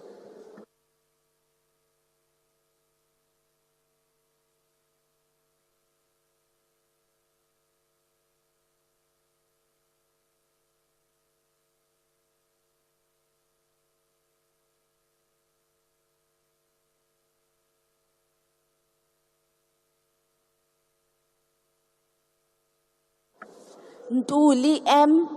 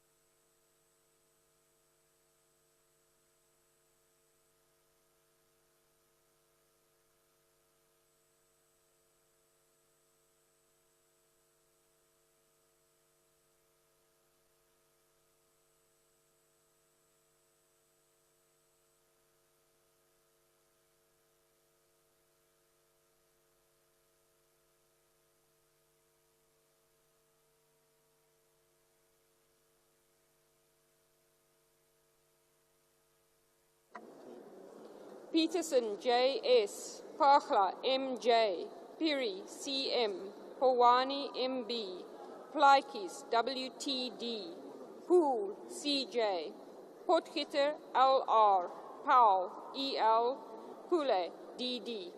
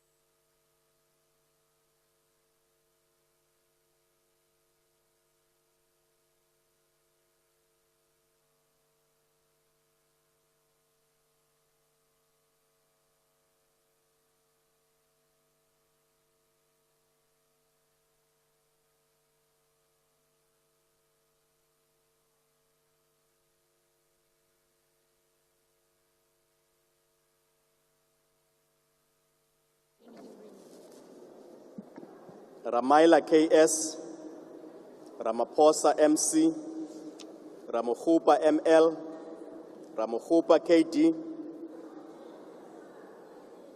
Ramulubeng A, Ramungalo TR, Ruos AC, Rock FC,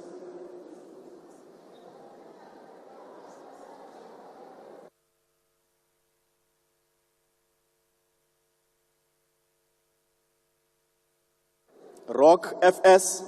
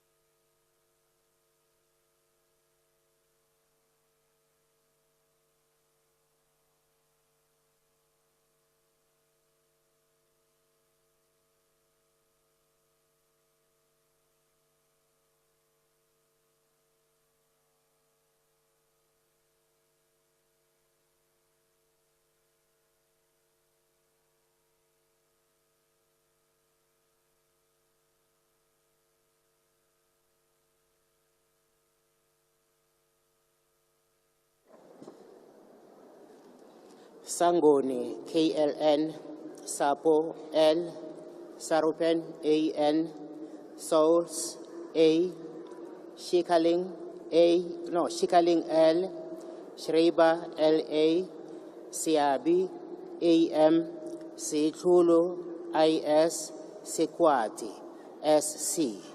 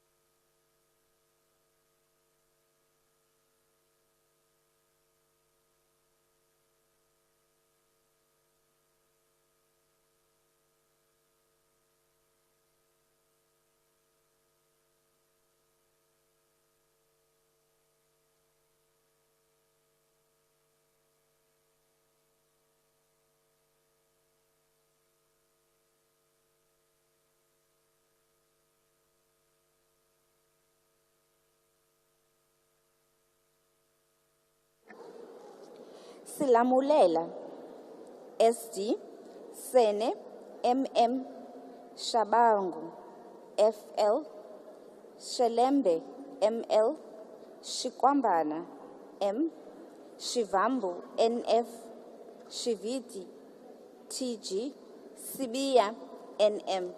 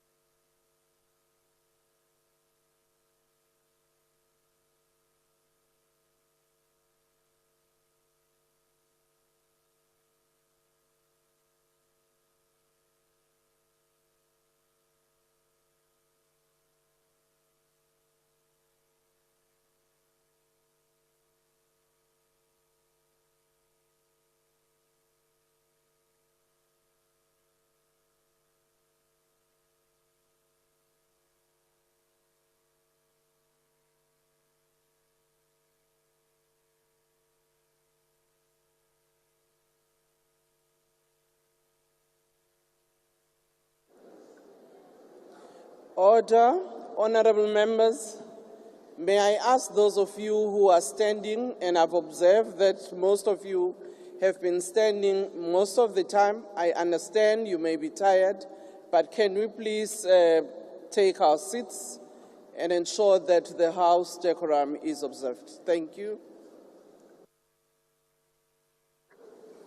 Simelane TP, Singh N, Singh S, Sitole KP, Sitole RJ, Siweya RT, Skosana GJ, Smith CFB, Smith R.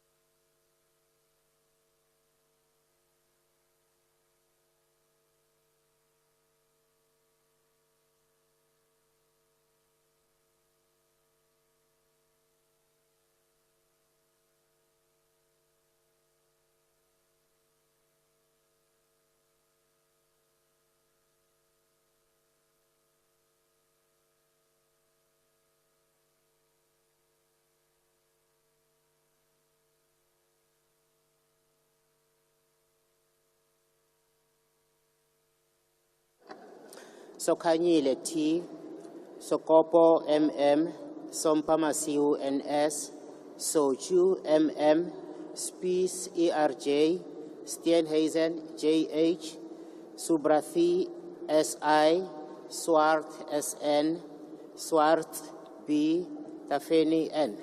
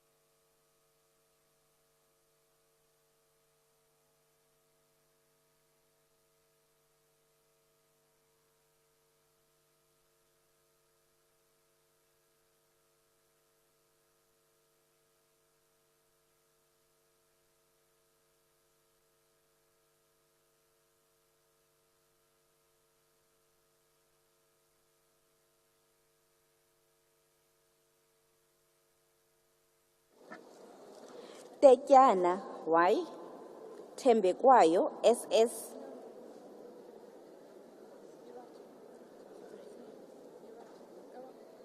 Thring WM, Tikana Qotiwe W, Tito LF, Klong KC, Tolashe NG, Trolip RAP.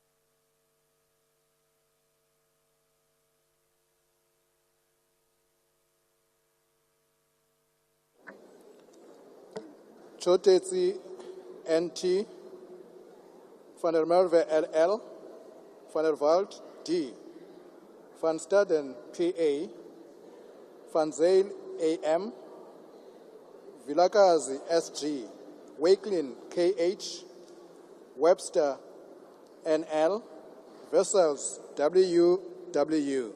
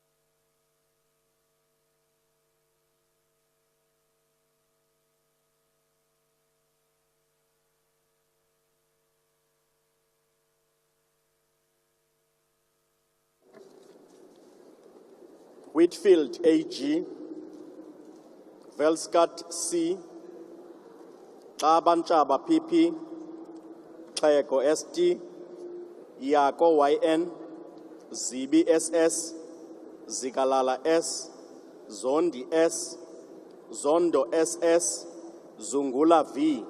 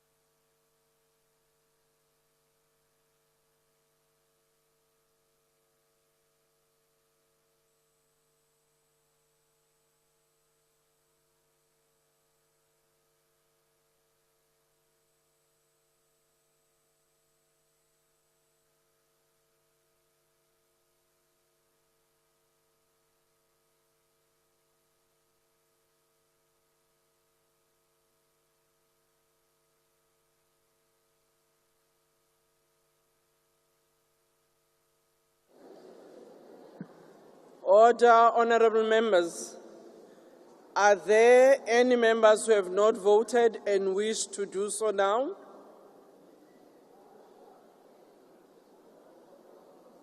If not, the assistant returning officers will close and seal the ballot boxes.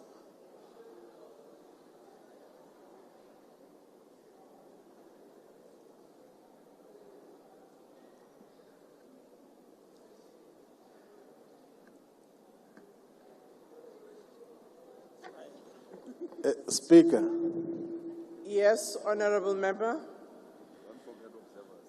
please don't forget the observers. Thank you very much, Honorable Shibambo.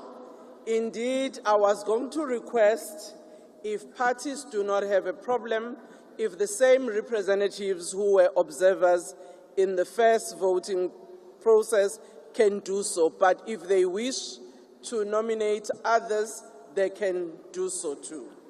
No, yeah, we'll proceed like that. So the same Are observers. all will come, parties okay that the same representative becomes the observers? Thank you very much. Yes, I was representing everyone, Speaker, so we're fine. Order. I now suspend proceedings to enable the returning officers to count the votes in my presence and report the results to me.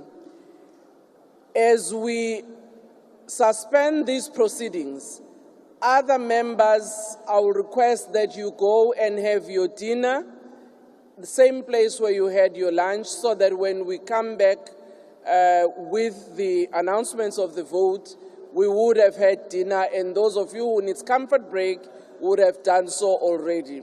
The bells will be rung for 5 minutes before resumption of the proceedings. The House is adjourned.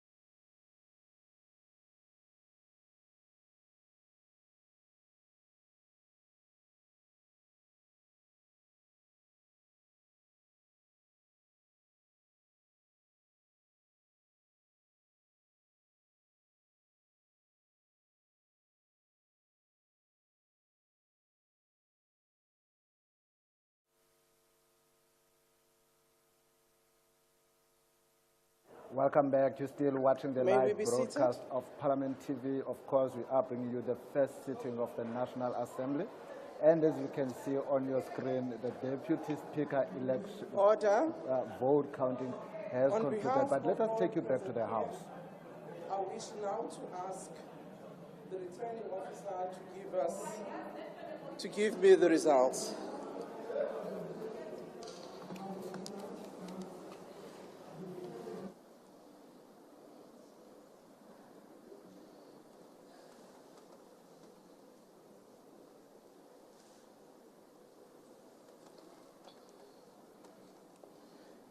Thank you. Honorable members,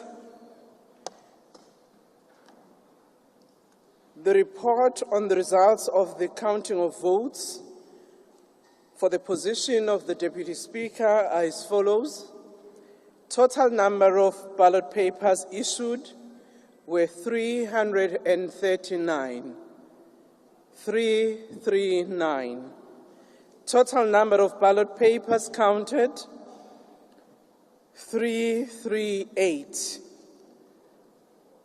The total number of invalid ballot papers were 12, meaning that there were 11 that were spoiled, and there was one which had been issued, and yet it was actually stamped on both sides, and it was therefore not used.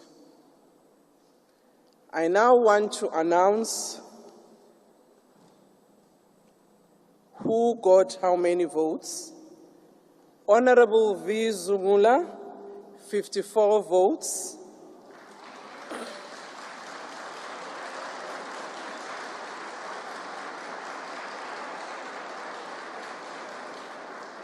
Thank you. Honorable Anneli Lothriet, 273 votes.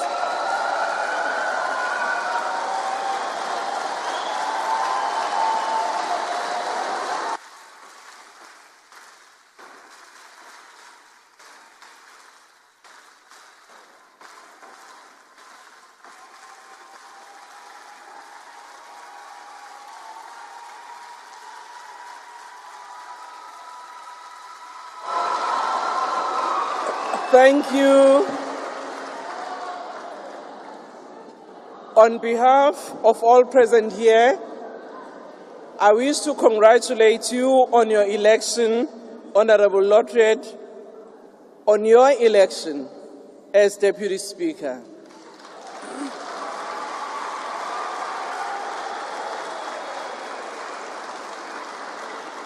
You now have the opportunity of addressing the House for a few minutes as an expression of your honor on being elected. You can utilize the podium.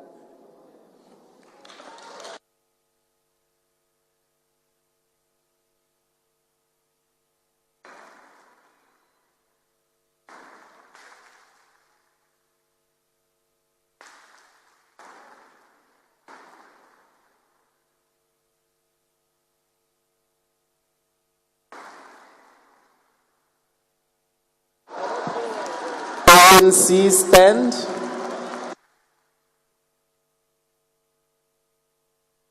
We are standing. Order, honorable members. 2016. Order. Can we now allow the Deputy Speaker to give her remarks? Honourable Speaker, Justice, Mr. President, honourable members and guests. Madam Speaker, I would firstly want to congratulate you on your election. I can assure you of my support, and I wish you strength, courage, and wisdom. This is a tremendous honor and privilege, as well as a great responsibility that has been bestowed on me. This is a position that I do not take lightly, and I fully understand the trust that has been placed in me. I undertake to fulfill my duties with care, commitment, and humility, and to be fair and just, and to do all in my power to do justice to this position. I would like to thank you for your trust that you have placed in me, and I undertake that I will do everything not to disappoint you, and that we will make this seventh Parliament the best Parliament ever, and that we will work for the interest of the people of this country. I thank you so much.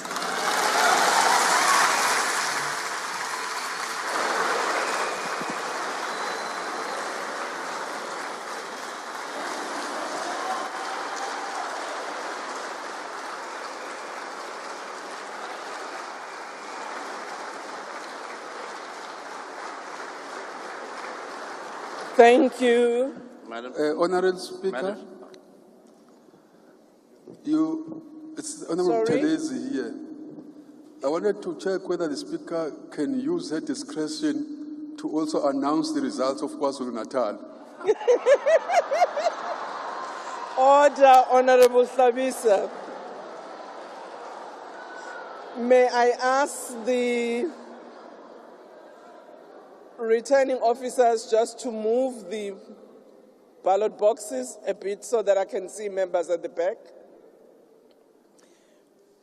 Well, Honorable Hlabisa, I would have loved to do so, but No, it for was all the Buthelezi. provinces that have already undertaken their elections, these results are very interesting overall. Honorable members, we have concluded the proceedings for the election of the Deputy Speaker of the House. In consultation with our religious leaders, as it is always the norm, that after the Deputy Speaker has been elected, they usually bless the House. We have asked them to do so after the election of the President. I will now ask the Chief Justice to come and proceed. Speaker. Honorable Shibambo? Speaker. Yes, I can hear. No, thank you very much. We have sent you a letter using Rule 119 of the National Assembly rules to request that you should invoke Section 8(9), subsection 1 of South Africa's Constitution to invoke the impeachment process in relation to the report which was tabled here in the National Assembly in relation of Mr. Cyril Ramaphosa's involvement in the Pala case. So we have sent you that letter that is an immediate issue of focus and error of focus, and a motion that should be invoked as per Rule 119 of the National Assembly rules, that the immediate urgent motion that we must attend to should be the impeachment process of Mr. Cyril Ramaphosa for the case which was established to have prima facie basis by a panel which was led by a former Chief Justice of the Constitutional Court. We have also delivered the hard copy letters to you now and the Deputy Speaker of the Democratic Alliance so that you can pay attention to it as a matter of urgency. Thank you very much. Well, thank you very much, Honorable Shibambo. Can you please acknowledge the receipt of the letter? Yes. Honorable Shibambo, thank you very much. Your representative have just delivered an envelope indicating that this is the letter sent to me. I'm not sure whether the Deputy Speaker has received such a letter. However, this matter will need to be deliberated upon. As you know, that there was a process that was undertaken by the 6th administration, and that matter was concluded as such. And therefore, in this instance, once we have considered your letter, we will give you the response on how the 7th administration would like to respond to this matter. For now, we will proceed with the election of the President of the Republic of South Africa. Chief Justice. Yes.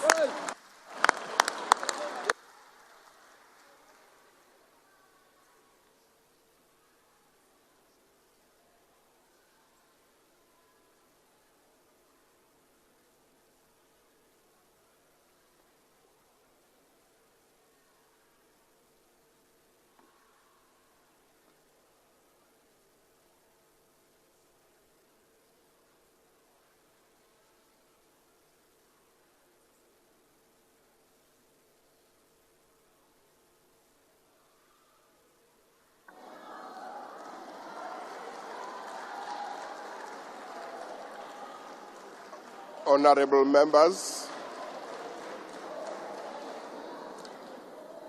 members, we are now at the stage where we have to deal with the election of president. There will now be an opportunity for nominations for President of the Republic of South Africa. Are there any nominations?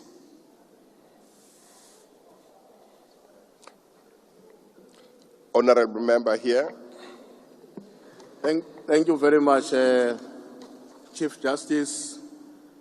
My name is Mdumiseni Ntuli, the Chief Whip of the African National Congress, and I hereby nominate Honorable Matamela Cyril Ramaphosa as the President of the Republic of South Africa. Thank you.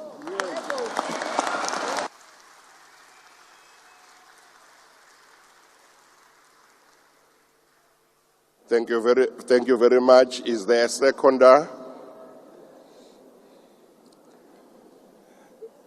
Is there a seconder? Somebody must just raise the hand.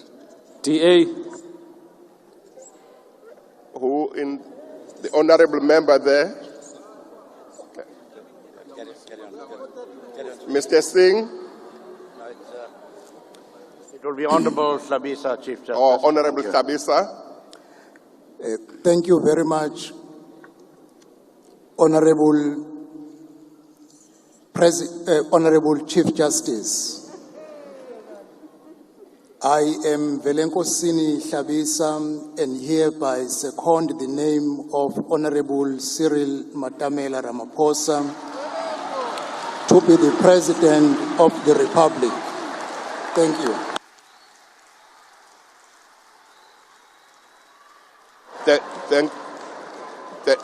Thank you very much. Although the nominee will be required to signify in writing whether he accepts or not, I would like to find out at this stage whether the nominee accepts the nomination.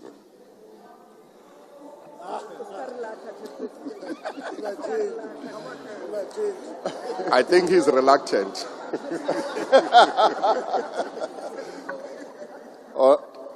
Chief Justice, I do accept the nomination with pleasure.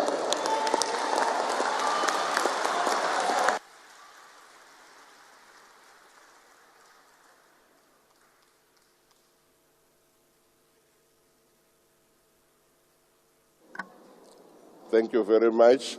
Are there other nominations? Yes, Chief Justice. Right at the back. Yes. Must I stand up? Oh, hang on 1 second.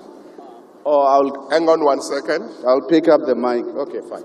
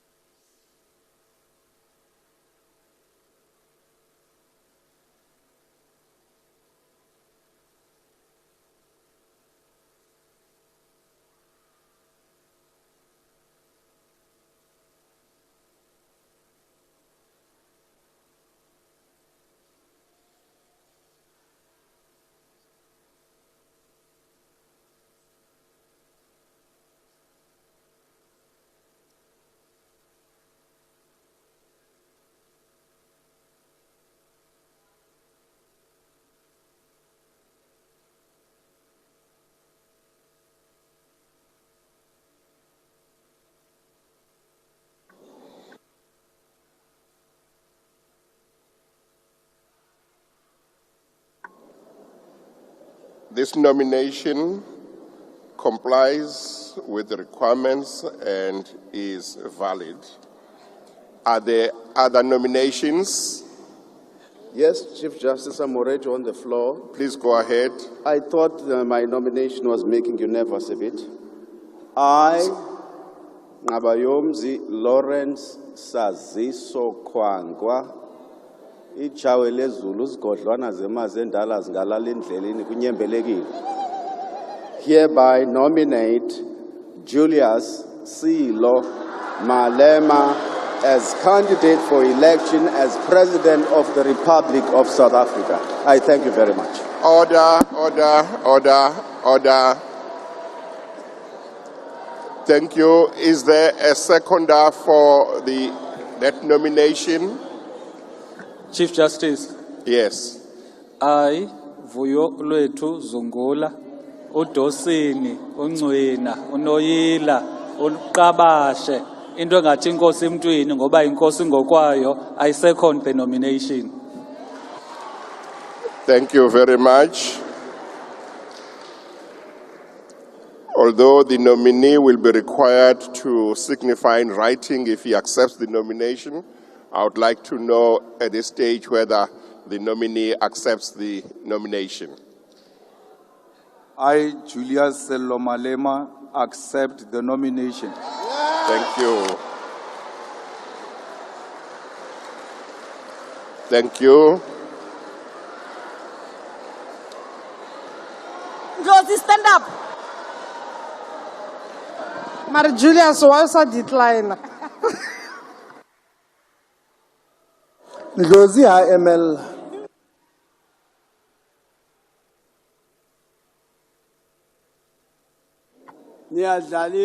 We will wait for the form.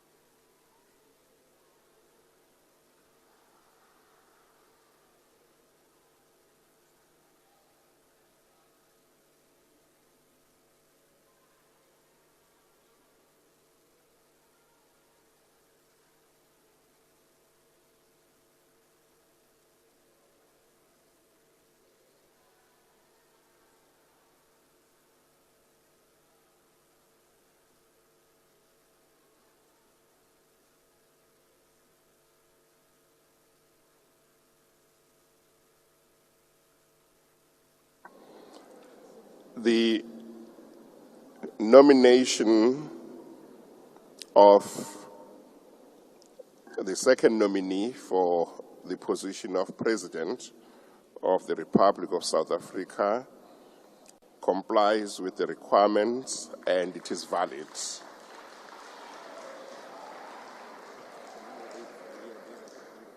Yeah, okay.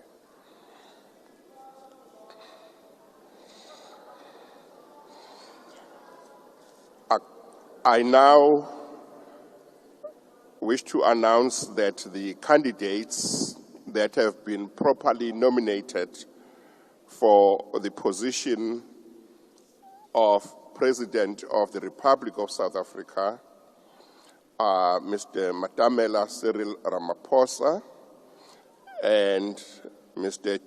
Julius Silo Malema.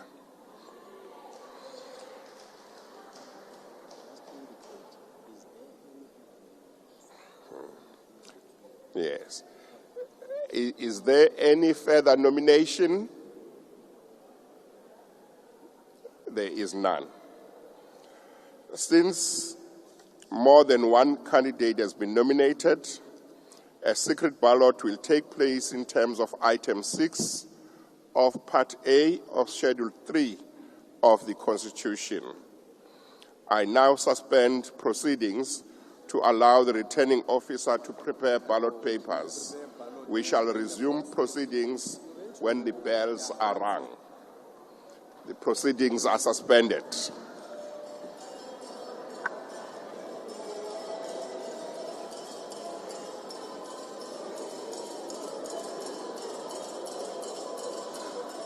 Julius, Ndlozi did not stand up when you were nominated. Fire him. Please, you must talk.